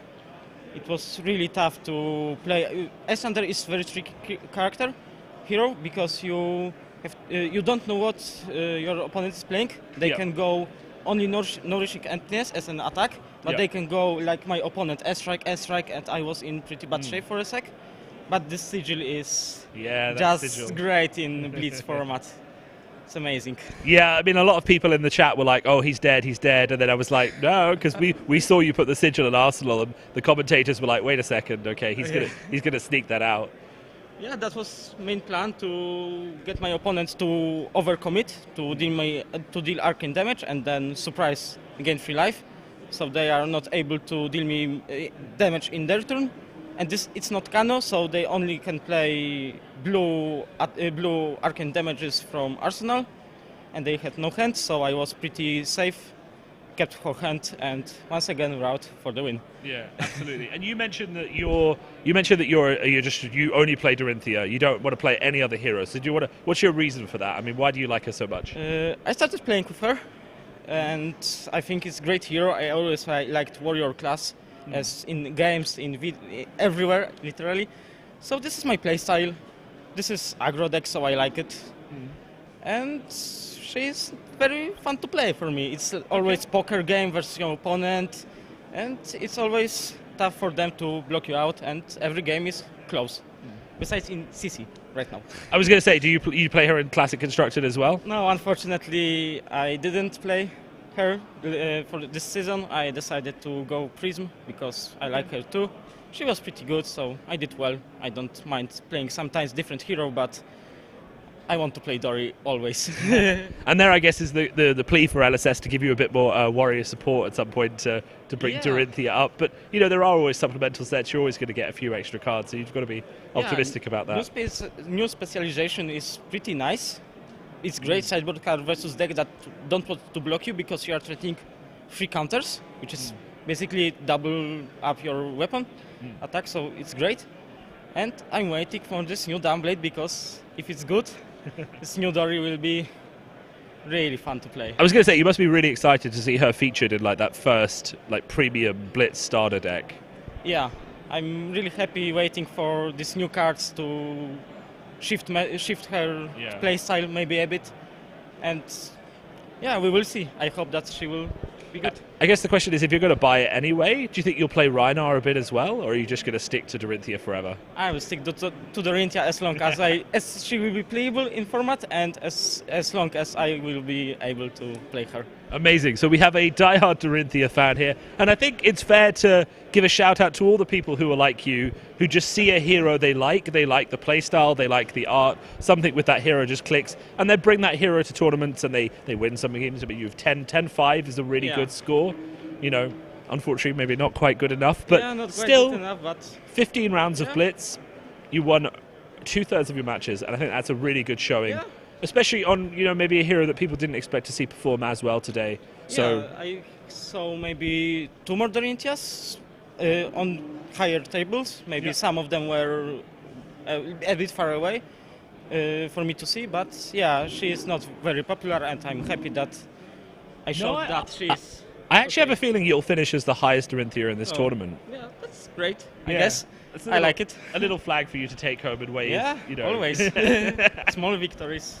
Okay, brilliant. Well, thank you for speaking to us. And obviously, whatever you get up to for the rest of the day, side events or just hanging out and having a good time, I hope you have a great time. Yeah, I had Calling is amazing. Whole venue is great. Organization, stream, everything was perfect for me. Amazing. Yeah, that's basically it. Yeah, but the next time there's a Calling in Poland, Dorinthea will be amazing, and then you can win the whole thing, right? I hope so. And I will do better than today. There we go. I love it. Okay, thank you all for watching. Obviously, we'll be back with the top 8 and the standings of who made the cut soon. So thanks a lot for watching, and we'll see you all in a few minutes. Brilliant. Thank you very much. Thank you very much.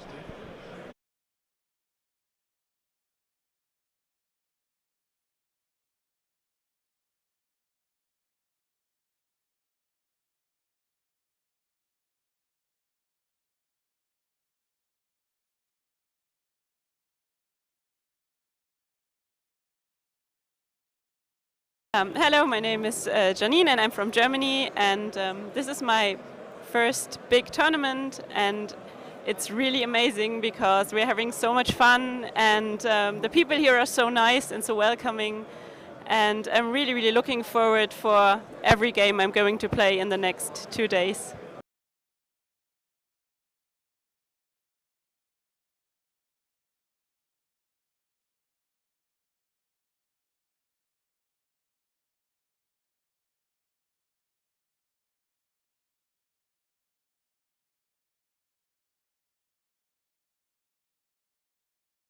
It's my first time in event for Flesh and Bloods in Europe. I'm from France, so crazy places. The ambience is crazy. People are nice. Polish people are very lovely. And I think it's hard to do better because everything is really perfect. This is my opinion. I'm not going to make the second day, so I'm gonna do the side events. So draft and maybe sealed events. I was really impressed how everything worked so smoothly. So yeah, Flesh and Blood is crazy for this. So yeah, 100%.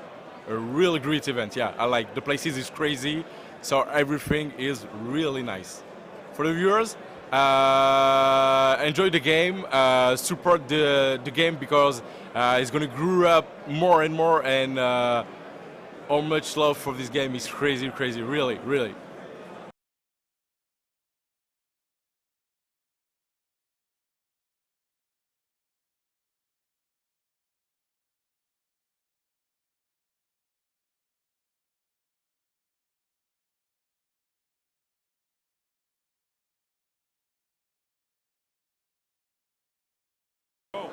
Hi, I'm Heike Voskirchen. I'm here from the United States.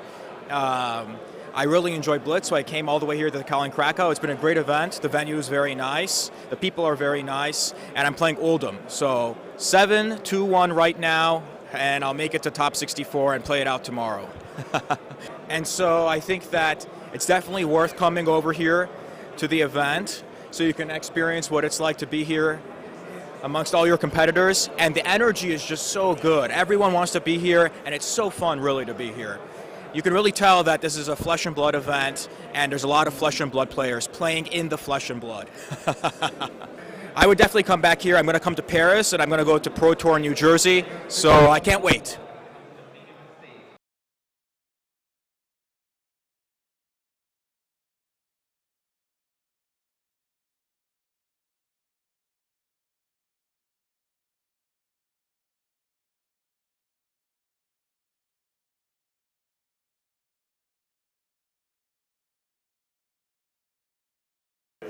Hey there, I'm Klaus, an L2 Flesh and Blood judge from Vienna, Austria, and we're here at the Calling in Krakow, and it is really, really nice to finally have a calling event in Europe.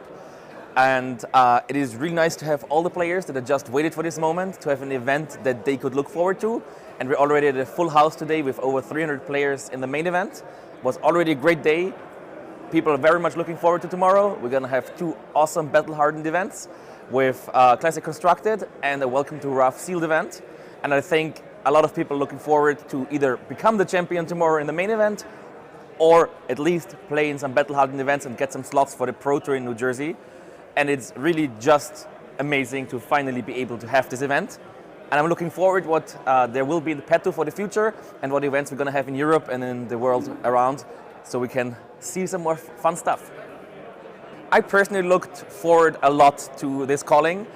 I did love my Road to Nationals in Austria, I loved my Pro Quests and my Nationals, but having an event like this in an amazing venue with amazing judges and so many events is something I looked forward to a lot, and I think a lot of players did as well. To have an amazing event, an amazing main event and side events. And I personally, as many others, are looking forward to the next calling we're going to have. I mean, as far as I know, we're going to have in France a Pro Tour, and I very much look forward to that. And I hope you also, seeing this, going to have something to look forward to at the next shows that we're going to have all around the world and in Europe.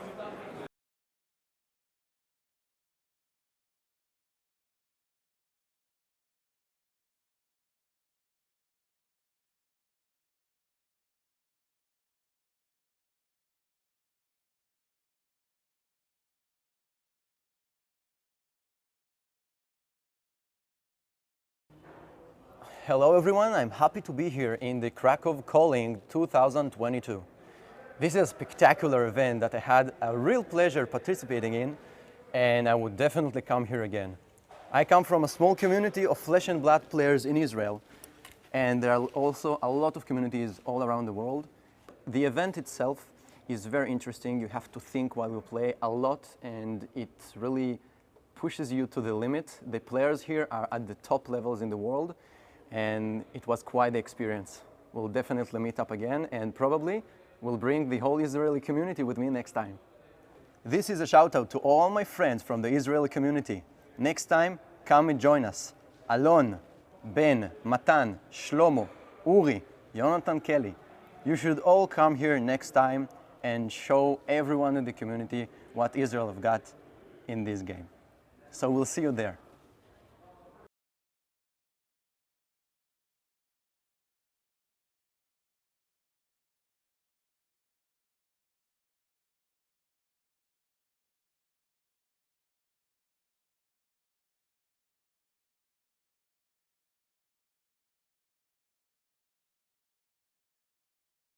Players, welcome to the Calling Krakow. Can I get the loudest cheer?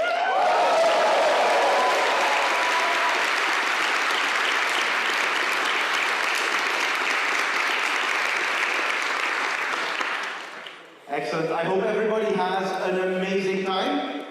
On behalf of LSS Tournament Center, I wish you the best of luck. I'm going to now hand you over to your head judge, Steven, who will tell you more about this tournament. Everybody have fun.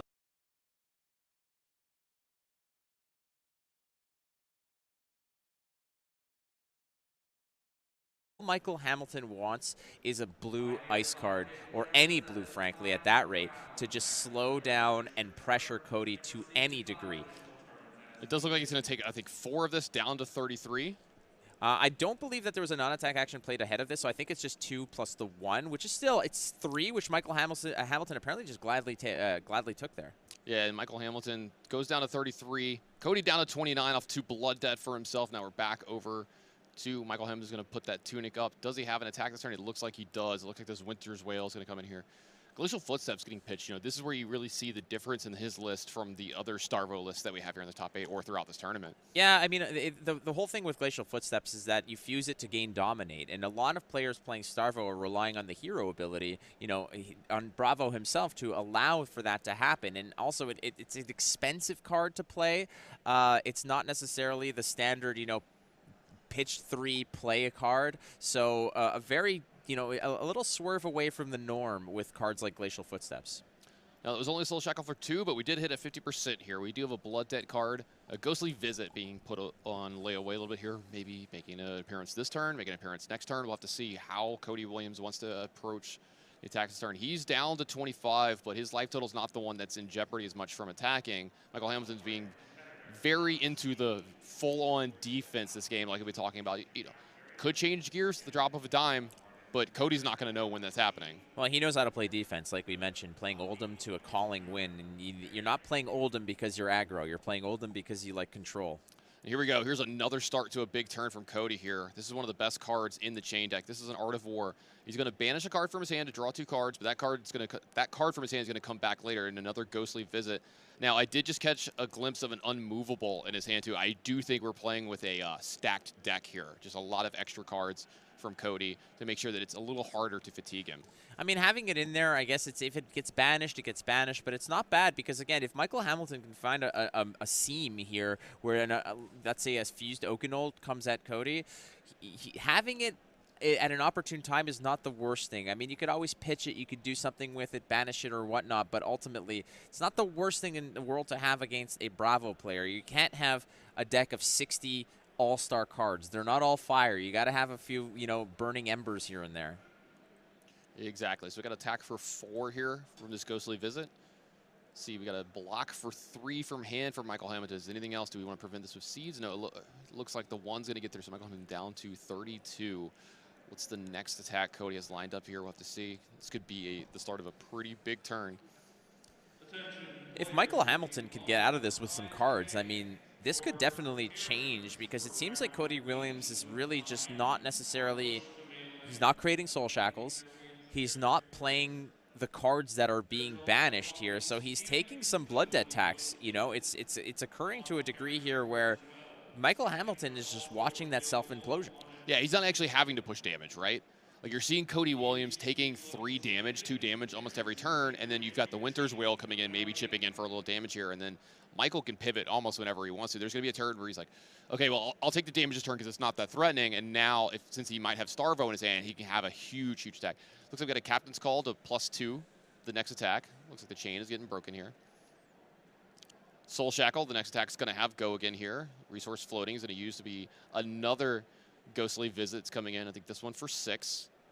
Yeah, so just taking a quick look here, making sure that everything's on the level, that Captain's Call offering the +2, and like you mentioned, inheriting or manufacturing a go again with the Soul Shackle. So I believe it's taking the +2. Is that coming in for 6 here, or is it just the 4? All right, so a block of Glacial Footsteps here. We'll see in just a quick second here. So it was coming in for just the 1. So I believe that's just coming in for 4. So as it stands right now, Rosetta as a 2-2, this is where it starts to get spicy, Tannen. Yeah, absolutely, 2-2. This is going to be presenting damage on two different fronts. We got 2 physical, 2 arcane. Going to put some pressure on Michael to be able to take care of all of this now. He does have those no rune boots, but that only prevents 1 at a time because this is 1 instance of 2. But that Crown of Seeds still sitting there, and it looks like it might be time to use that. So, yep, resource off the tunic, prevent 1 of the arcane. He's going to block, and it does look like he's not going to use the seeds here. So a little tiny bit of damage is going to get through here. I'm sensing that there's a D-React that's going on in that arsenal. Seeding a D-React is definitely not, it's not a good EV in that case. So I think he's waiting for one of those super tall, really high up there attacks. So that Captain's Call may have been a situation where choosing the +2 off an attack, but that attack, I believe, has to be a certain cost or greater, which I think the Ghostly Visit was not. So in which case, at this rate, it was just a matter of using a non-attack to fuel a better Rosetta Thorn. Absolutely. Looks like Michael went down to 30 this turn. Cody's going to take a little bit of blood debt. He's gotten rid of most of those cards. There's still that Unhallowed Rites sitting around. And there's going to draw it back up to 4, and we're back over to Michael. Does Michael want to do anything on his turn? He looks like he's going to power up that tunic, and we're just going to keep doing the same thing he would be doing, swinging for this cold 4. That hammer, and again, a card like Channel Lake Frigid is such an important piece against Chain. It just really slows down what they want to do. It really sucks resources out of their hand in order to fuel those wide turns. But again, at the rate that this is going, it doesn't seem like Cody has had those massive turns that he is looking for. So pitching the Channel Lake Frigid now, no reason to hold on to it. What I'm very curious of is what is in that arsenal. I still think that it's like a Staunch Response or a Turn Timber. This looks like a really bad banish so far, and that is a complete whiff. 2 Belittles and a Mavian Sky is going to be put away. Then Unhallowed Rites, though, still sitting there, ready to use his turn. There is an Arsenal card for Cody here as well. And Cody going to count his deck. And it's important here, too, because you have to make sure that, you know, you have the right numbers in the math set out. So when you're drawing cards and shackling, you got to make sure that your last turn where you're shackling for, let's say, a 6, you're not just ripping 3 cards off. Or you're shackling for 7 and you're really losing value. You got to keep that in mind, that the math is turning out. It's a very intricate way to keep track of this stuff, especially with Chain. So you got to keep a real close eye on your deck limit here or your card count, and how many times you're shackling. It seems like Cody is not as aggressive on the shackles as he was in previous games. Yeah, it seems like he's only doing it when he absolutely has to or needs to. Now, this is something we saw from the Chain players in Vegas. They would pick their deck up and count it every now and then to see, when am I going to be getting to these specific things? This is another card that just got pitched here that I thought was going to be important in this matchup. There's an Eclipse. You can maybe set up a turn where you get that Ursur into play. It's a little difficult, but it is doable, especially with those Time Snap potions that we saw in the deck. Now, it looks like we've got is that a Shadow Puppetry into an Unhallowed Rites? It is definitely I mean, it's the start of a nice thing, let's just say. At that rate, it is, in fact, Shadow Puppetry, which is a great card. It's one of these staples for Chain decks. It does a little bit of everything. Gives +1 attack, go again, and if it hits, look at the top card of your deck, you may banish it. So that could just stretch out that turn again, but most importantly, it's giving this turn a little bit more runway, a little bit more longevity. Absolutely. So let's see how Michael wants to respond to this. We've got an attack coming in from here. Michael just weighing his options here again. He knows that he's in full defense mode, so there's not really a situation here where he's saying, okay, can I just take a little bit of damage and keep a good hand? Really, if you're playing on fatigue, you need to commit to it from the get-go. The second that you pivot off of it, it will come back to haunt you. Playing fatigue against Chain is a very, very, very effective strategy. However, you cannot take that carrot on a stick. It might look like, okay, if I eat 5 here, I might be able to come back with something nastier. But that is a very, very attractive thing, but it will eventually lead you astray. Does look like a Crippling Crush is going to come out to play and block here, but it is still going to leak through a little bit of damage. We're seeing Cody resolve the Shadow Puppetry here. That card, he wants to keep it. He doesn't want to banish it. Looks like we've got a making of a Soul Shield. I'm sorry, Soul Shackle here. That's up to 4. I've been calling Prism way too many times today. So Soul Shackle up to number 4. Chain is broken. Rosetta Thorn. Yeah, that's it. 2 and 2 Rosetta Thorn. I mean, that's where you want to be with that. It's just break up that damage. And I still believe that if he's not seizing the second piece of that Arcane package, that's got to be a D-React in there. We know he's running 9, 3 unmovable. Sorry, I believe there's what do we got here in terms? We got 3 staunch responses, 3 turn timbers, 2 sink belows, and the pulse. So he's well suited to just start tanking damage, you know, or throwing out the big boys. So if he's holding on to it, I think that's what it's for. Yeah, it looks like a Rift Bind. Going to finish up here and attack for 3. Rift Bind, a card that used to be the one that killed you in these decks. You would want it to be late in the game. You'd be putting it towards the bottom of your deck along with your Seeds of Agonies, and you see the turns of start with Seeds of Agony from Banish, maybe play about 3 more of them, play some other stuff, and then Rift Bind for 9 on some of these turns. But this is a card that's just a good value card now. You still need that certain amount of blood debt cards in your deck to make sure you have enough going for these Soul Shackles to be good. So that Rift Bind was from hand, so it does not get the benefit of having a boost based on the non-attacks that were there. That's not the ideal place. Usually you want to rip those from your Banish Zone. Those are the ones that you want to be pitching early to rip off the top with the Soul Shackles late. But you know what? You poke in damage where you can, and at this rate, Michael Hamilton has only got a 1-point edge, despite all the work that Cody's done. We got arsenals on both sides. Speaking of poking and damage, last card in Michael's hand. He keeps working out this way. It's an ice card. This is a cold 4 coming in over to Cody Williams. Cody hasn't taken damage from himself for the first time in a while here. No blood debt cards left over, but this is a Winter's Wail coming in for 4. I wonder if this is the opportunity, perhaps, where he's even considering with the Husk, but I think that, yeah, getting rid of an unmovable is the right move here.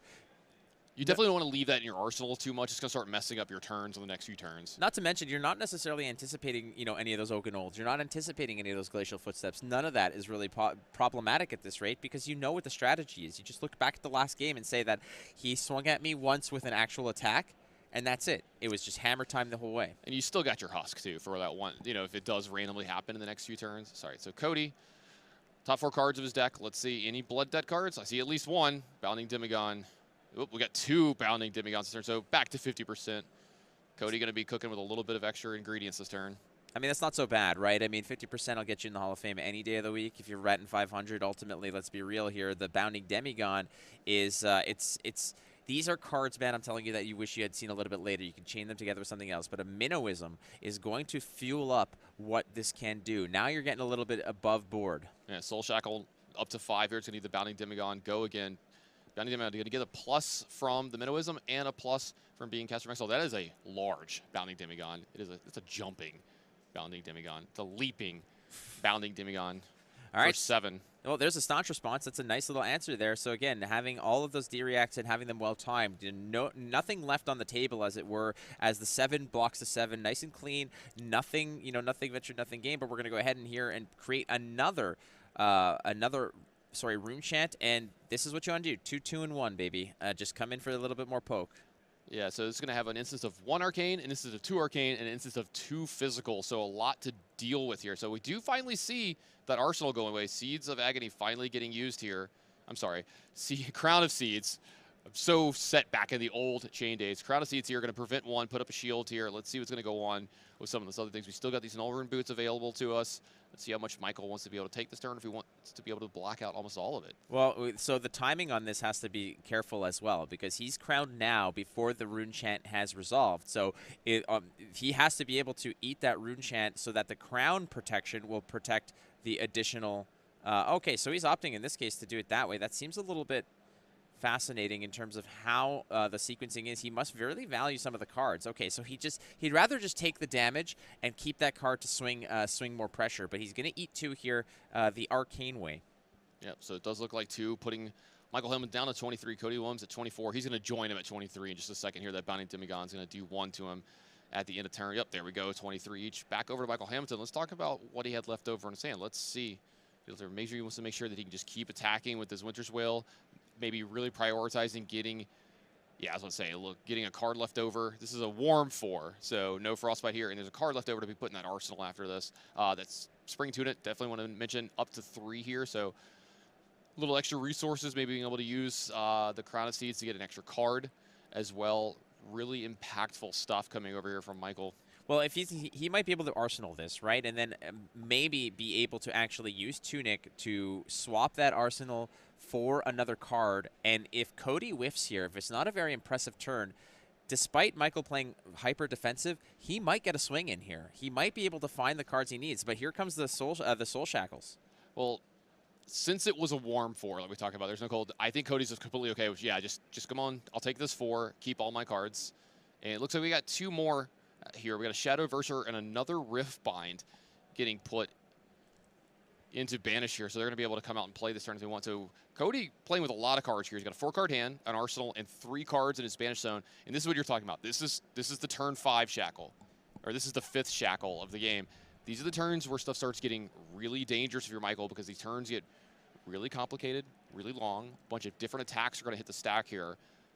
And it's going to be a little harder to defend because you're not sure what's coming next. I think Michael also needs to be very, very disciplined here, because if he just if he sees that carrot on a stick that he might be able to come back with a fused or dominated attack, yeah, that sounds attractive, but at what cost? Because we see how close these games get on those last turns, and if Cody pops off, Michael may have been kicking himself to say, I wish I had just, 5 more health or 6 more health or 1 more health in that regard. So Michael may just see here that, based on these particular soul shackles here, it might just be too much for him to absorb to be able to swing back. So I think at this rate, Michael will be, again, he needs to remain disciplined. He needs to stick to the plan. The one thing that you cannot do when you're set out to fatigue Chain is take a bite of that apple and say, you know what, I'll take 5 to deal 7, because Chain doesn't care, because Chain's going to kill you before, by the end of the game, when like he goes right up to the edge of the cliff and then pushes you off.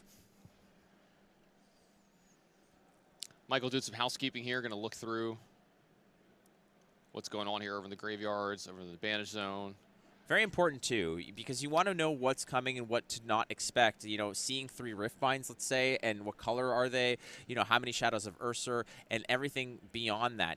Taking a look of what's going on. There's the information, like you mentioned, is available, right? So if you've done the studying and you know what the key elements are and all the surprises, you can see how many of what are still around, behind curtain number 1, so to speak. Yeah, one of the important things to note here, 2 of the Art of Wars are already gone here for Cody Williams. Those are the cards that can really push in this matchup, and we haven't seen them be as good as they possibly could be. We've seen them be good, but not as good as they possibly could be, because that's so big in this matchup. If you get the really big, long, extended Art of War turns, like in the turns like this, where you could possibly attack 3, 4 times, banish a card, draw 2 more, these are the turns that can give Michael Hamilton a lot of problems, because if you start to get him down to a lower life total, then he's got to turtle up even more, and then you're getting more and more advantage of pushing through those last points of damage.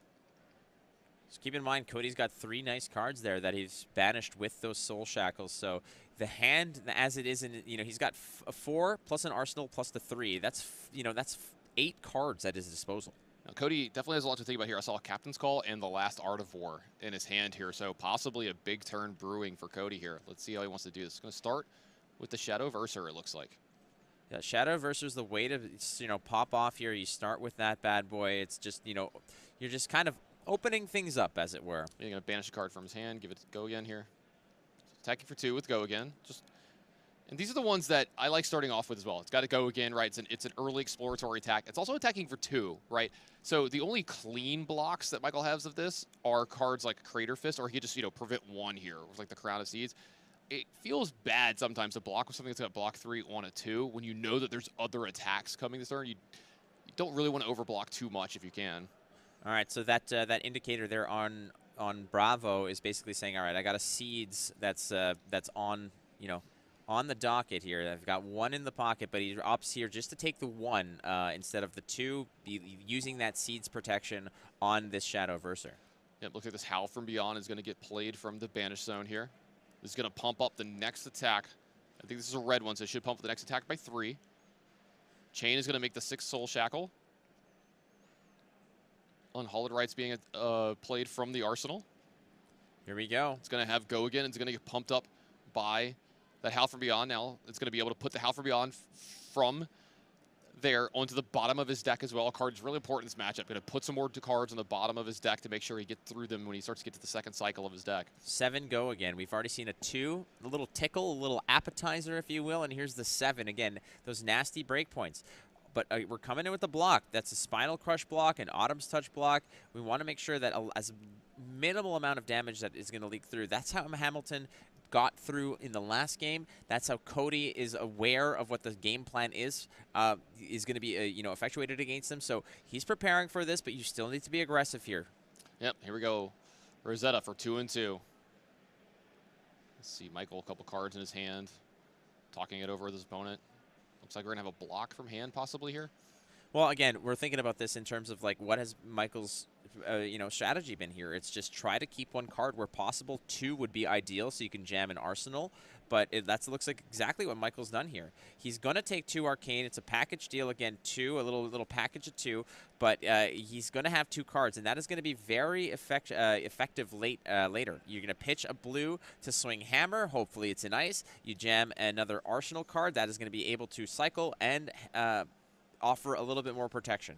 Got an update from our side matches here in the top 8, kind of like we predicted. And unfortunately for Jacob Ball, he was not able to overcome the Briar player. Sam is going to be moving on into our quarterfinals. A good tournament for Jacob Ball, second consecutive top 8, but it's going to end really quickly here in this top 8. He was happy to make the top 8 when I was talking to him after the round, but he was like, why me?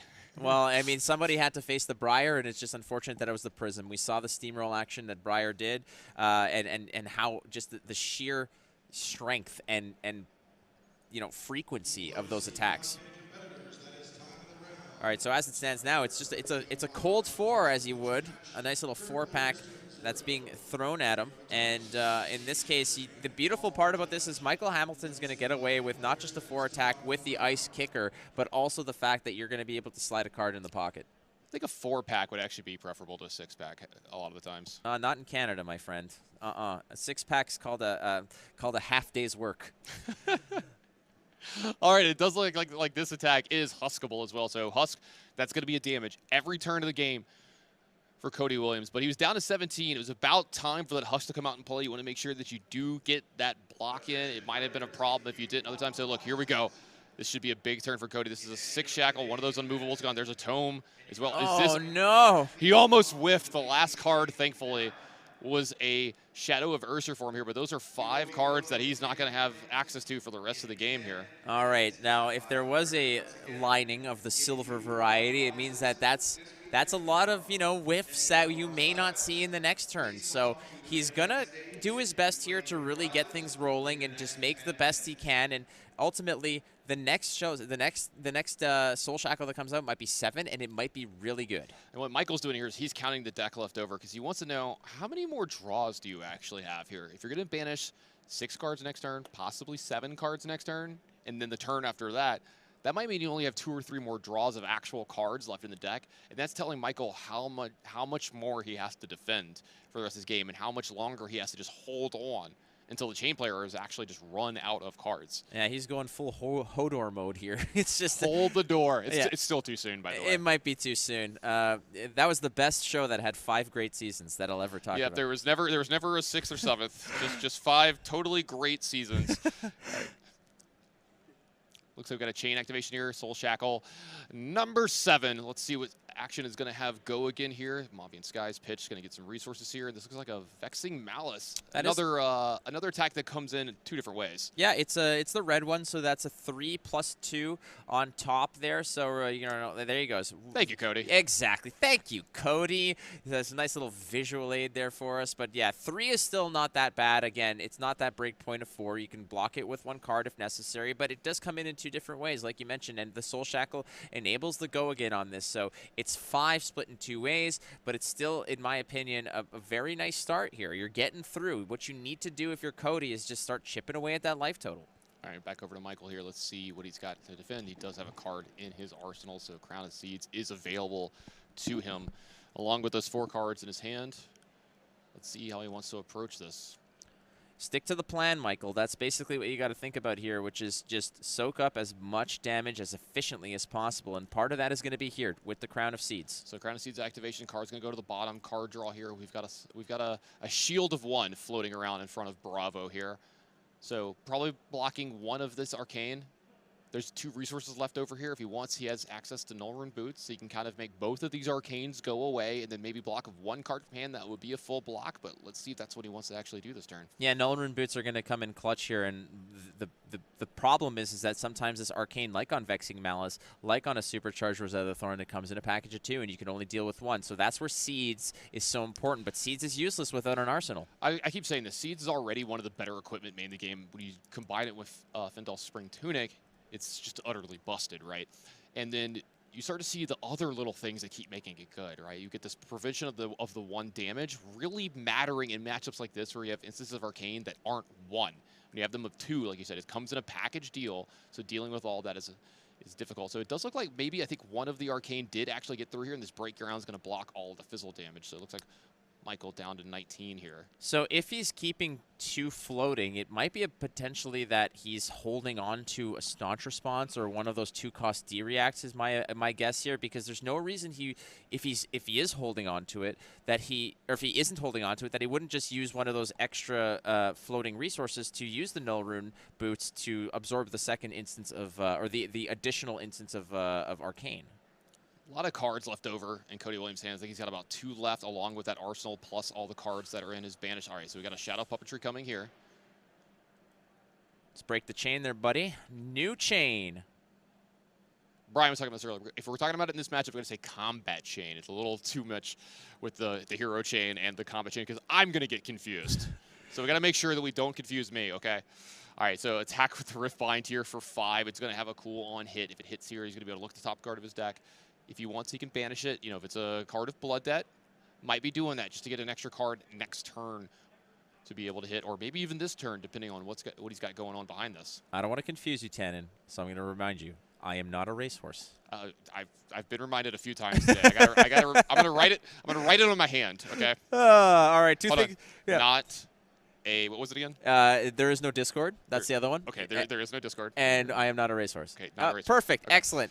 So this is an awesome Riftbind here because it does really take a lot of, it really maximizes the potential of what a Shadow Puppetry can do, giving it the go again, the +1, plus the Riftbind looks at the non-attacks prior to it. So it's a nice 5 for a pretty cheap price. Yeah, Turn Timber coming in to take care of that. Now we see a Rune Chant being followed up by a Rosetta Thorn, and this is going to be the 1/2/2. Yeah, the 1/2/2, again, a little Texas 2-step, a little 2/2/1, or how it was, a little, you know, take that bad boy to the dance floor. But ultimately, so the 2 float that we saw earlier was, in fact, for a D-React. So I thought that's what I thought it was going to be there for, because there's no other reason for it to float it, but that's the way to go, and it's a nice usage of the D-React. So, but he's still soaking some damage here. He's still holding on to some cards. So I'm wondering if Michael is just doing the same math that Cody is in terms of how many more turns he'll have to absorb. But as it was last game, I think Michael was more closer to 16-18 at this point. So Cody is doing a lot better job, but at the same time, with all of those cards left in the Blood Debt, it's like a snake eating its tail just to sustain itself. Yep, you see 3 cards up there, 2 of which can be played. That Carrion Husk will forever be Blood Deading Cody Williams. A cold 4 coming through here from Michael Hamilton. Looks like all 4 of it has been received to Cody, so he's going to get a Frostbite added to his side of the board here. And it looks like Michael Hamilton is going to Arsenal up and pass. Oh, yeah, that is a very big indicator ultimately here. When you're just taking it like that as Cody with some more of that Blood Debt that is just continuously accumulating, that means that there is some big stuff coming in. And so this might be just Cody saying, I remember what I pitched. I think we're at that point now where my next, there it is. Look at that. I think we're almost to the bottom of the deck. I think this is right at the bottom of the deck into the second. Because obviously we haven't seen this card as far as I remember. It might have been pitched and I missed it earlier. But it does look like, what is this? 6 cards that he's got available to him here? Yeah, and a full grip as well. That's why he took that, hammer. I do have another result from the matches going on other than this one. The dream stays alive for David Rude.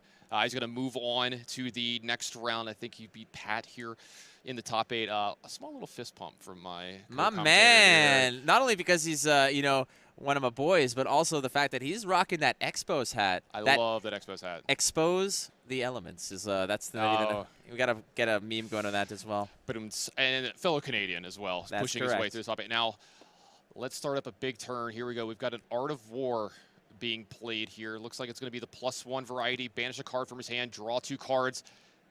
This might be a very big turn, Flake. hold on to your butts. It looks like we're about to do a ton of things. Here, 2 cards drawn to Cody. If he's got enough resources, we got 1 floating here, a couple of cards in his hand, a couple blues here. We might see as many as 4 or 5 attacks this turn. There's a term I use when I'm about to pop off in a game. I say, buckle your ass. We're about to get, it's about to get naughty here. But this is a different story here from last game, Tan and Grace, is because in the last game, Cody whiffed on 2 Art of Wars off of some Soul Shackles. So the fact that he gets access to at least 1 more, that is massive here. And that could be the fuel that he needs because he's going to banish a card which is technically just playable because it comes out of the banish zone anyways, and he's drawing 2 more. So that's more fuel to fuel this turn. And this is where he has to get creative. This is where he has to do all of the math to make sure that none of this goes to waste. You have a generated go again off of the Soul Shackle. Some of the cards will naturally have go again, for instance, like Shadow Averser, etc. But how many turns, how wide can you go here? How long is this combat chain going to be? This is where the best chain players really make their money, right? The first couple turns, yeah, you play some cards, you make some Soul Shackles, you do what you can. Now when the turns get really complicated and they have all of these options to you, you need to squeak out every ounce of advantage, every ounce of damage you can get, especially with the way that Michael Hamilton's playing this. You've got him at 12. You've got him kind of where you want him. You've got him at a low life total. This is doable if you get this right. You see Cody really taking his time here. I can't blame him. I'm getting excited just listening to this, just watching this, seeing what's going on. I'm very interested to see how he's going to work this out. Yeah, we got we've got Ted and Grace doing squats here to just get some of that energy out. He's excited, as am I. And if we look at the previous matchup, Cody versus Michael Hamilton, Cody, when he went on his pop-off turn, when he went to the pop-off turn, Cody had Michael at 18 and did not have this kind of turn lined up for him. So Cody is in a much better position as he was in the previous game. Michael taking the same strategy, but Cody, I think, seeing that from a mile away, changed up his game plan, and it is the landscape is completely different now. All right, Shadow Averser attacking in here for 3. We got a block here from hand for Michael Hamilton, blocking out 3, that Crippling Crush. Not going to be crippling anybody on Cody's side of the board here, but it is going to block out fully from that Shadow Averser. What does Cody have next here? Huge turn lined up. He needs to get at least a few of these cards out of Blood Debt, though, because here's the worry here. If he's at 10, he takes anywhere from like 4 or 5 damage. All Michael's do is activate Starvo and the game ends.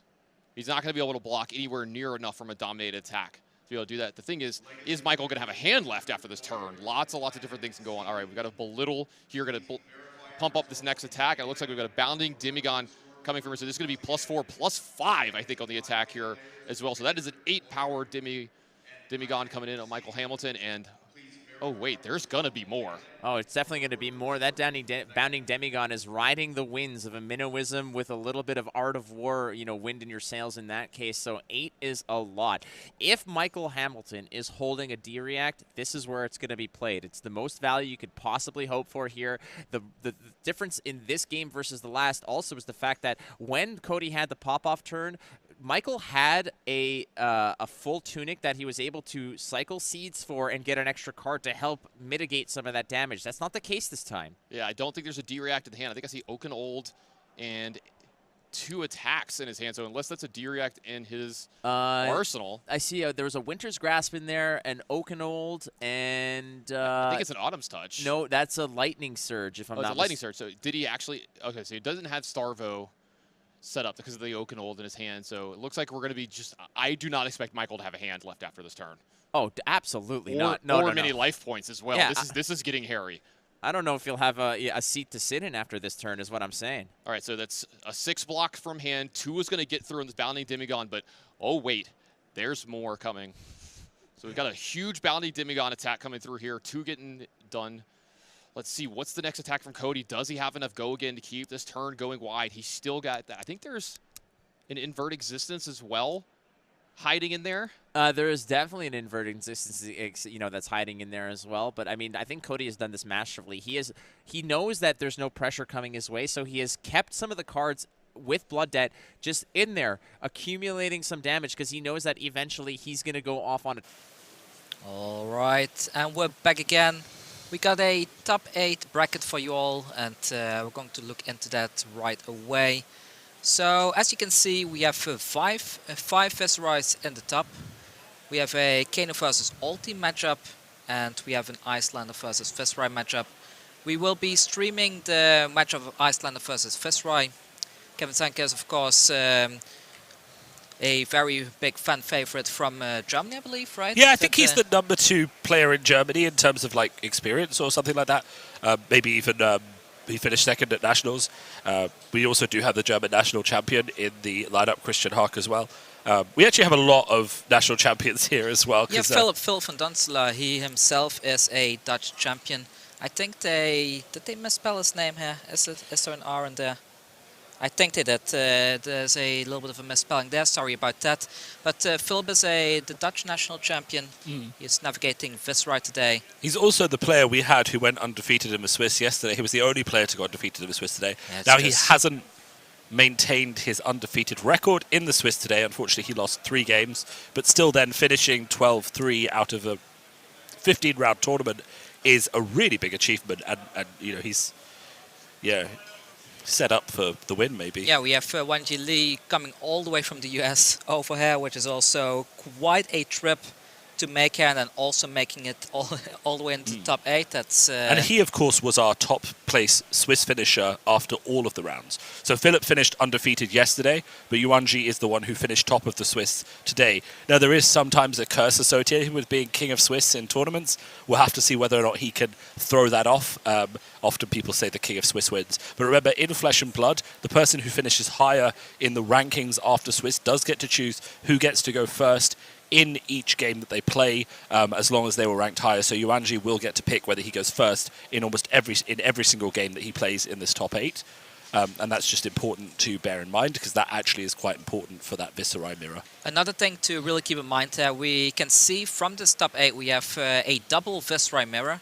We have Wanji versus Matthew, and we also have Christian versus Florin, who are all navigating Viscerai. So for the top 4 going forward, we're only going to have like 2, maybe 3 Viscerais, which could really swing things both ways for who actually ends up winning this calling. So I'm very excited about that. But let's have a look at the deck list of our next stream contestants. So there we go. So we got the Viscerai list right there. This is the list that is being navigating by Philip. And as we can see, let's see, what do we have in there? So we have actually a double tap on the Read the Runes. What do you think about that? So there's both the red ones and the yellow ones. I think Read the Runes is a really strong card. And I think it's very, very good in the Viscerai mirror, because if you get to go first and you use it to make 3 or 4 rune chants, one of the things that I find interesting about Viscerai is that he's actually somewhat good at blocking other Viscerai's damage, in terms of he has a reasonably good amount of blues, he has a lot of 3-block cards. So if you get to put yourself in that position where you have 5, 10 rune chants, even on turn 1, you're actually in a really good position to win the game, right? Yeah, we have, let's see, how many, 13 blues in here, if I'm counting correctly. Yeah, it's 13 blues, a bunch of yellows as well. We see that 9-blade of the Blood out here as well. Would have been really good if it's paired up against a Prism or something like that in order to break a Phantasm. But still, like, being able to go in with that massive damage of the 9-blade on top of having a bunch of Rune Chant is very good. That's actually a really spicy choice, because I don't think a lot of people have chosen to include 9th Blade in their decks. Obviously, you can't really play it unless you have a significant amount of Rune Chants or you're willing to commit your Skeleta to it.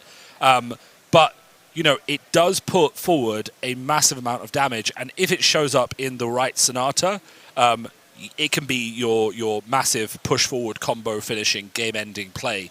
So I wonder how much we're going to see that work. Maybe in this game it might be harder to pull off, because it might cost a bit more during Channeling Frigid and things like that, and Viscerai won't want to commit so much to it. But, it really does have that pushing power that, most Viscerai attacks are 3 or 4. Coming in for 9 is something pretty big. I would see the Hope Merchant suit, the spicy budget deck. If you're not running Hope Merchant suit in your deck, maybe you should, simply because of that OTK potential.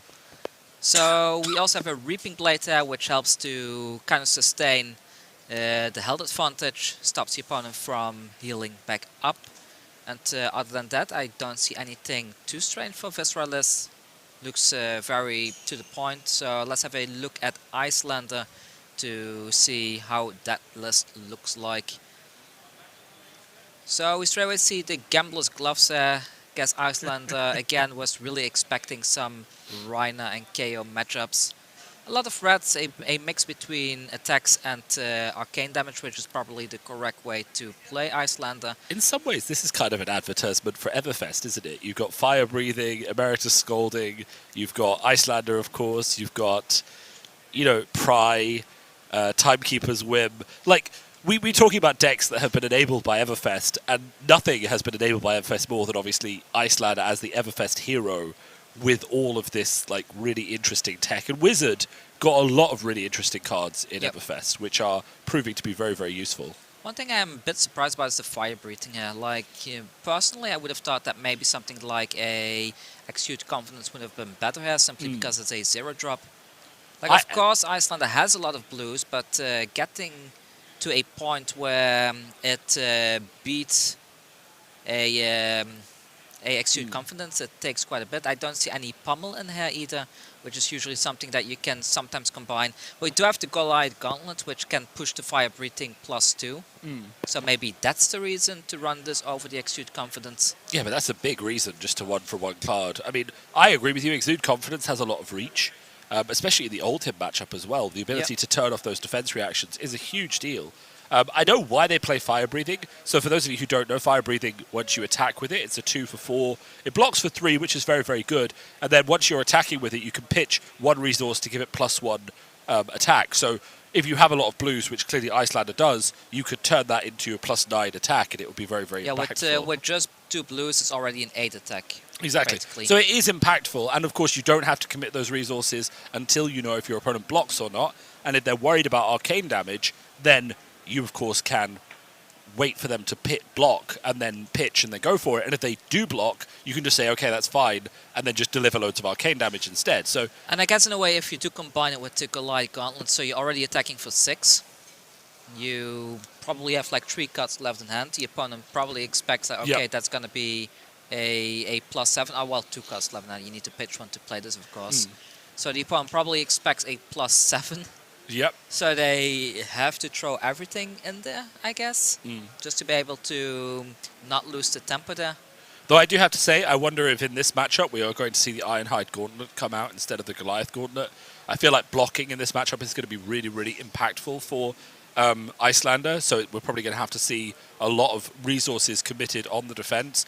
And I think we've seen this matchup before, or we've seen similar matchups. We're going to see a lot of maybe the Kraken's Ether Vein just trying to get those reds out of Viscerai's hand, and then just sort of going in with as much damage as Icelander can manage. But I think one thing is certain, to get to this point, Kevin has had to face a large number of Viscerais in this event already. He's definitely practiced this matchup, so we're definitely going to have an exciting game here, with these players. So let's just jump into the game straight away to have a look how this is going to be playing out. So on the left we have Philip, of course, navigating the Viscerai deck. I think we have Philip on the stream yesterday as well, didn't we? Yes, we did. Yeah. And Kevin has been on the stream earlier today as well. So let's see. So these are repeat performers, but that just means that chat has more of a reason to root for them. That really nice sportsmanship fist bump there. Both players are very great people. Fan favorites, at least in the Dutch community. I think everyone is currently rooting for Icelander, certainly, to get, a bit more of a showing in this format.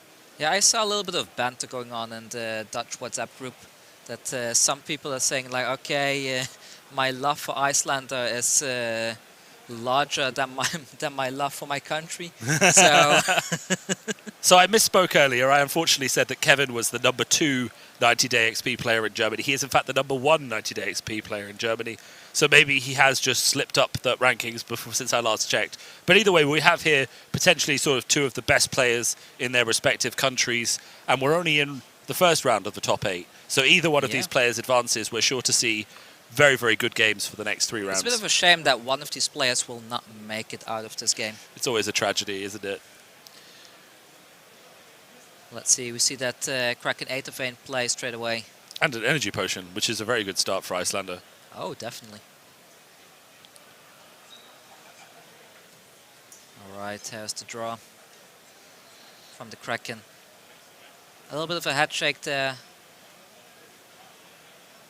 On the flip side, I don't think he really has what he needs, I suppose. Let's wait and see. So how many cards does Philip have left? I think only 2 cards, right? Well, this is the end of the first turn, so he will have drawn back up. And I think the important thing here with the head shake is that, as we were saying yesterday, you know, Viscerai is a deck that doesn't necessarily always work the way you think it should. You know, you can generally draw cards in a way that doesn't give you what you need. And we see that here because he's wasting a Moravian Skies into a Gloomveil, which is wasting Go Again on a card that already has Go Again, and then into a Rosetta. You know, so we're going to see a fair bit of damage coming through. But it always stings when you have to play a card that gives Go Again on a card that already has Go Again just to turn on Viscerai. I can't quite tell what else is in his hand. It's like right on the edge there.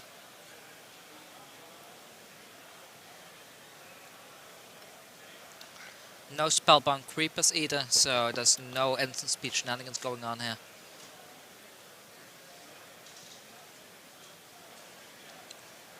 And we just see a Sing Below coming down.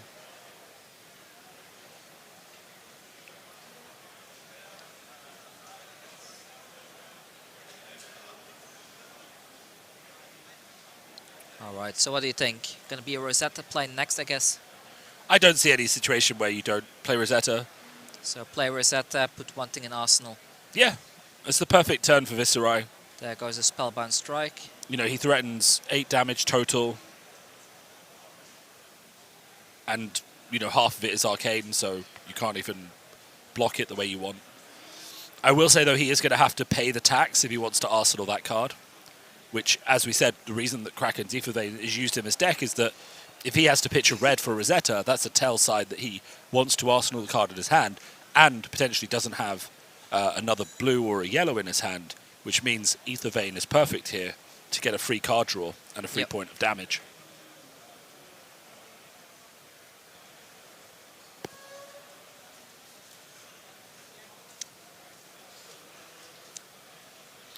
So that point of damage does go through. I think I saw the card draw there. Perfect. So Aether Vein So is doing Philip the really work. wants to put that card into the arsenal. I mean, he has to. The 4-card turns are just much harder to block, much easier to block, sorry. So once you get that 5 cards, it becomes so much easier to push damage. And especially if it's something like a Sonata or a Revels, he just needs to get that and keep it, really.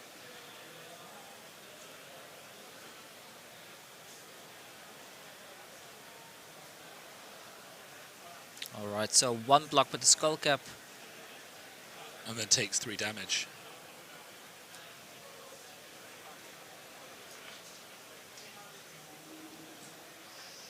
And now it's Icelander's turn again. And thanks to the Aether Vein draw, he's going in with 4 cards, and he also blocked. So, I mean, he's, you know, it's a pretty good position to be in. No Tunic missed triggers yet. Yeah, we've got a little tracker going between us as to counting any Tunic missed triggers. See how many people do it at this level, but I don't think it's going to happen that often. Do a little tally.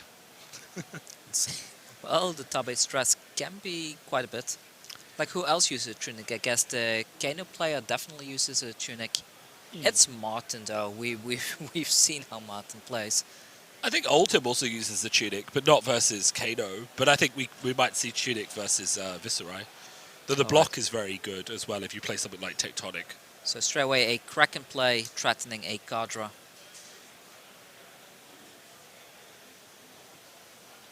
But he pitched a Voltic Bolt to do it.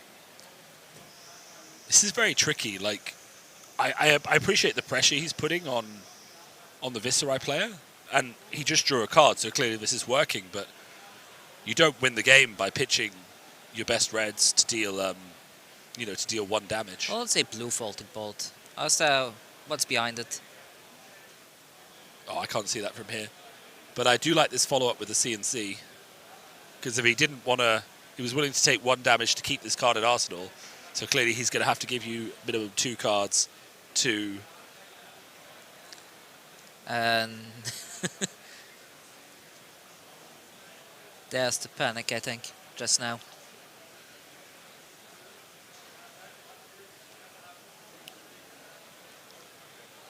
Yeah, that's the thing, you need to bring Arcane Barrier against Icelander, so you are missing a lot of those key blocking pieces. Like the Grasp the Arcanite, like the Skull Cap. Maybe it's even worth just bringing the Arcanite Skull Cap anyways. And if you are behind on life, you can still have that 3 Arcane Barrier.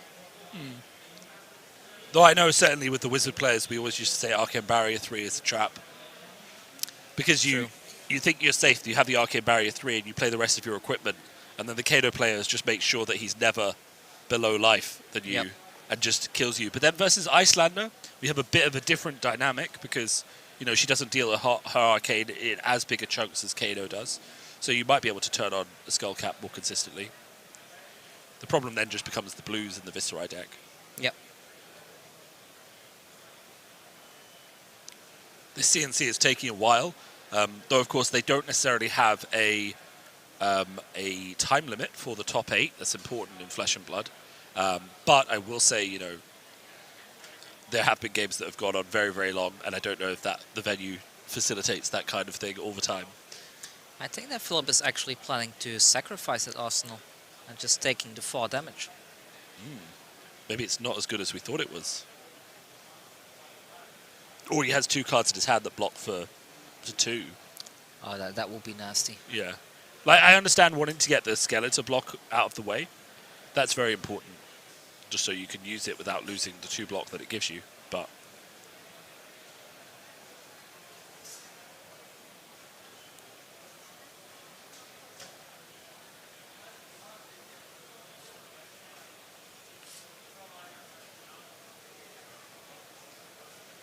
Alright, still thinking. Yeah, I think he has decided to block with those 2 cards.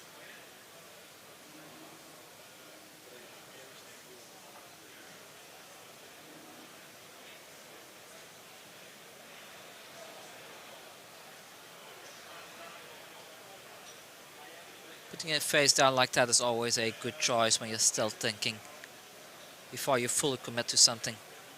yeah, it really does help you sort out your thoughts, doesn't it? So you don't have to, you know, keep looking at the same 4 cards in your hand over and over again. Yeah, you're right. There's a bunch of... Actually, are both those 3 blocks? It's a meet and greet and a become, so both of those are 3 blocks. And also they're both really good cards, so he's probably very upset to be losing those. You know, Become the Arknight is the perfect search tool for getting any card you need. So clearly that card in Arsenal is potentially better than anything else.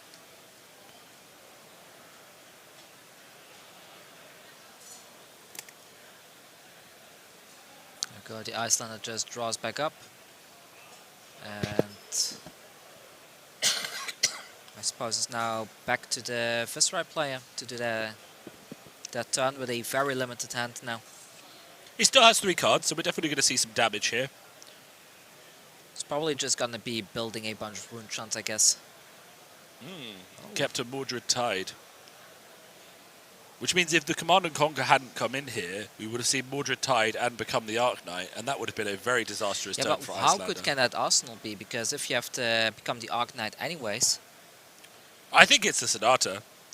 I think he's Arsenal to Sonata, and he knows he can't afford to get rid of it. Because, you know, in this game, you've only got 2 Sonatas, and if it's gone, it's gone. So I wonder if we see the Quill Hand, maybe Quill Hand Sonata, just for 3, just to push some damage. But of course, getting rid of Quill Hand versus Icelander is tricky, because it's also your Arcane Barrier. Yep. So, yeah. Yeah, it's definitely a Sonata play.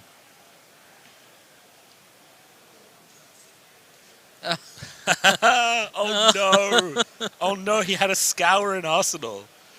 This is one of these new tools from Everfest. It lets you destroy 0-cost auras by pitching, and of course deal arcane damage equal to the number of auras you've destroyed. And being able to play at instant speed from your arsenal because it's a blue is just one of the reasons that Icelander has an interesting matchup into Viscerai. But the Scour basically destroyed 2 equipment pieces here. Yeah, exactly. And now he has to pitch to pay for the Rattlebones, which is critical. So I will say his turn isn't completely ruined. Mordred Tide will create 2 rune chants off the Rattlebones, so he pitches to create the Rattlebones, and then can still go Glooming for 4 plus Rosetta, but obviously he's reduced the power of the turn just a little bit. Not just a little bit, I think he reduced the power by a lot. For sure. But there was no Sonata after all by the looks of it, just the Rattlebones. The question is, what card would he have gotten if he didn't have to pay for Rosetta? Or pay for Rattlebones? Because most of the cards in his graveyard don't have Go Again.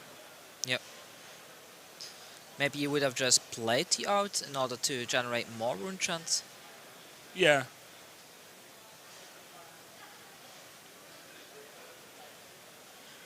But still, there's still going to be a Rosetta for 4 damage plus those 2 rune chants. Oh. He's taking away the Rosetta with the Ether Vein. Again, this is that case we talked about where he only has 1 resource and the Ether Vein is drawing a card, so now he has to choose between Rosetta for 2 rune chants, 2 arcane and 2 physical, or letting his opponent draw a card which can then be used to block some of that arcane. And that is the 3rd draw off Ether Vein this game? Yep. Wow. Putting in the work, guys.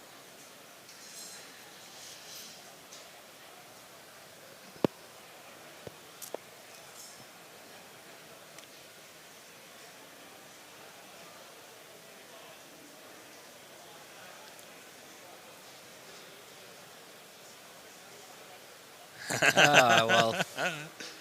It looks like he really doesn't want him to Rosetta. Because he can't pay for the Blizzard. He didn't want to pay for the Ether Vein, but he can't pay for the Blizzard. And there's still going to be a Channel Lake Frigid coming down at some point. Yeah, we've seen that in the hand, haven't we? I haven't seen it in the end. Is it in the end right now? Oh, I thought I saw it in the hand, but maybe it was a Blizzard. All these ice cards look the same to me. It's like I'm looking at a snowstorm. It's just all white. Oh, I see he's blocking. Okay.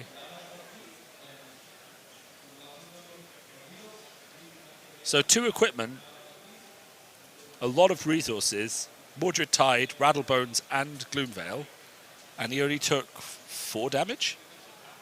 Something like that, but he completely slaughtered that turn. Yeah, I think he did. And the thing is, everything he did was interaction as well. Yeah. You know, oh, you broke Skeleta, okay, let me scour. Oh, okay, you did that, let me Blizzard. I think it was really, really interesting. Really interesting.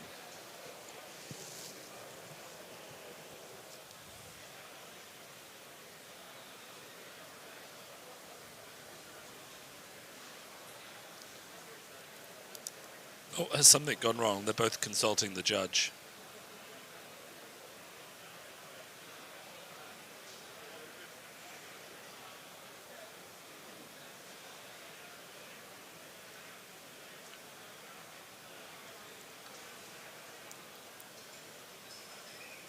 Okay, so it looks like he broke the E-Pot and then put it on the bottom of his deck. Maybe. But that's easily fixable, guys, so I don't worry too much about it. As long as the judge has spotted it.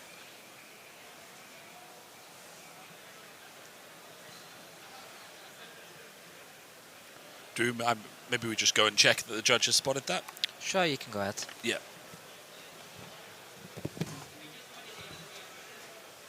I do wonder how they will resolve it here, though.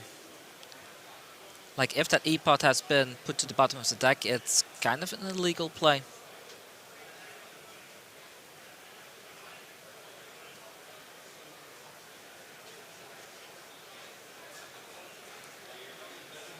So the equipment is being put to the side. And Philip draws back up. I think the Mordred Tides accidentally got put to the side there as well. That should probably go to the graveyard after this.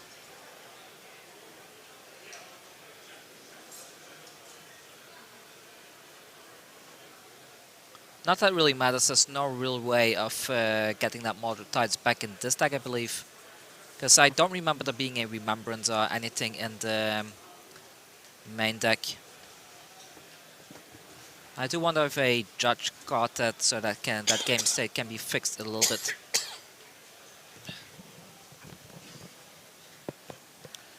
That's all right. So they were just checking over the interactions to make sure that Blizzard had worked properly because they had a question about it.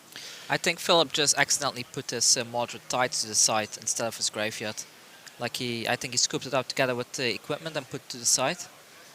Okay. I'm not sure if that matters for the game state since there's no recursion for non-attack actions, so I'm sure that's fine. The most important thing was getting that energy potion correctly into the discard pile. Yep. These are just the kind of mistakes that happen. I mean, it's a very long tournament, but that's why, of course, you have table judges and, of course, you know, a very diligent stream, you know, watching, making sure everything's going perfectly. So here comes the Rune Flash. Philip does need to pay for that Rune Flash though, because he doesn't have enough Rune Chant. So coming in with Go Again and 2 Rune Chant.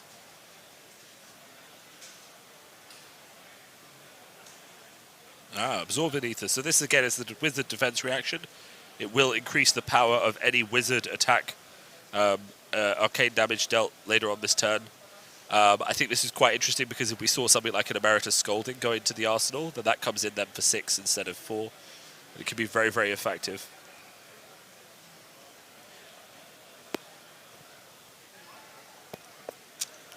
Alright, read the runes without Go Again. That will generate 4 rune chants thanks to Viscerai's ability.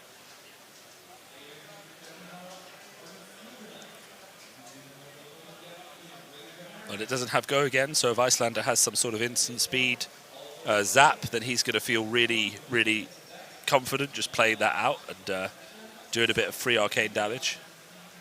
And again, 1 card in Viscerai's hand, so if he did that, he would be costing the arsenal. Unfortunately not. Did Viscerai, is that a yellow read runes, or did they just miss one of the rune chants? I think it must have been a yellow. It kind of looks like a red one to me, to be honest. Ah, well. But might be because I think for Viscerai's ability, the first one needs to be a non-attack. Oh, for yeah, it to be yeah, active, correct. so. Yeah, absolutely. So he played a Rune Flash and then a Read the Runes, so obviously it's not gonna trigger the ability.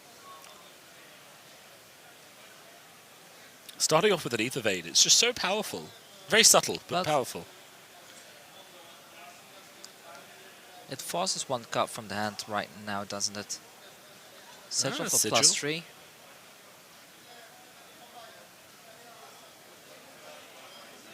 I've really begun to appreciate Sigil in Icelander, just because she starts on 18 health, which is balance, right? She's balanced at 18 health. The second you take her up to 21 health or 24 health, it just starts to, you know, make her balance go away slightly. Yeah.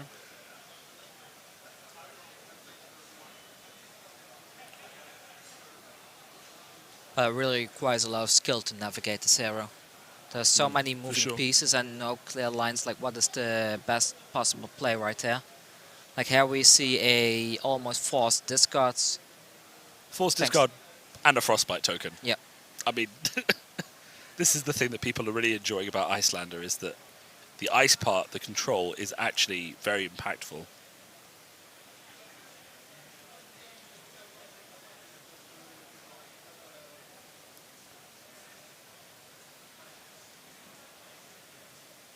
They're both having a little peek in the graveyard to see what they have left.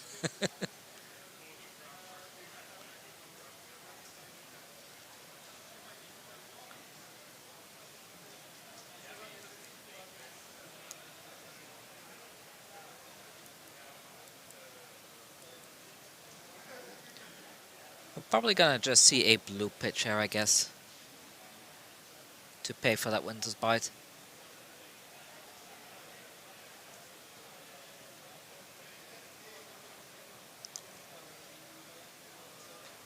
There we go, that's the blue pitch, that has been paid for.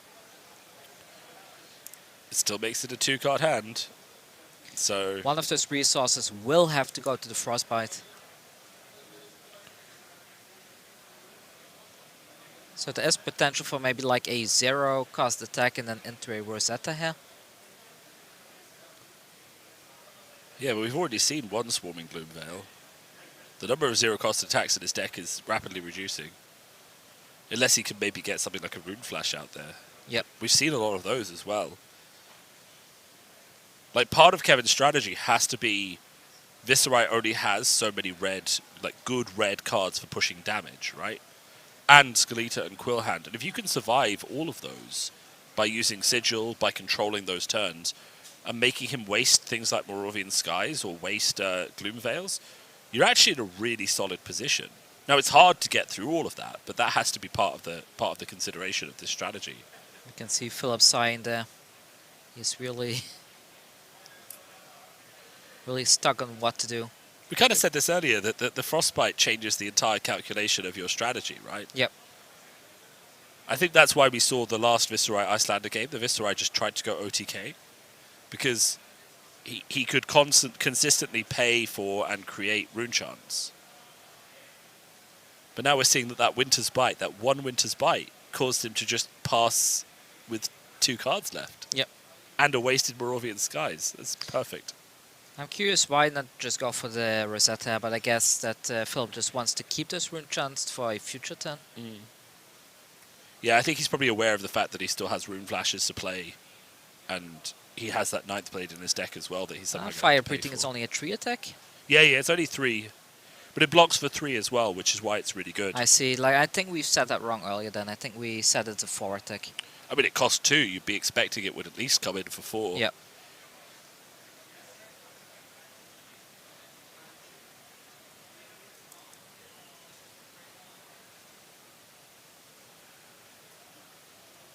So we see a 3 block here, so it's perfectly blocked.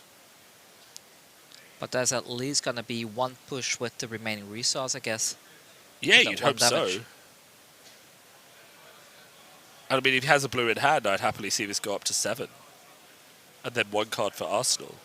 I don't think you use Tunic on this, but you definitely, Yeah, could but do he both. might want to keep a resource for the Kraken 8 of in his hair as well.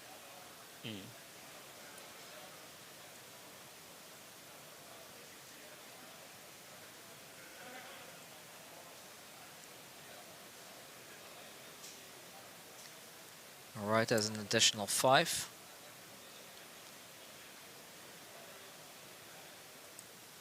Do you think Fire Breathing has a spot in maybe something like an Oldhim deck? I did wonder that, but I think the thing is that Guardian Reds are already so good that, what do you cut for it, Yep. Like, you're not going to take out your Oak and Olds for that. You don't want to run too many I am Reds. yet to see somebody that gets a double draw of the Garganian Tome. There must be a Viscerai Mirror deck where it's happening. But then we haven't seen that many Viscerai Mirrors. I think we only streamed the first one on the second round yesterday. But we are very likely to see one in another round or 2.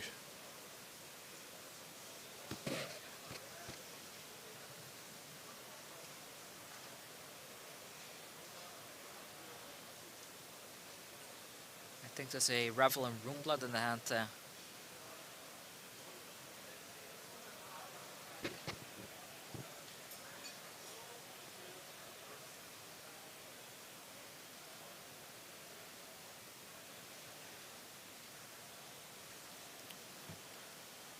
But Revel is not what you want when you need an attack action here.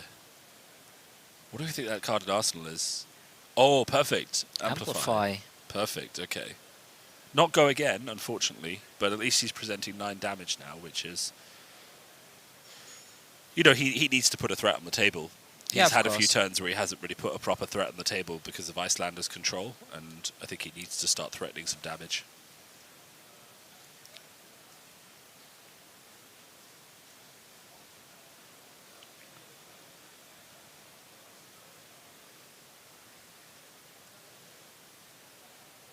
Okay, so the arcane damage has been blocked. But Viscerai is getting surprisingly low on health.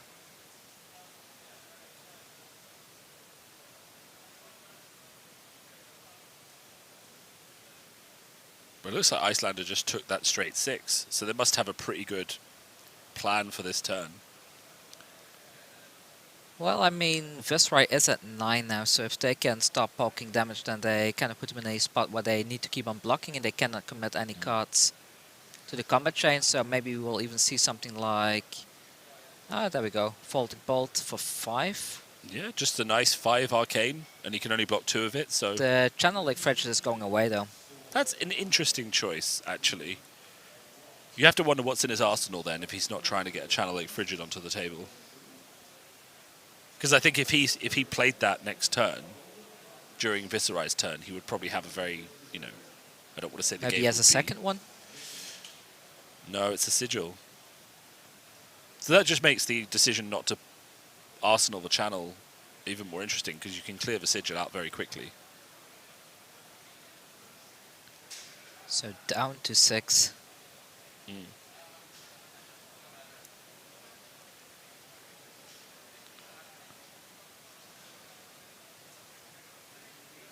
We see a blank Sonata.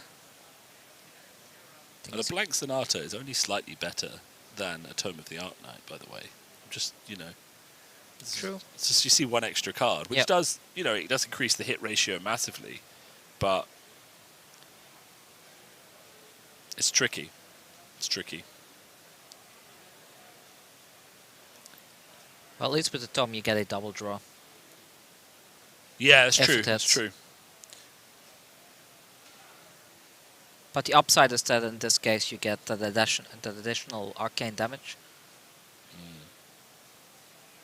Don't know how impactful 1 point of arcane is going to be at this point, but that's quite interesting to see. Whether he takes the blue Dread Triptych or the Spellblade Assault. He goes for the Spellblade after all. I think that's an indicator that he probably doesn't have Go Again. He's probably just going to play the Spellblade Assault to just get some rune shards.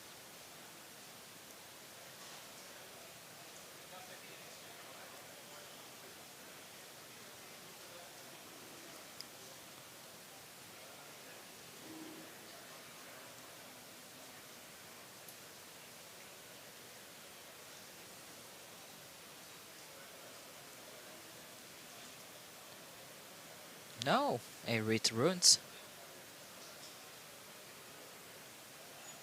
Well, this one will create 4 this time, since there was a non-attack before it.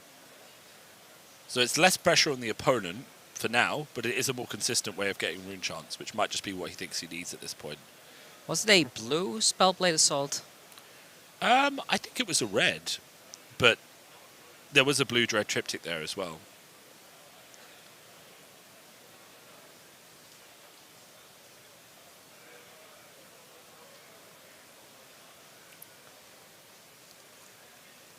Let's see, we might see some end of turn shenanigans here then.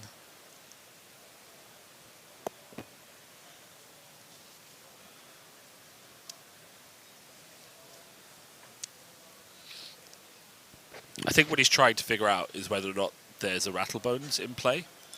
Because if that was a blue Spellblade Assault, then, and he dealt 1 point of damage from the Sonata.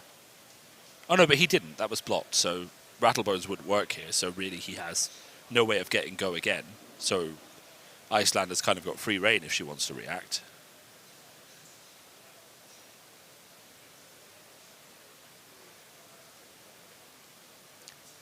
You see Kevin shaking his head. I guess he doesn't want to go for it.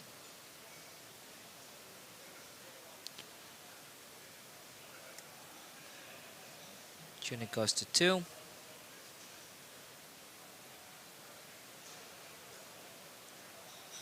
A Scour is being pitched for another fire breathing.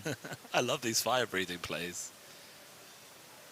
It's just like Dorinthea, isn't it? Here's a really basic attack. Yep. What are you doing about it? And if you underreact to it, you get really punished. And if you overreact to it, then anything could happen. Your opponent just says, "Okay, cool. Thanks for blocking And 3 we cards." might even see something like the Kraken being played to pull another card out of the hand. And then if that draw goes through, that can be used to push the fire breathing after that. Yeah. And at this stage, you have to overblock the fire breathing. Because you can't risk that he just pitches a blue, right? And Yep. then deals 3 damage, and then you're in the kill zone, right?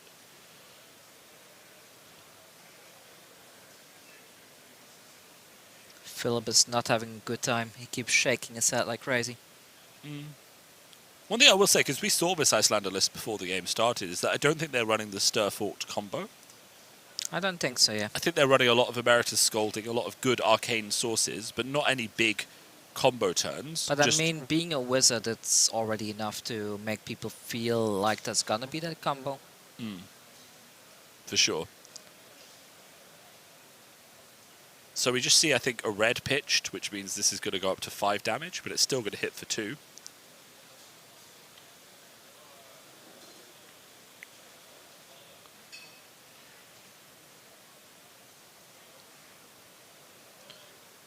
I think I saw a Channel Lake Frigid in the hand just now.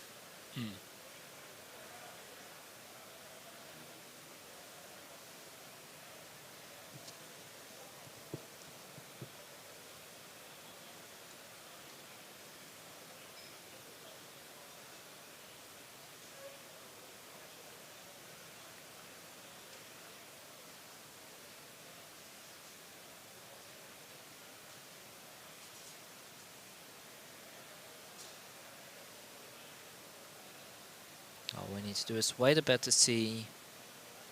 I think it's Philip's turn right now, so... It's always hard to know exactly whose turn it is at the Wizard matchup. But I think, yeah, Kevin just drew up, so I think we're well on to Philip's turn, and both of them are just seeing who does what first, you know?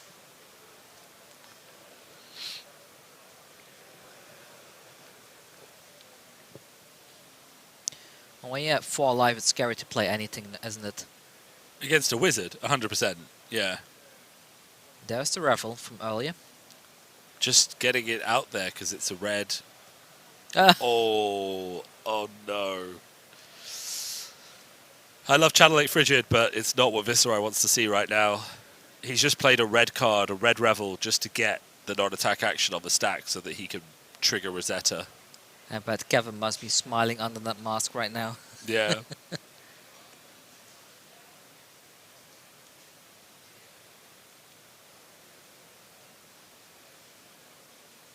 So we do have some results from the other feature match. Kano was able to take down Oldhim, much similar to the game that he played on stream. We saw Martin Hechtberger has probably OTK'd Oldhim into oblivion. So now the other side of the bracket is going to be Yuanji Li versus Martin Hechtberger, and then Christian Hogg, who is of course the German national champion, has also won his side of the bracket. So this will be Icelander again versus Viscerai, and Kano versus Viscerai on the other side. So we could actually end up with a Wizard Mirror final here, which would be very exciting. Well, Ice versus Fire, right? So have you seen that matchup? Because I've played it a few times. I think Icelander is very favoured into Kano. I haven't really seen much Wizard matchups in general, so... From me playing the game, I mean, especially the way Kevin is playing, I feel like Icelander is kind of favoured into Kano. She just has her attacks like E-Strike, and then drawing up. So she E-Strikes you for 7, you have to block with 2 cards. Then she draws up and like chucks some arcade damage at you, and you've just had to give her your entire hand to deal with both of her threats. I mean, she can play the Heart of Ice, so she can start off with that, making it difficult for Kano. She can suddenly play the channel from Arsenal. Yeah. There's a lot of just these nuances that Icelander can actually just pull ahead of Kano in. I'm kind of hoping to see that matchup, to be honest. Not that Philip shouldn't win or whatever, but it would be just a cool matchup to see in general. Yeah, we're not calling it yet. We're just talking about possibilities. Kevin must be feeling fairly confident here, but of course Viscerai has pulled things out of the bag before.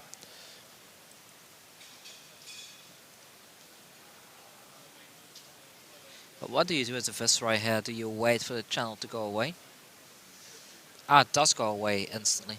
I think he had no cards left in his hand, so yeah, I think as Viscerai you're just really, really happy to see there's no ice cards being thrown in there. Well, we've already seen one of them go to the bottom early on, so it's very unlikely that there is another Channel Lake Frigid. Of course, there's still the risk of another Blizzard, I guess. We see the instant speed going out. Emeritus Scolding. And I think that's a red one, so that's going to be 6 amount is, damage, 6 7 plus damage. And then we have the Alright, GG. and there's the GG. That's that's 1 Viscerai out of the 5 gone. So how many Viscerais are gone? The other one, well, we lost 2 for sure, right? We lost 2 for sure. We still have 2 in. Yep, so Viscerai versus Kano and Viscerai versus Icelander again. Okay. So, I mean, you know, Viscerai showed up, 100 people in this tournament, and you know what? He might still not even make the finals. And we have to say, like, that's how the top 8 goes. You know, you have to play a hero good enough to get to the top 8, but you can build a deck for the top 8 rather than just for the Swiss and take down the heroes you think are going to get into the top 8 with you, like Viscerai. I mean, if you build a deck versus Viscerai and you get to the top 8, you might find yourself just fighting your way through all those Viscerais into the actual final. So which game should we watch next? Shall we watch the Kano versus Viscerai matchup? Well, I think we just watched Kano versus Icelander. Oh, sorry, Icelander versus Viscerai. So we probably should watch Kano versus Icelander. All right. Give them all a chance to show off their skills. And then if Icelander can just repeat what they just did, then we'll have another Icelander versus Viscerai mirror for the final. Well, depends, unless the Kano wins. Well, exactly. You know, anything could happen.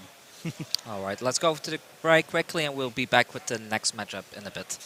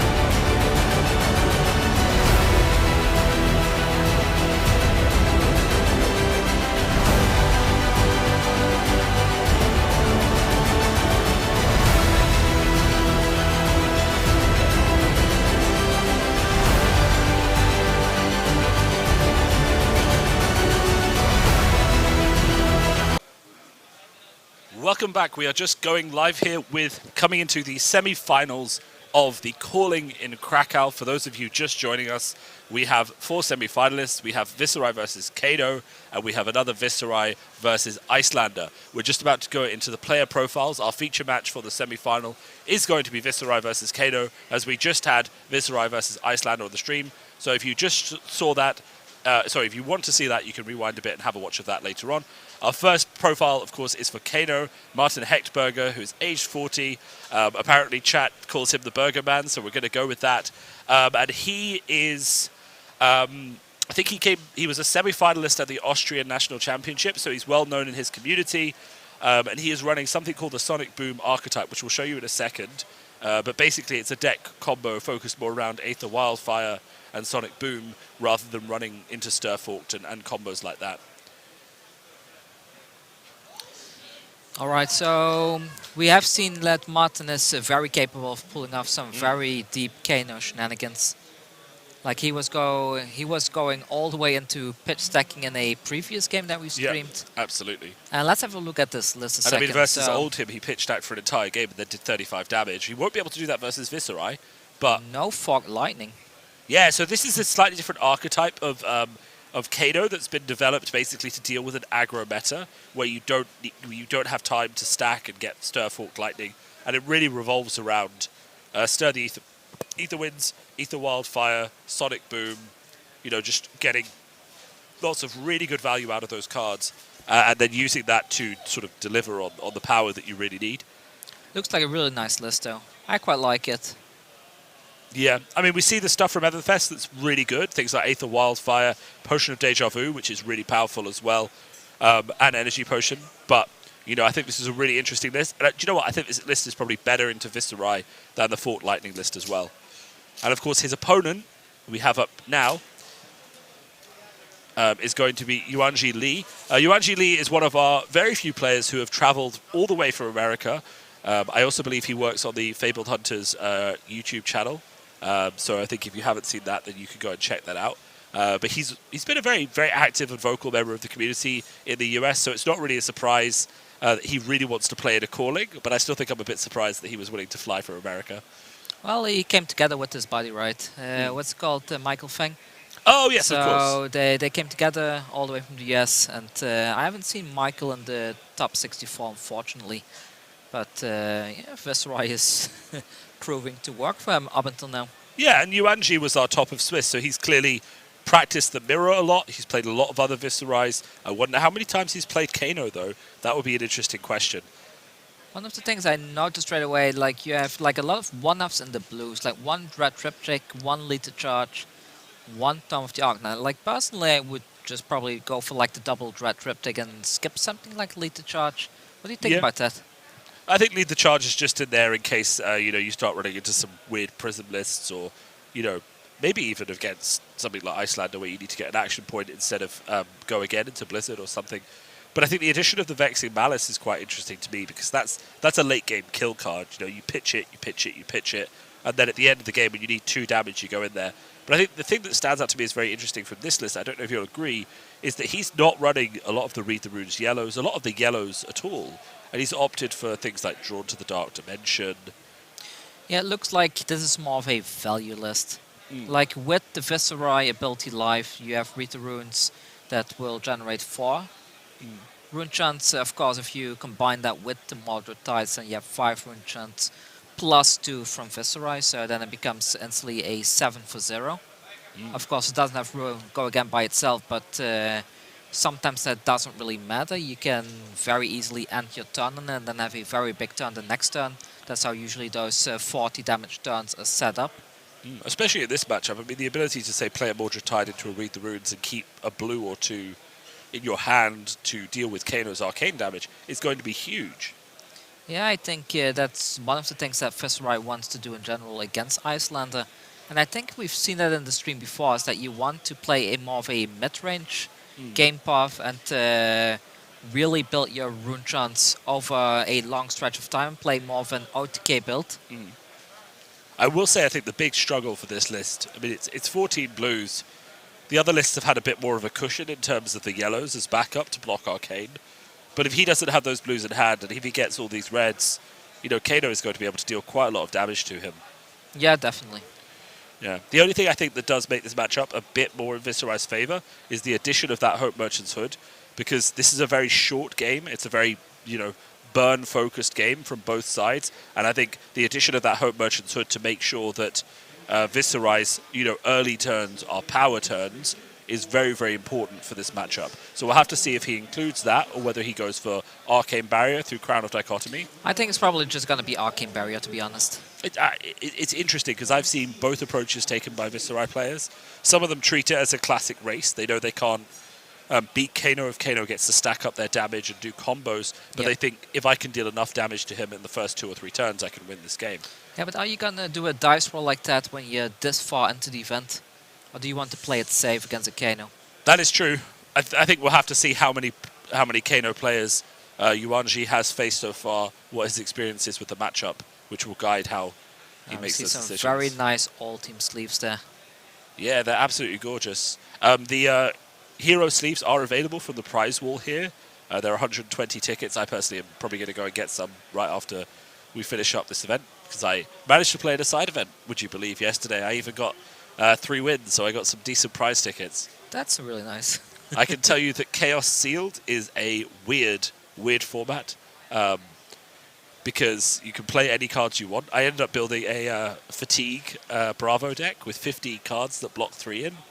All right. And then I just sat there blocking Hammer Swing. And you know, I lost to a Fatigue Katsu player that did exactly the same thing but had more zero-cost blues.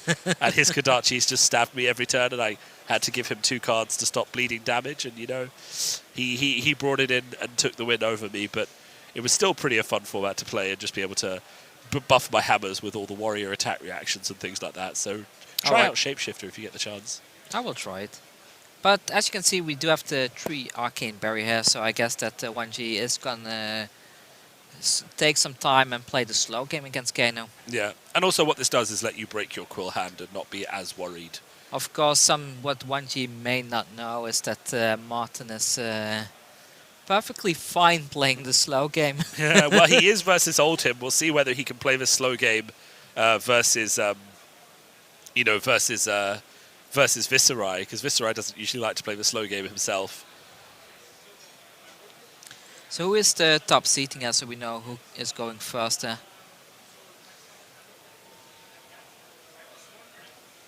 Who is the top seed? That's a good question, actually. I think Yuanji is, because he was the top of the Swiss. So he's probably going to have the decision as to whether to go first. But he does seem to have given it to Kano. I see a Chain Lightning in the hand there and a Aether Wildfire, I believe. The Chain Lightning is going to be pitched. And the Aether Wildfire is going to make it into the arsenal. So Martin is now pretty much set up for a big combo turn if he can find himself a Blazing Aether. Which he just did. No, that's a Lesson in Lava. What do you think about the choice here to go second versus Kano? I think it's probably the right decision. I think so too, because if Kano goes second, then they can do all the shenanigans at the end of your turn, draw up, do all of the shenanigans again, and then your turn rolls around and they can do it again. So it's just a death sentence. They get like almost a triple turn in one if they go second. But I think the problem with going second, though, I mean, just to counter your point, is just that question of, are you giving Kano an extra turn? Because if they go first and they manage to deal some arcane damage to you, then, you know, by the time they're passing back to your turn, they might get 4 or 5 turns in the game. There's that lead to charge that we saw earlier in the list. Just a one-of lead the charge. What? A one-of lead the charge into a Skeleta? But he has no rune chance. Okay, well, he has 2 rune chance now. That's, this is a very interesting move. Tome, okay. Viscerai.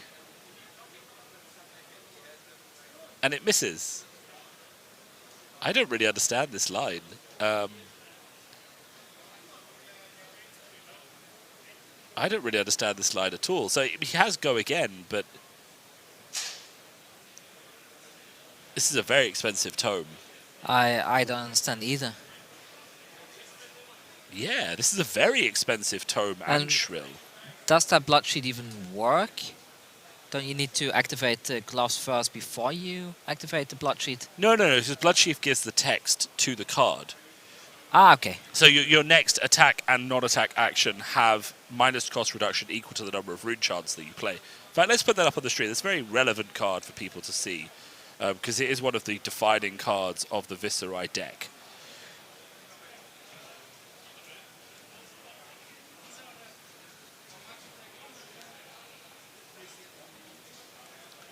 So the Shrill is still coming in for 7, and Martin decides to take it. I think Martin might have a big combo play coming up then.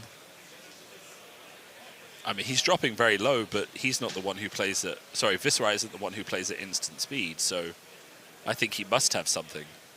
Oh, we know... Oh, there's... What is that? Is it Aether Wildfire? And I think this is... Well, he has one in the arsenal. A Sturdy Aether Winds. So Aether Wildfire into Aether Wildfire could be very, very janky. That is very resource intensive, though. Well, he's having a look. He might have it. I'm not sure how many cards 1G still has left in their hand. They are also at Arcane Barrier 2 now that the Quill Hand is gone. This is just... I'm actually, like, I know he's a very good player, so I'm assuming there's a reason he's following this logic, but I'm a little bit baffled by this line of play. It's such a heavy commitment. Maybe he just thinks that to win against Kano, you just have to go all in turn 2 with whatever you get. Maybe he was hoping that the moment that he cracked that the Kano would react. Yeah, maybe. And he could just get 7 damage and just, you know, have to deal with a Kano who's overextending. Or maybe he was just so committed to the idea that Tome of the Arc-Knight was going to hit. Somebody just mentioned that he was playing around Scour. That makes sense. But, like, the Scour could have come in even after he made the rune chants from the Quill Hand, so... It's interesting. Very interesting.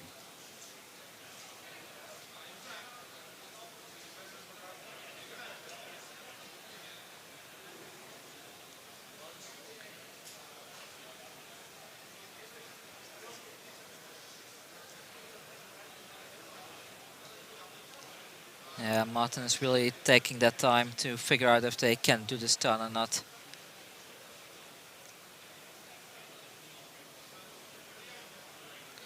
I mean, it is pretty much all or nothing here, right? Because right now Viscerai is putting lethal on the board.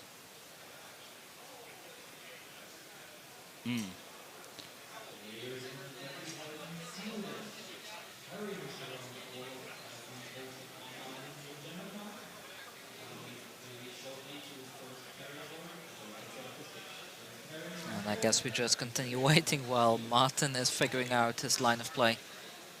I can't quite tell how many blues are in his hand from this angle. I'm guessing it's 3.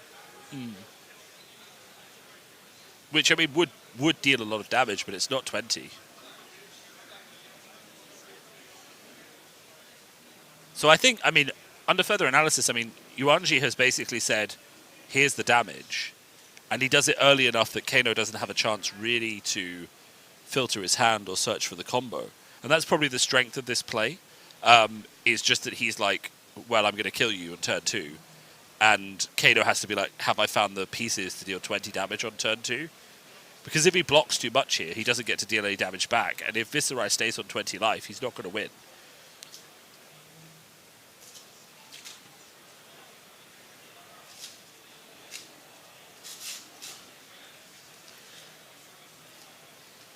Well, the thing is, like, if he blocks with just 1 card from hand, he is still alive, for sure. So if he can deal a decent chunk of damage now, then he just needs to deal like 10 more in the next turn, I guess. Interesting. So we have a judge in chat who's just broken down exactly why he took this line of play. Okay. So basically, based on the... It's a very, we'll say, niche ruling, which is why maybe we're not as familiar with it. But the way he resolved the abilities, by resolving Skeleta first, then resolving Quill Hand, Quill Hand is the only ability on the stack, which means that when Quill Hand resolves, priority returns to the turn player. Okay. So then it resolves, he gets 2 rune chants as the turn player, which means that there's no window for a Scour to come in and destroy those rune chants before he uses the first reduction on his tome. So this was really like some very Like next level play. It's a very niche ruling that you have to say, so shout out to the judges in chat who are pointing out those kind of things. But it is important then, I guess, just the way he resolved them to make sure that the rune chants weren't destroyed by something like Scour before he could play them. You know, and it is a fair comment. Like, if that tome had hit, he probably wins this game very quickly. Yep. But missing is very, very painful here as well. But we are probably going to see a Aether Wildfire play now from the Arsenal. I mean, we have to. Kano kept 3 cards. Now a Lesson in Lava. Interesting.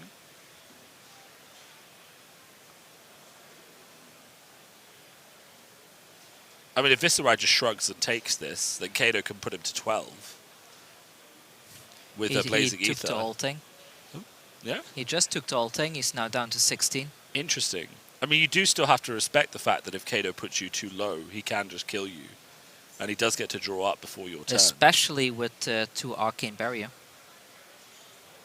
Yeah. Also, it's very fair. You don't play Wildfire on your own turn. Because remember, the buff effect that it does on the damage only affects on your opponent's turn. I see, fair enough. Because all of the Everfest cards have that little line that says, oh, it's if your opponent's turn, then it gets this. So there's no point really. But I think what we're seeing here is him just trying to do as much damage as possible. And then he's got that Wildfire to pop off with. Ooh, he gets a tome. I like it. So you could get a Blazing Aether here. You could deal 4 damage. But what that tome does by drawing you 2 cards is give you the capability of maybe even dealing a bit more damage, which would be quite nice. The other plays, like putting a second lesson on top, you don't actually really have the resources for that because you probably have a blue in hand and you have 1 resource floating. So if you put a second lesson on top... I think there's a Chain Lightning in hand. Yeah. So if he doesn't have a blue in hand, then he can't even do that play. But if he... it's not Chain Lightning. Even if he had a blue in hand, he couldn't play the second lesson because then he wouldn't be able to pitch it. Yeah.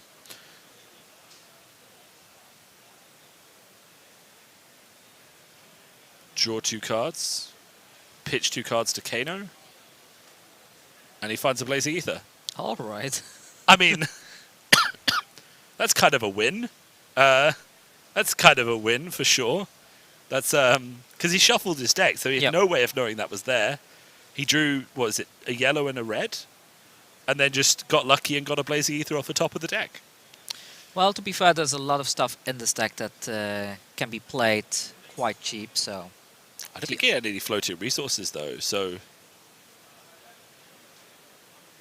Oh, he's just correctly making sure all of his cards are the right way around. It is very important, and we have seen some things, is that if you pitch your cards, they all have to be facing the same way. We have had players disqualified at certain pro quests for pitching their cards upside down and essentially,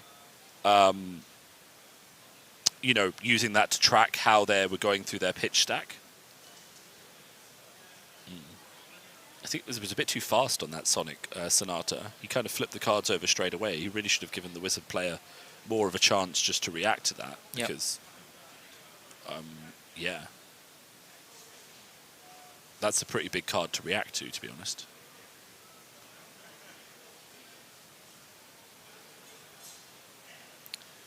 So meet and greet.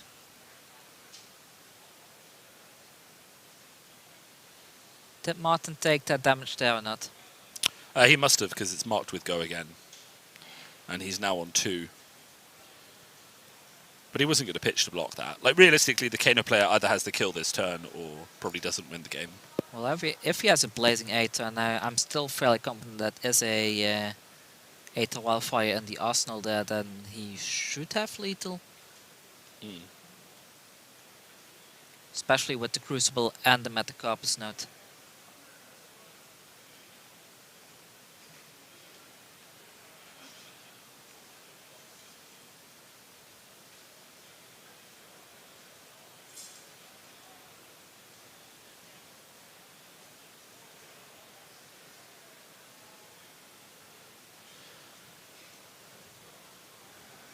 I mean, we're just as stunned as the chat is, just trying to work out, wait to see what this Wizard player is going to do. There's lots of calculations going on in the background. Yeah, it's quite hard to narrate as well when there's nothing going on. Like, the Wizard player is thinking. Yeah, so I mean... He's still thinking. To give the sort of bit of a background here, maybe just to give people a bit more context of what is actually going on. So, in his arsenal, Martin has a card called Aether Wildfire, which comes in for 4 damage. We think it's there. Yeah, we think it's there. And for every damage that card does, every other spell you do this turn gets that damage added to it. So he can play that at instant speed with the Wizard Legendary, the Stormstriders, and then use the buffs from cards like Crucible of Aetherweave and Metacarpus Nodes to essentially give 16 damage. And then if he has sorry, not 16 damage, 6 damage. Viscerai can only block 2 of it, which means there'll be 4 damage attached to every other spell that Kano plays for the rest of a turn. And all he really has to do is, 2 or 3 more spells, and he wins the game. Yep. And all you really need is something like a snapback or something else to just bump up that damage so much that that Viscerai can't stop it. The thing is, he doesn't know what's on top of the deck, so... Exactly. And also, it's very difficult in this situation because if he screws up, he loses. Because he's being attacked for lethal damage here with Go Again. So even if he blocks this attack, he still, loses. And this Kano here could be what decides the game. Yep. Because if he sees something good, then he can go for it and he can win. And he finds a Scour. That's not really what you want to see in this situation.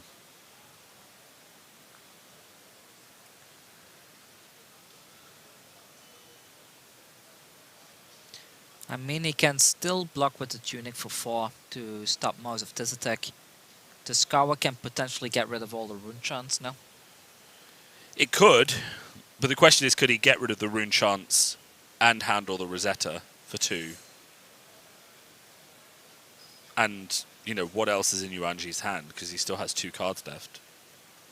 If he has another meet and greet or something like that. Yep.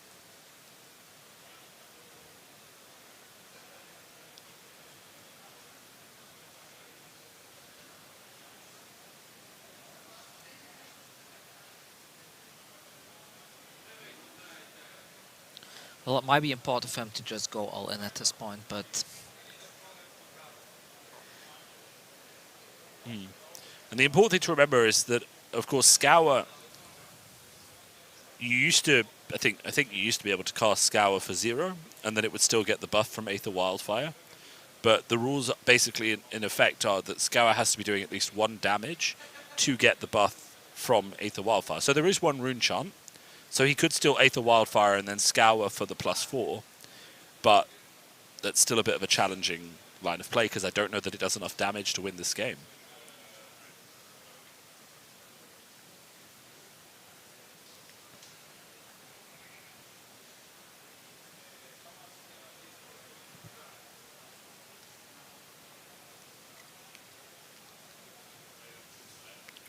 I'm very curious to see if he will go all in or not. Remember, there is no time limit on this game, so Kano can take a bit of time to think. But as his opponent, you must be sitting there, just getting a little bit worried because he's been thinking for a while. We do see the go. Aether Wildfire. But we don't see the Crucible usage here. It's just a straight 4.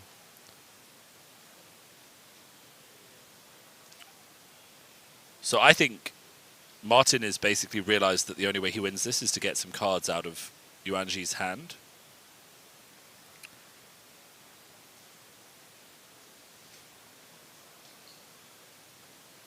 But I don't know that this gets any cards out of his hand.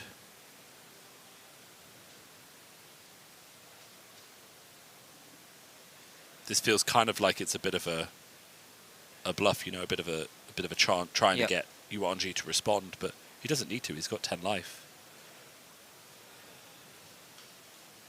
I mean, just like he needs to block this meet and greet after this, right? Yeah, and he can do that, but all Yuanji has to do is just Rosetta him for 2 damage and he wins. I think that's the line. I think if he hadn't flipped Scour, if he'd flipped anything, you know, slightly better, maybe he might have been able to get a win. But I don't see how he deals enough damage. I think that Wenji may be worried about like another blue pitch into a Blazing Aether. Yeah, but he must know that Martin has no idea what's on the top of his deck.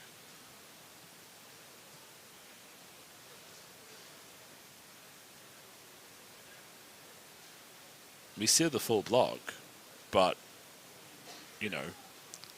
And there's the game, I guess.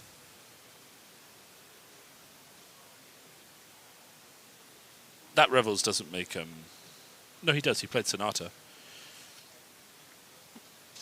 Yeah, so that was very, very different for very, very difficult, I'll say, for Martin. He had some parts of the combo, and he was just trying to draw enough pieces to put together the damage, and he almost got there. Yeah, like it's hard to see because his opponent finished on 7 life, but it's important to understand that he did almost get there. You know, if he had flipped something else off the top except for that Scour, he might have actually been able to win that game. Yeah, but it's a very difficult choice to make. Like he knew at the Aether Wildfire in the arsenal, so all he needed was like 1 good card in order to push the damage through. Absolutely. Maybe, like I don't know, did he run Emeritus Scalding? I'm not sure. But I don't think he does, no. But we could have seen something like a Voltic Volt or something like that pushing through the damage earlier. I think the problem with that game was that he left his Viscerai opponent on 20 life for way too long. Yeah. And then he also used his talisman. He used his headpiece, his talisman, to opt 2 before he used Lessons in Lava. So he kind of got rid of his deck visibility and then shuffled his deck, and it was like he didn't really gain anything from that. So those are sort of like 2 crucial things. Is that he left his opponent on too much life for too long, so he couldn't find a window to chip away, and then gave up his visibility. Yeah. Oh well, we got Wenji going to the next round. Yep. And I'm kind of curious what's happening in the other game. Like I don't think I've just been looking on the updates, and I don't think we have an update yet in terms of a winner. Unfortunately, I would love to be able to say to you guys the winner of the game and give you an update on what our final's going to be. But I think we're going to have to come back to that once we have a result from the other game. I mean, either way, it's either going to be a Viscerai mirror or another Icelander game for Kevin, who has already beat quite a few Viscerais with that Icelander deck today. So if he's going into Viscerai in the final, and we have Viscerai versus Icelander, well, you know, his deck is ready if for Kevin that. wins now, then he beaten the Dutch national champion. And if he wins again now, then he has also beaten the German national champion. And Christian has unfortunately won. I say unfortunately, Christian has in fact won, which is great for Christian. But for those of us who are rooting for Icelander, that is unfortunately a shame. So it is in fact going to be a Viscerai mirror for the final, and Viscerai will be winning this calling. But of course, which Viscerai is a pretty big question, because I suspect their decks are quite different. All right, well, we will move into that game next then. It's going to take a little while to set it up, I suppose. So stay tuned for that. I guess it will maybe 50 minutes or something before we get that. Maybe we can have a quick interview with one of the players if we get the chance. Yeah, that would be great.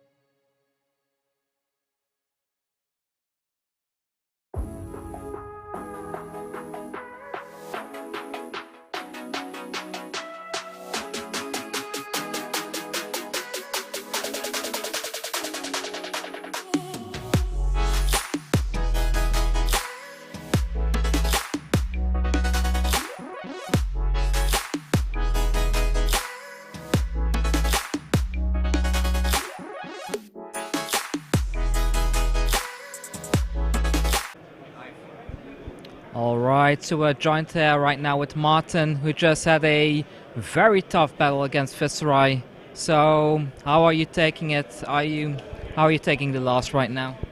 It's fine. I mean, I started out 0-2 yesterday, so I'm happy I even made top 8 now.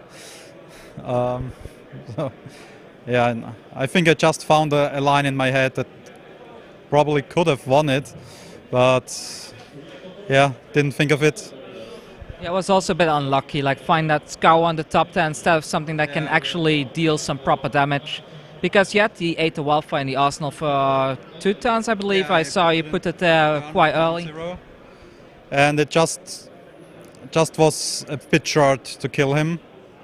But I think if I didn't in the turn before, I played the Blazing Eater for 4 damage. If I would have kept it on top, and then I could have played in my turn 8 to Wildfire for 5, he takes 3. Snapback for 6. He would have to take another 4, so I've dealt 7 damage. And then I could play the Wildfire from top for 10, where he had to take 8. I think that would have killed him if I did it that way. Well, he was down to 2 Arcane already, so... Yeah, exactly. But I didn't think about it that turn, I just wanted to deal as much damage and then just find a way. No, actually that doesn't work either, because I would have drawn the Blazing and then I had the red in hand. No, so forget it. Yeah, it's tough, like, especially with all... Just didn't find it.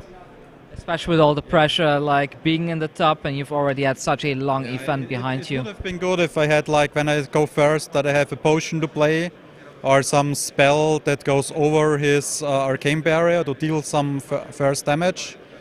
But I didn't have anything, and that thing from Kano on top was just the blue, so I couldn't deal any damage first turn unless I play the 8 of Wildfire, which I definitely don't want to do. So just, yeah, it's the best matchup for, also it's the worst matchup for Viscerai, but it still can be very tough. Like now, of the 4 losses I had, 3 were Viscerai, 1 I punted, the other 2 are just whatever, yeah. That was still what we saw, some really good gameplay in one of the previous games where you pitch stacked your way to victory.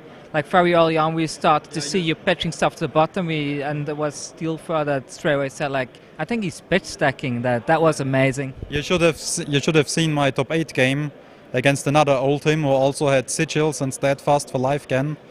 And I had to pitch stack way more, and then still repair. When I was in the kill turn, I still had to repair the pitch stack with opt cards and the Potion of Deja Vu to get Eye of Ophidia back on top and draw it back with a tome to opt more, so that I get both the resources and the damage I need, and then I think I dealt like 40 damage or so, something to him. But still, making it the top 4, it's really good. Yeah. Like, I think you've shown yourself you're one of the best Kano players out there. So congratulations for that at least. Thank you. And yeah, Kano is one of my favorite heroes, so it's also good. Yeah, I think we've even played against each other a few times online, in online events. Yeah, we played once, I remember that, yeah. I think I was still on Dash then, my all-time favorite hero probably. Any plans to go back to Dash, or are you gonna stick with Kano? I will mostly stick with Kano, but I think I will try a bit more Dash as well. All right. So, like I decided, lately I switched a lot of decks around, playing a different deck in every tournament, and without extensive testing time, that just doesn't work out in the end. So if you don't have too much time to put into testing every different decks, it's good to play something different now and then, but it's much better to stick with one deck, learn it. So I now will just pick one deck for the season, or maybe 2, and just stick to those. And yeah, I agree with that. Well, when I started playing Classic Constructed for the Road to National, I just picked Saber Bolton, and I played Saber Bolton through the whole Road to National season, and did pretty well, making 1 second place to first place in 3 Road to National. So yeah, I was about to say, I've seen your name pop up quite a bit during the Road to National season. Yeah, that was pretty good. Pretty good run. So is there anything you would like to say to the local community? I know there were a lot of fans in the chat and online calling you Burger Man. Yeah, I'm not sure where that comes from.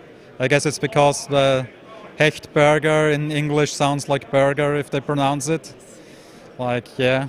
I mean, I like to eat a good burger, so it's not a problem to be the Burger Man. Oh, well. Well, thank you for joining us here. I hope you had a lot of fun. Sorry you didn't win this matchup, but well, Viscerai is the deck to beat right now. It is, yeah. That's why I played Kano, because I don't want to play the best deck and play mirrors all the time. So I picked a deck I think that's best against Viscerai and stick with it. Yeah, and all right. Well, thank you, and have fun with maybe the side events and. Maybe I think I'm going to take a break now. All right. Eat something, drink something. All right. Well, take care. Thank you.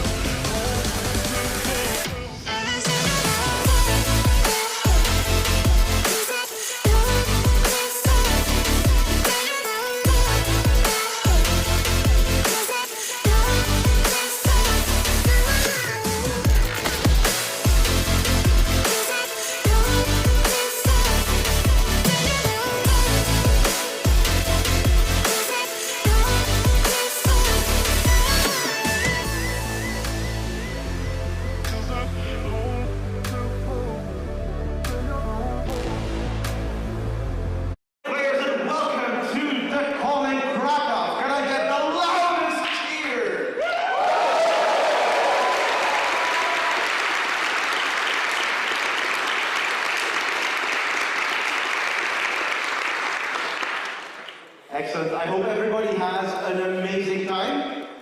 On behalf of LSS Tournament Center, I wish you the best of luck. I'm going to now hand you over to your head judge, Steven, who will tell you more about this tournament.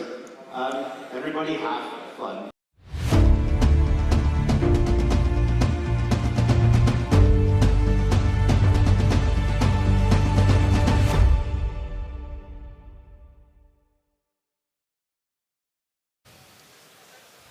All right, and we're back yet again. And now we're going to go into the finals, but before we do that, we get to have a quick look on the profiles of both of the players that are currently in the finals, as well as their deck list. The finalists are currently having a little bit of a look through each other's decks so that they can properly prepare themselves for the matchup that's ahead. Of course, we do have a Viscerai mirror this time around, so Viscerai, no matter how or no matter what, is going to be winning this event since there is no timer on the last round, so the possibility of a draw isn't really there either. So on the one hand we have Christian Haug, who is the German national champion, 38 years old, playing Viscerai, and archetype is Blitz. Draft strategy is not really determined here.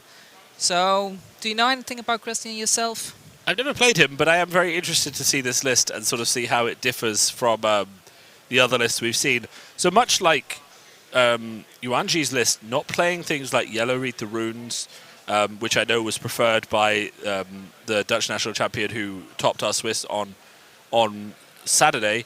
You know, but their blues even look very, very different. We see multiple Dread Triptychs, we see Arknight Shard in there for a bit more of a rune chant generation. We see Oath of the Arknight. So these decks are actually, you know, at least on the blue side, significantly different. On the reds, they're much, much more similar. Yeah, I think for the reds, there's only a very small pool of cards that are worth playing in the Viscerai deck, the ones that are high value. We do consistently see that Shrill of Skull form in pretty much every single deck. But Yuanji, I think, has opted for 2 of them, whereas there's only 1 in here, which might just be a reflection of how much it costs, because it's still quite an expensive card to play. I see Rune Flash ×2, Spellblade Assault ×2 as well. Spellblade Strike is in among here as well? I don't think so. Well, we do have the blue one, a single copy right there, which is quite nice to see in general. And yeah, let's have a look at Yuanji's list one more time. Here is Yuanji's profile yet again. Yuanji Lee, 31 years old, playing Viscerai, coming here all the way from the US, which is quite an undertaking, and then making it all the way into the finals. So yeah, I mean, when you pay that much for a ticket, you kind of have to win the event to get the money back, right? I mean, is it 7,000 US for the prize? And I mean, if you do that, then your plane ticket's definitely covered. But of course, here we see Moravian Skies on the yellow. All of them are playing 6 of those. We see the extra Shrill of Skull form. We see the addition of Drawn to the Dark Dimension. Of course, if you can give that go again with Moravian Skies, then the card draw proves to be very, very valuable. And then we see these blues just being very, very different. We see Tomes, we see a Vexing Malice, we see Lead the Charge, and only 1 Dread Triptych. So it's going to be very, very interesting. These lists are very similar, but they do have several subtle differences that I think might decide this matchup. Yeah, I think Christian plays 5 Moravian, actually. I think he only has 1 copy of the Moravian Skies red. The other thing, of course, to consider in this, and I think it is going to be quite relevant, is that I think who goes first is actually quite important in this matchup.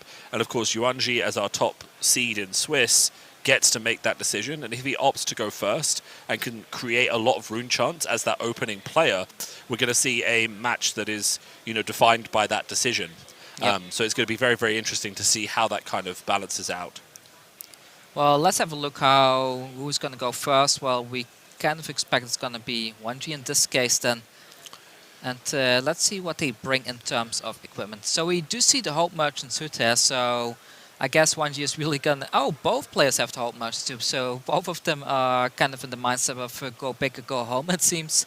I think it might be one of the fastest finals for Blitz in pretty much any event. Yeah, I think you absolutely cannot afford a whiff turn, let's say, on...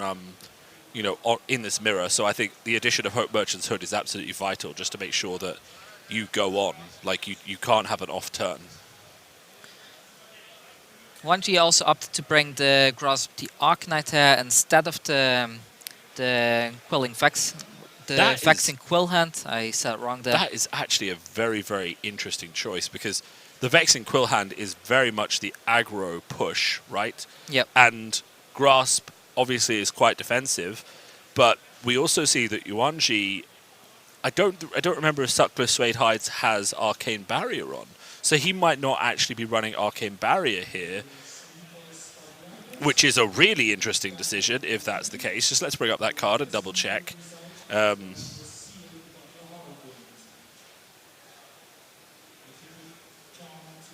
Yeah, it does not. So, you know, he's not giving himself any way to block Rune Chants, which well, is he a can brave give go choice. again to that Shrill of Skull form, which is quite nice if it comes up. Yeah, he guarantees it, but I think the lack of Arcane Barrier is a very interesting choice here. There we go, so we get a double Rune Chant generation there from the Spellblade Assault. Coming in for 4 damage. 1G, of course, going first as expected. And I will say, I mean, Yuanji must have played multiple Viscerai mirrors to get to this point in the tournament, so he must have a defined strategy for this. And he must have a planner, because we didn't see 1G creating a Rune Chant with the Arc Knight either. Yeah. Which would have been a good play, I would assume. So that must be a follow-up play here as well. I mean, depending on the block, I think you might actually use Sutcliffe Suede Hides, right? No, he doesn't. He keeps Interesting. one card in hand. You got a full card block. You could have actually just popped the Suede Hides and just got in with a huge attack, right? I would say so, but... And I don't think this is actually the best turn for Yuanji. I think only generating 2 Rune Chants is not the start you want in a game like this. But then in that context, why didn't he trigger Grasp with the Arc Knight? Yeah, that's what I'm wondering as well. Like, there must have been one card in his hand that he really wanted to keep for the next turn, no matter what. Otherwise, going for that Grasp seems like the go-to choice in general. But Unless he just thinks, oh, it just gets blocked because it's turn 0. You know, could be. If the only Rune Chant generation he has is that Spellblade Assault, then really he's only going to end the turn with 2 Rune Chants anyway. Let's have a look. So Christian is giving it a dart and going straight for the Hold Merchant's Hood. Christian is now putting his full hand back into his deck yet again. He already had that full block just now, so he had a fresh hand once. This is pretty much his third hand, full hand of the game. Which makes the consistency and the odds of him having the combo to pull a significant amount of damage even greater. Yep. The only thing really affecting it is the fact that, of course, his previous hands have now been shuffled into the deck, so he could redraw any of the cards that he hasn't played. Yep. Well, except the ones that he blocked with, so those are gone at least. I couldn't really see what he blocked with. We, of course, see that blue Marvian Skies on top there. We know he blocked with that for sure. But let's see. So, can we catch a glimpse of what's going on in that hand? I think I saw a Become the Arc Knight. I think I see a Read the Runes. But I can't really tell what the last 2 cards are there.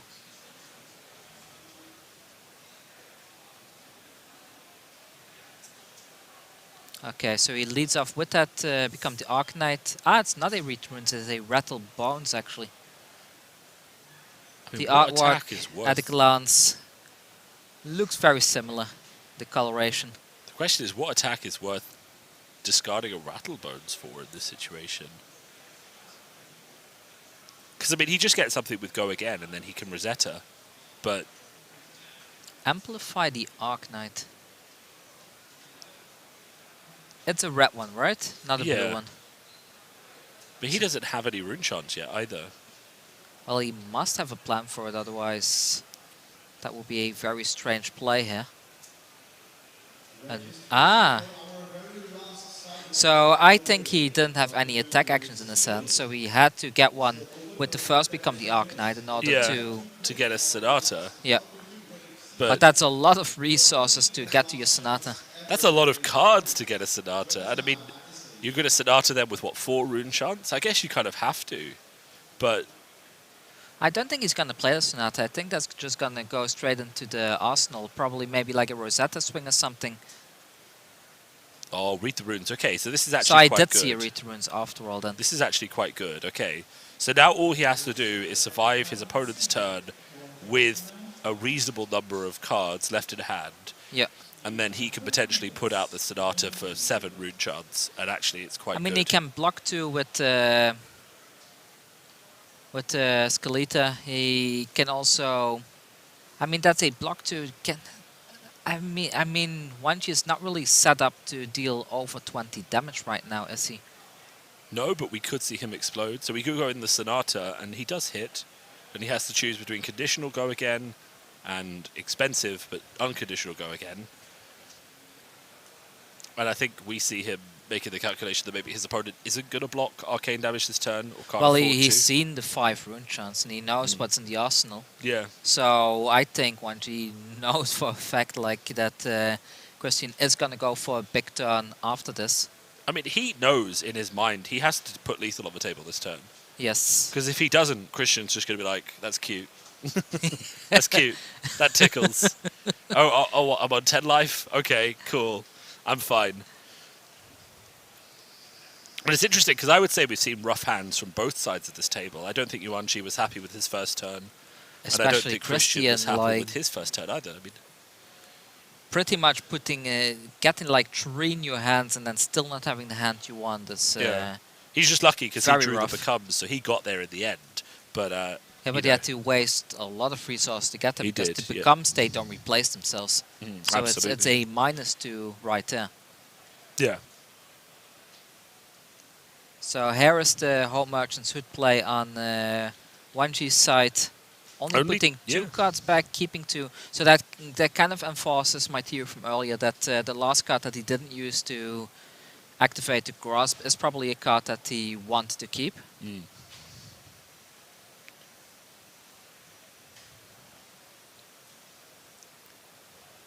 Alright, there we go. So a draw 2 coming up there. Can we see what's going on in that hand? I think I see a meet and greet at the front there, if I'm not mistaken. I think a lot depends now on whether or not that one arcane from Sonata was taken, and I think it was, which is going to enable quite That's a bit not a of meet and greet, damage. that's actually a become the arc number, it looks.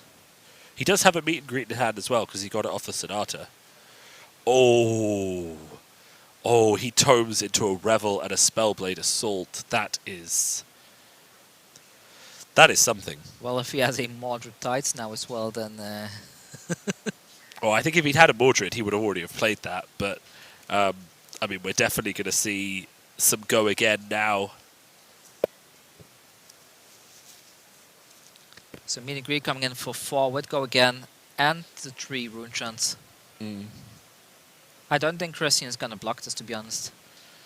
This is the thing, if he wants his go turn, he has to keep all of those cards. But I think with the addition of that Revel, lethal becomes very possible. Yeah. So how much that Revel is pretty much like 5 extra damage. It's here, going to right? be 5 extra. So we've got So 7 on the 7 here, table. 5 from the Revel.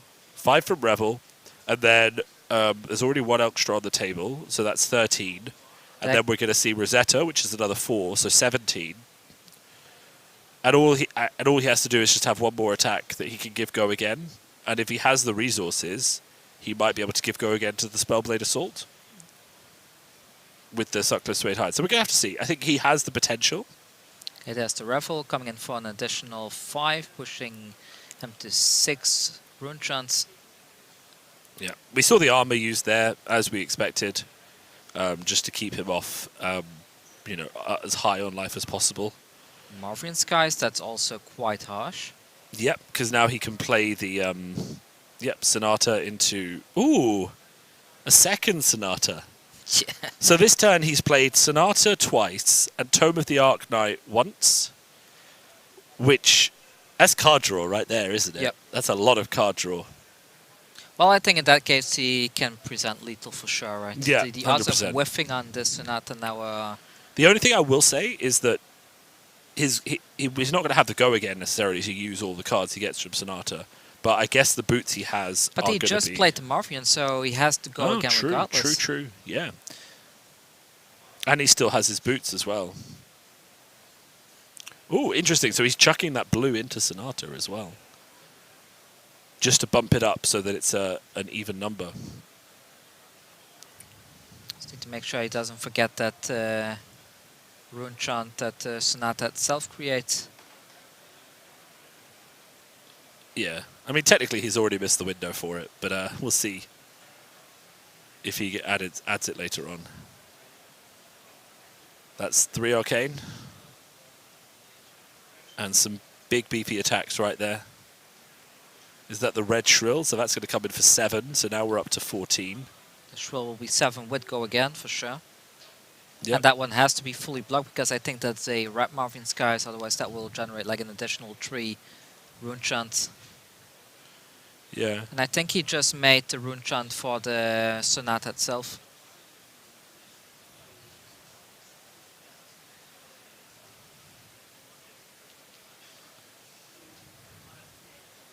Okay, so that's all gone. Those cards go into the hand. Dread Triptych is now coming down with Go Again. Doesn't Dread Triptych have Go Again from itself? No. Dread Triptych doesn't have Go Again. But it does get Go Again from the Moravian Skies, so it's very happy.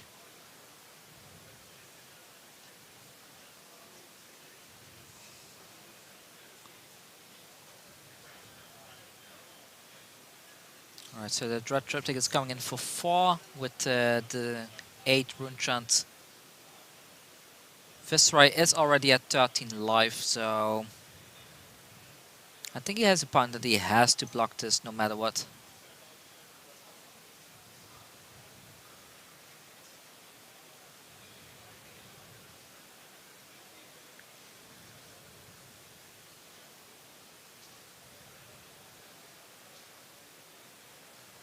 Christian takes the full rune chant damage there and double blocks the Dread Triptych itself.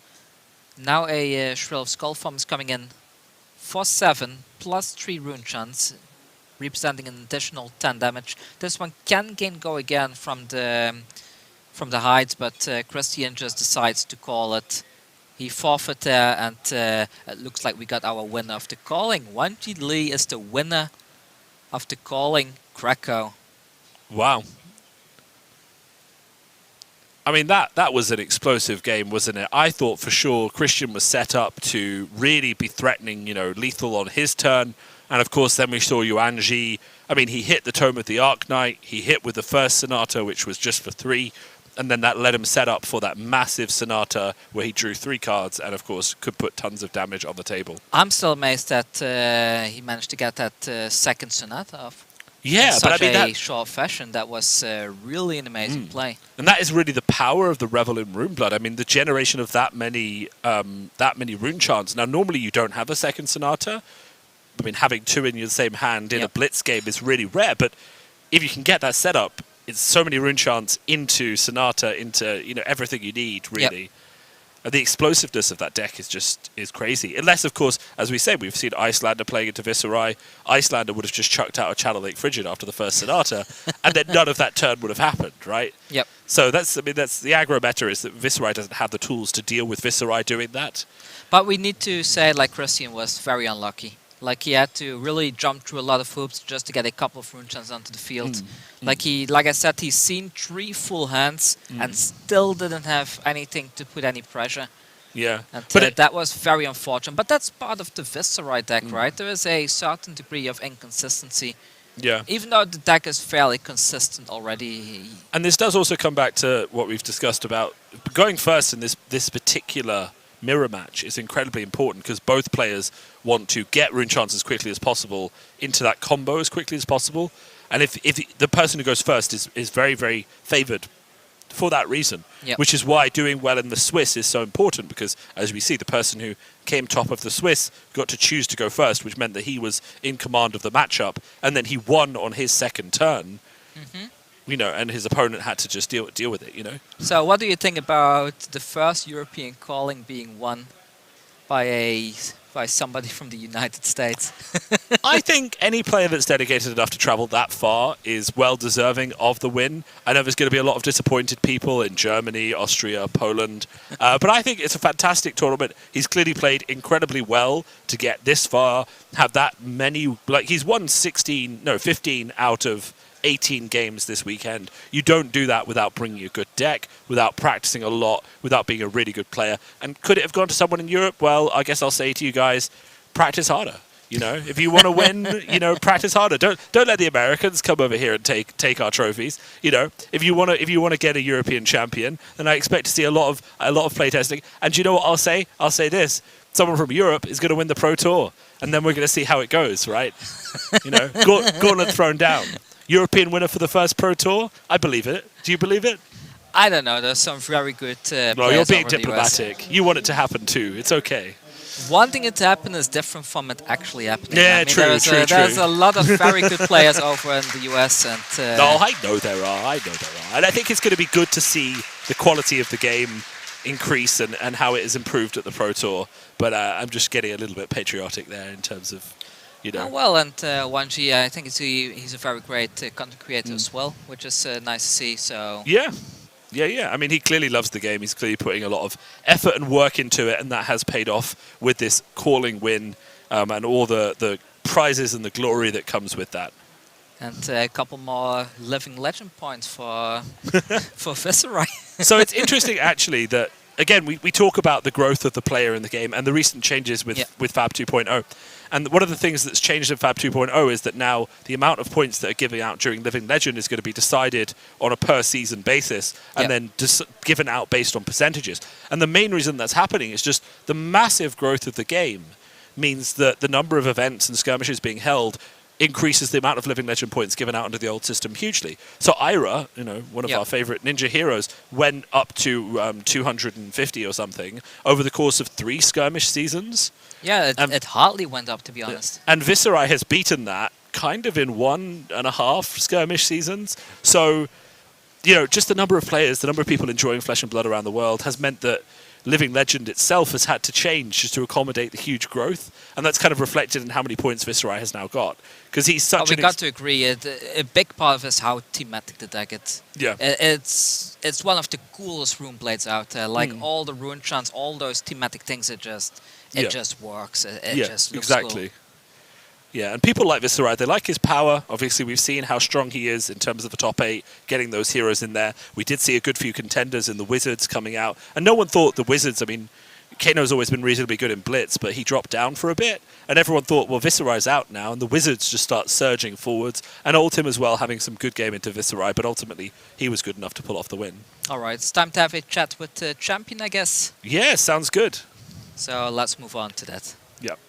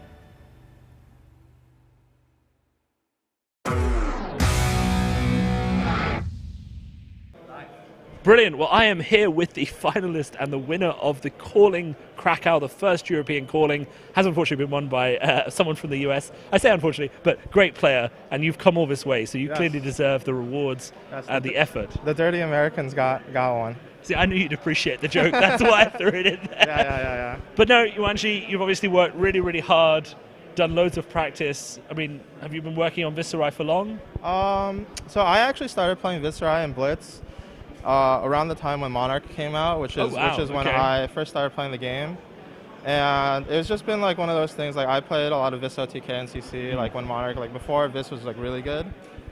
Actually during like the skirmish season, I wasn't working on Viscerai that much. I was playing like Kano and like all these other like decks, but I think what helped me prepare was just like playing a lot of different decks, and that way you kind of figure out like what everybody's trying to do.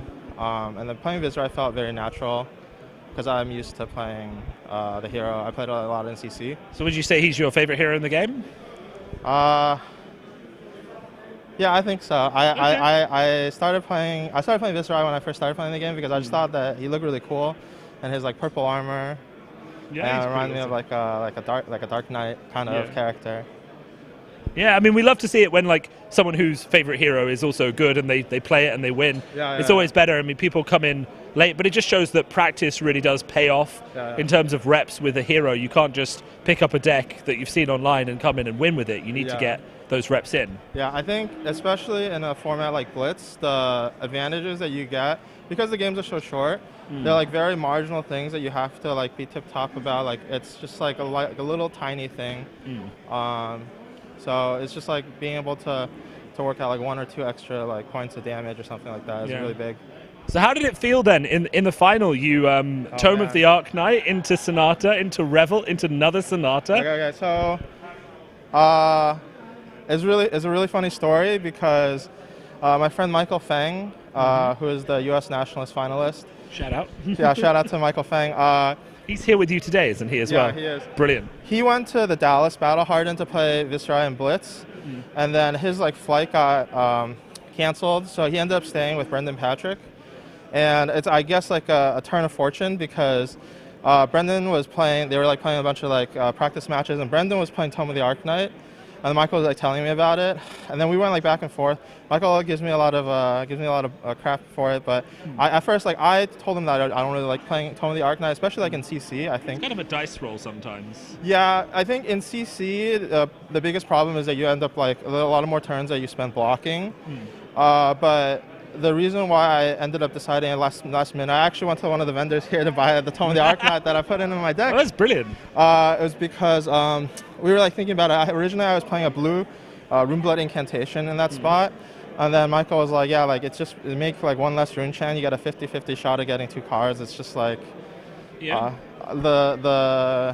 wasn't giving up that much, and then in the end, I agreed. So I guess shout out to Michael and Brendan Patrick for the tech. But that is good. I mean, practicing with good players also helps get you there. Yeah, definitely. And I mean, just moving, so obviously you had the Swiss, you played a lot of games today and over the weekend, and they've all gone very well. What would you say is the hardest meta pairing you've seen? So all the heroes are hard for different reasons. Like Viscerai Mirrors can be kind of hard because a lot of it is kind of like luck dependent, and then you have to like look for like really like it's like what equipment you bring give you like, I'm telling you, like the smallest like incremental edges. I lost today to Icelander. That's like another hero that originally I was like talking with Michael about. I was thinking about playing today. I think she has a really strong matchup into Vis. We've definitely seen that in the top 8 as well with that one game, but she couldn't pin it out the second pairing. Yeah. So I think Icelander is hard. I think Kano can be hard. I got pretty lucky against my Kano opponent. He just like got a hand of a bunch of reds. Yeah, because we were seeing his hand from the distance, and it was like, well, he's got the Ether Wildfire, but he had nothing else to pour the gas on. Yeah, so like my strat for that matchup is like the first turn I Arcane Barrier, and then I just don't want to Arcane Barrier any of the other turns. Yeah, because you just turned around and presented lethal, and then he had to go with whatever he had. Yeah, exactly. So I think those two are both like kind of hard matchups based off of like how like the how the matches like present themselves. But I think Viscerai, we found that it's like pretty good into almost everything. It's if you play it right. You can have like at least like 50-50s against everyone. Yeah. And how has the calling been, just aside from that? I mean, you've obviously been to a lot of these events. Have you been enjoying it? Has there been a lot of other fun stuff going on around it? So I was talking to one of the players that I played on day one, and I said that this calling actually reminds me a lot of kind of the same energy that calling Las Vegas had, where it's kind of like the first calling in like the area. It's like a lot of people coming. Most people are here for like a really good time. They just want to like come out and enjoy Flesh and Blood in like in a group setting.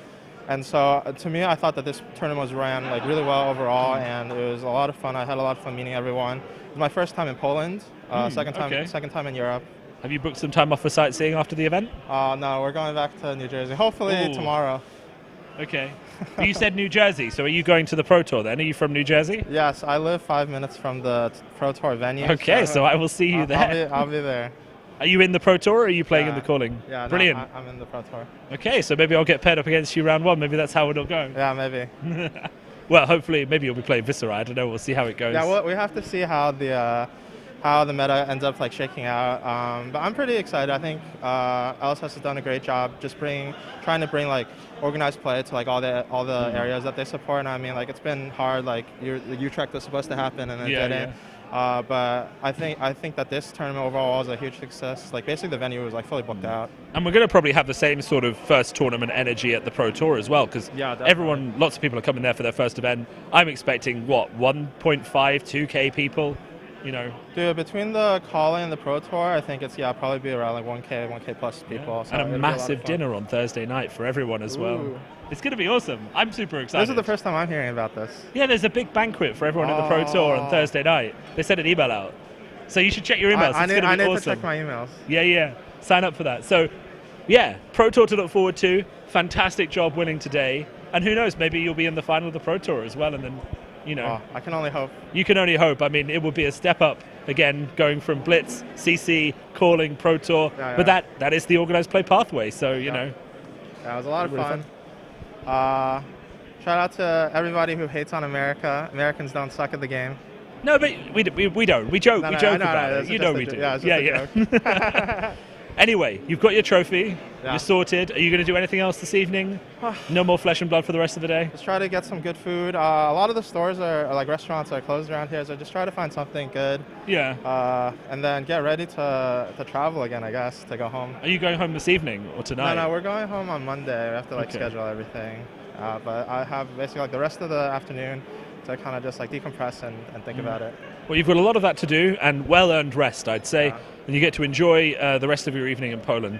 So congratulations again, and I mean, take that trophy, put it on your wall. It's going to look fantastic. It's well-deserved. Thank you. Thank you very much. All right, thanks everyone. So the calling is now wrapped up. That is the finals done with our champion here. We're just checking into whether or not we'll do some of the other side events, so stay tuned for that. We'll give you an answer on that shortly. But thanks everyone for watching, and hopefully we'll see you again at another calling soon.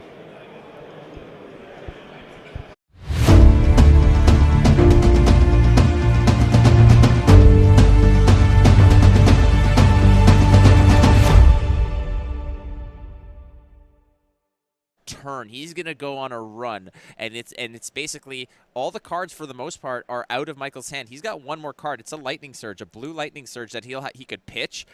Excuse me, perhaps for a seeds if necessary. Maybe use some of that floating resource if he does manage to find a staunch response. He could use it then. But I think Cody Williams is just thinking right now that he's got a green light to go ham. And I've got to wonder if Michael Hamilton ends up losing the game from here. I know that, games are different every time you play, but I wonder if he's going to think back on the shield choice that he's got here. We've seen Bastion of Eisenloft in this game. We have not seen it come out to block just yet, and I wonder how much damage a Ram's Head would have blocked through the span of this game, but I understand kind of where he's coming from. He's like, I'm blocking more of the cards from my hand in this game, so I don't have as many resources available to me. That's a very good point, because I believe this is the third instance of starting a combat chain. So that could have been the third instance of Ram's Head that blocks not for 1, not for 2, but blocks for 3. That Ram's Head in just this turn would have soaked 6 damage. So that's 1 blue from your hand to gain 6 in this game. That might be enough to win you a game, but not to be deterred, there's still a card in hand. There's a card in Arsenal. We've still got Crown of Seeds available to us. We've still got Crater Fist. We've still got that Bastion of Eisenloft. There's still a lot to go on for Michael Hamilton here, but this next attack is going to be really, really big. We've got another Howl from Beyond here. We've still got this active Art of War that has just been putting in so much work. This is what we were talking about earlier. The Art of War, I think one of the most impactful, if not the most impactful card in this matchup because of the turns like this. You talked about the Shackle turns of 5, 6, 7, and 8. These are the ones that are going to get the games over with. You combine it with this Art of War pumping everything.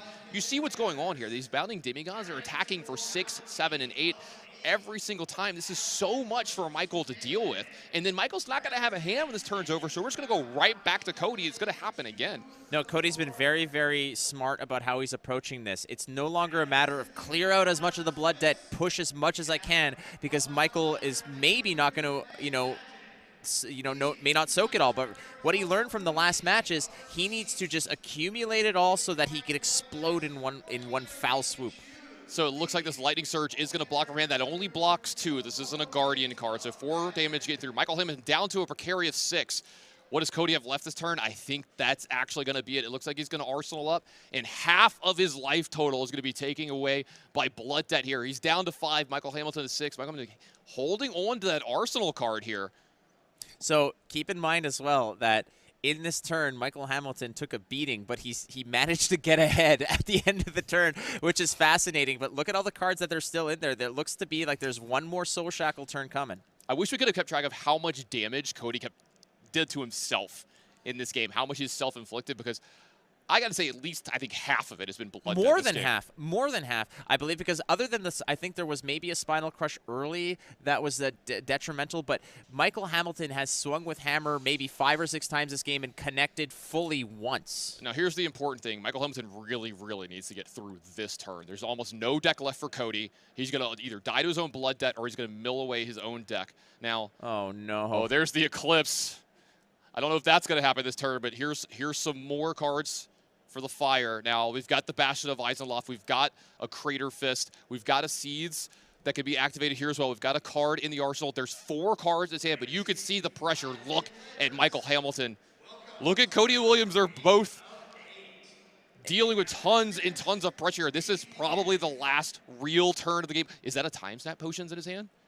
It's possible. I mean, that can give you a little bit of extra juice. Time Snap Potion was pitched a lot earlier in the game. We do know that he's running 2 in the list. Right now, Michael Hamilton basically built a parachute out of duct tape, and he's hoping that he can land safely. That's what he's hoping for here. It is just a scary situation because he knows what's coming down the pipe. He sees that the ground is coming at him at a really high pace. Now, the really important stuff here I want to talk about, look what's in the Spanish zone. We've got a Howl from Beyond. I think that's 2 Invert Existence. Is that 2 Howl from Beyond actually? So we got 2 and 2 of each one of those.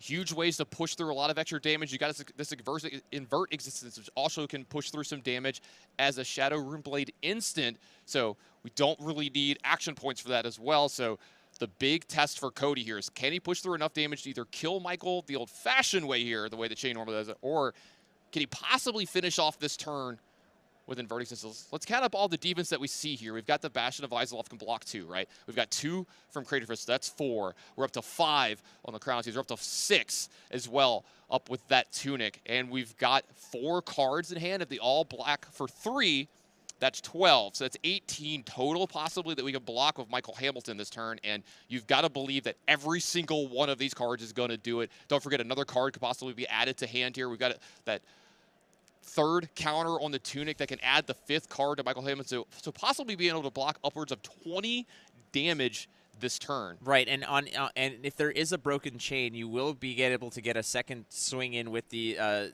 Stalagmite as well as the other Crater Fist. So you could go up to 22 plus damage in terms of blocking here, but I think that Cody could easily just punch right through that. Cody right now is biggest enemy is himself. I mean, his biggest threat is that blood debt that's piling up, and the cards that he's pitched in the order he's done so has now come back to haunt him. He's basically reaping what he sowed, frankly, and he's seeing that this could either be feast or famine for him, and he's hoping that he can be the one at the end of the day to still have life points. Got to give a shout out to our other caster that's not in here right now. Brian Gottlieb made sure that we got this match specifically on camera in the top 8 in the first round, and I got to say, Brian, well done, well picked. This one has been a good one. One of the most tense matches I've ever seen in Flesh and Blood. It's coming down to this. Captain's Call is going to be the start of the turn here. It looks like it's going to be a +2, so no go again added from there. We've got Shane going up to the 9th shackle. That's not really going to matter. The go again is what's going to matter. That times that potion is going to get pitched. 3 resources here now. We've got a Ghostly Visit attacking from Banish here. All right, that's a good start. That is going to be a pretty hefty one as well, as that's coming in, if I'm not mistaken, for, I believe that's coming in for 6, if I'm not mistaken. Here we go. Yep, it is, in fact, 6. All right, so the dice don't lie, Tan and Grace. That is a 6-point attack with a Ghostly Visit. So here comes that creative accounting now. We're going to go ahead and use the Tunic value to go ahead and drop a card from Arsenal under the deck, and hopefully this could be something like a Staunch response. Yeah, pretty important to mention here, you can't get greedy with your seeds here. You just need the 5th card in your hand as early as possible to have all of the information, just because you need to know what's going on this turn, how much you could block from where. And you're going to be blocking with that Tunic as well the first time that it gets a really good block in. All right, so I did see a Guardian attack, 2 Guardian attacks. I believe there's like a, is that a Disable, if I'm not mistaken? I might have seen an Okanold that looks like Disable. There's Disable. There's a Channel Lake Frigid. Yeah, so those are 3 blocks in there. So Disable is one of the options here, blocking for 3, which is good. So it looks like, okay, so yeah, Frostbite given over to Cody Williams. That is very, very relevant here. That's not anything to forget about. There is a Frostbite here, so that's going to sew up a resource. A little bit of damage getting through. Cody looking... No damage. Because okay, I'm sorry about that. No, it's all good. The Seeds is going to soak the last one. Right, prevent 1, 3, and 2. I thought we got 1 through here. Cody's sitting up in his chair. Looks like he's maybe got on his mind what he's got to do here.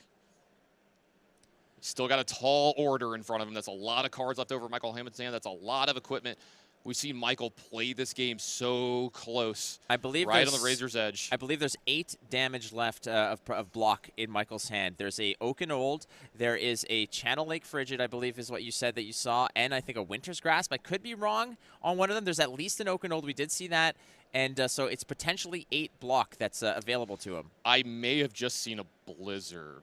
Oh, well, that is a whole different rhubarb pie, if you will. I'm going to stop taking guesses at what's in his hand, though. We'll see along with the people at home of when it happens. But if that is a Blizzard, that could be game-breaking. That's just a whole different ballgame. You're absolutely right. Forcing your opponent to pay 2 just to maintain go again. If that resource is critical to keeping this going, that could, like you said, game-breaking indeed. And that's the important part is the resource count, right? Cody just put another card in for resources. He's got 1 floating here, but this is a Howl from Beyond. This is going to pump the next attack. This is getting so tense. Flake. I can feel it all the way in the booth here on the other side of the room away from the players. You can see they're both setting up, running their hands through their hair, hands on their forehead. Just is that an Earth card? It might be an Earth card. So I see a Winter's Grasp, if I'm not mistaken, an Okanold. And is that Earth? I mean, we're all over the place here trying to guess it. I think it's a Channel Lake Frigid.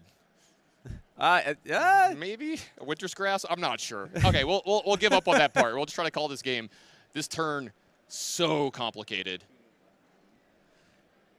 It is indeed complicated, and like it's a whole different ballgame when all the pieces are right in front of you. Michael Hamilton knows the potential of what can come his way, and this is where when you're playing against Chain, it helps to also be a Chain player to know what exactly the reach is. Now this is important here. Another Howl from Beyond is getting played. That combat chain has been broken here, so Stalagmite going to get in another damage. So that was 3 that it's going to end up probably blocking here this turn.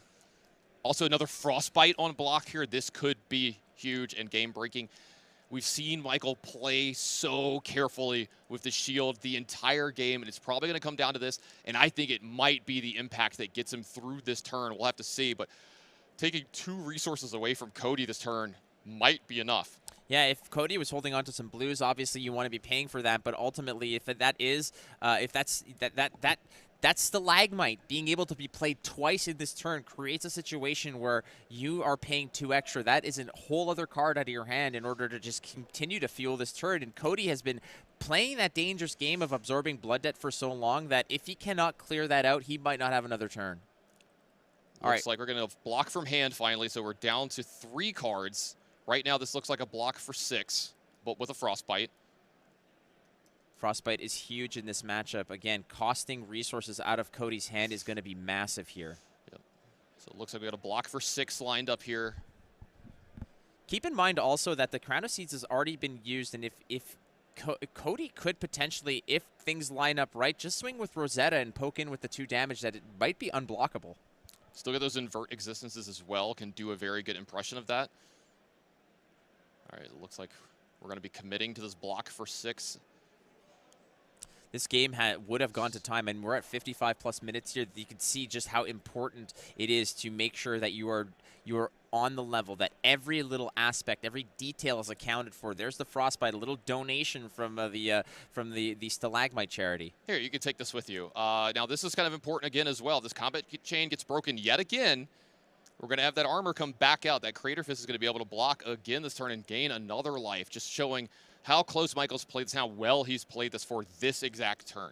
He's like, I just need to weather the other turns, and then on the turn like this, because let's be honest, most turns like this from a chain player you're not surviving from, and Michael is doing a very good job of navigating this. Yeah, like we mentioned, like the last 2 minutes of a basketball game take 30 minutes. That's what this is. It's the most crucial part of the game when all the chips are on the table and you have to make sure that these pieces fit together to make a pretty picture, and that's what Cody's trying to do here. Looks like double invert existence possibly happening here. All right, so the pitch if was... If you doubly invert an existence, doesn't that just make it a normal existence? I'm not good with I'm pretty positive if you invert something and invert again, it's back to where it's like doing a 360. I'm not an existenceologist, so I'm not sure. I'm not an existence scientist. Yeah. we'll get some scienticians in here to figure that one out. That's way above my pay grade. All right. I mean, what we do know right now is that Michael Hamilton's at 4, and the train keeps chugging along here. But again, like you mentioned, those Frostbites may have become very important here. This activates Eclipse. Oh, just Eclipse. Yeah, no big deal. So there it is. Eclipse is a free instant that if you have played 6 or more cards with Blood Debt this turn, if you have, you may play Eclipse from your banished zone, which was there. So create an Ursur, the Soul Reaper token. This was a factor in the last game that Michael won. Michael actually managed to absorb the Ursur and then kill it on the next turn and just make hay here. But there it is, a beautiful piece. The Ursur, the Soul Reaper, has entered the fray. This is a rune chant attached with Ursur as well. So this is an instance of 1 attacking for 6. Does Michael have what it takes to get through this? I think this is the last gasp from Cody. So there is still the head. There, you have the gloves. You do have the tunic if necessary, and I believe he's holding an Oakenol to block here. Or there's another 3 block, I believe. No, he's got 2 cards in hand, so there's still some options here. 3 cards in hand. Is there possibly there's a 3-card hand? Michael Hamilton is really just kind of do the math here. Cody, look at him. Cody's just showing, I got nothing in hand here.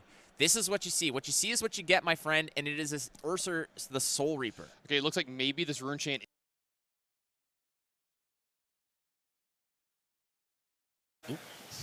All right, so just interrupting that replay. So we have actually just decided we're not going to be casting the Battle Hardened. It's already basically underway, so we would have to move the players and get them all adjusted to being on stream, and none of them really have got streaming on their mind today. So we're going to leave them at it, which does, however, sadly mean that it is the end of our stream for the Calling Krakow, which I'm very sad about. I'm too, but it has been an amazing 2 days. We've had a lot of great matchups. We had a lot of variety on the stream in terms of matchups. And yeah, we had a very amazing winner all the way over from the US, who is also a co-caster at Fable Hunters, I believe. So go check out their channel as well. And anything else you want to add? I just think it's, let's just take a second to say thank you for NSS to asking us to cast. Obviously, it's been a really great and fun time for us. Thank you very much to Tournament Center for organising this fantastic event. I mean, everyone we've spoken to has said it's run incredibly smoothly. The Blitz rounds all ran on time yesterday. We finished at like 4 o'clock or something after 10 rounds of Blitz. And the side events have been fantastic as well. And as well as a thank you to everyone who's been running the stream. I mean, you guys can't see it. We've been working quite hard talking your ears off. But there's also been a ton of people sort of backstage running around, dealing with cameras, lighting issues, taking photos, organising the matchups. Orally from Dorinthea from the French YouTube channel has been doing tons of work behind the scenes, you know, helping us with pairings and her programming and stuff like that to make sure we had all the data we needed. So I think it's just important to thank all of those guys for everything they've done and making this a really great event to cast. Indeed, and I'm very happy that there's such a pleasant atmosphere here. Almost everyone is just having a great time.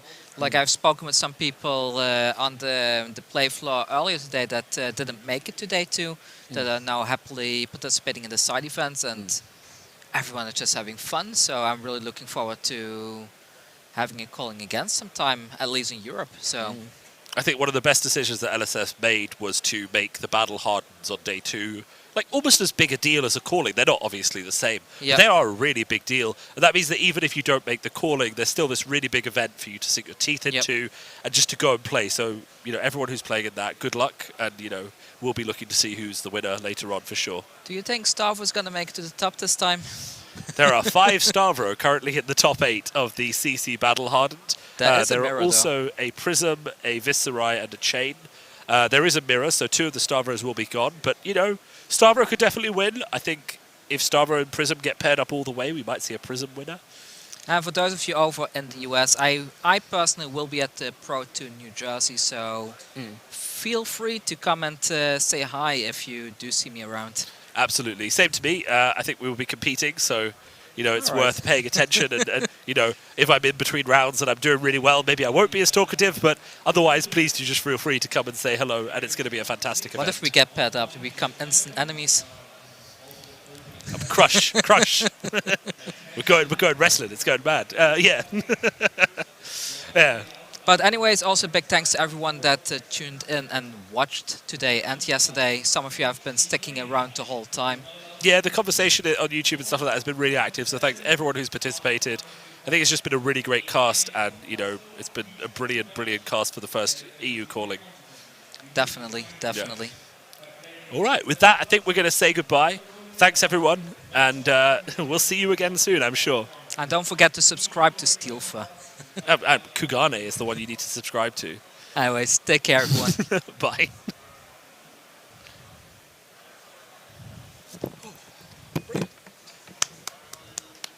Perfect, that's done. Thank you, Mario. That was good. Very, very good.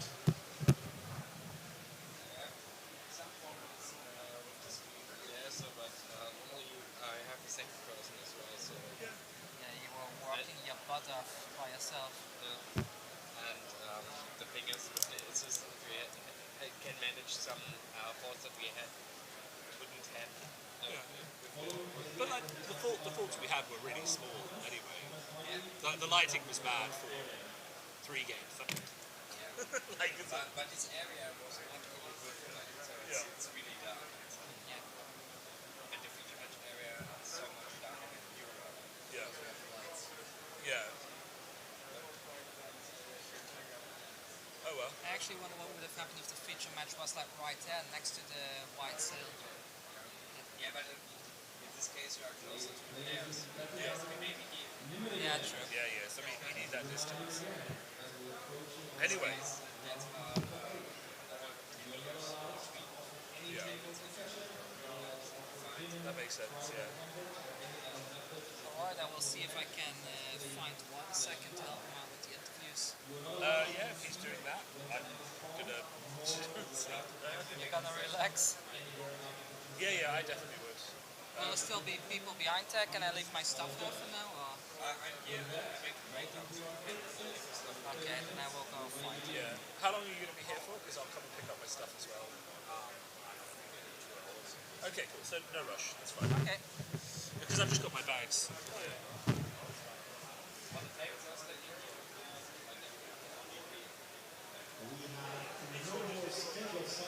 However, we still have about 1 hour left to sign up for the weekly draft. Thank you, mate. Thank you. On the line, stuff like that. Have been registration of all the weekly drafts open for roughly 1 hour. Just on email. Just or record. To be today. Yeah, I mean today. I don't know. We can be today. Yeah. Yeah, I'm here for the next few hours. Yeah. And then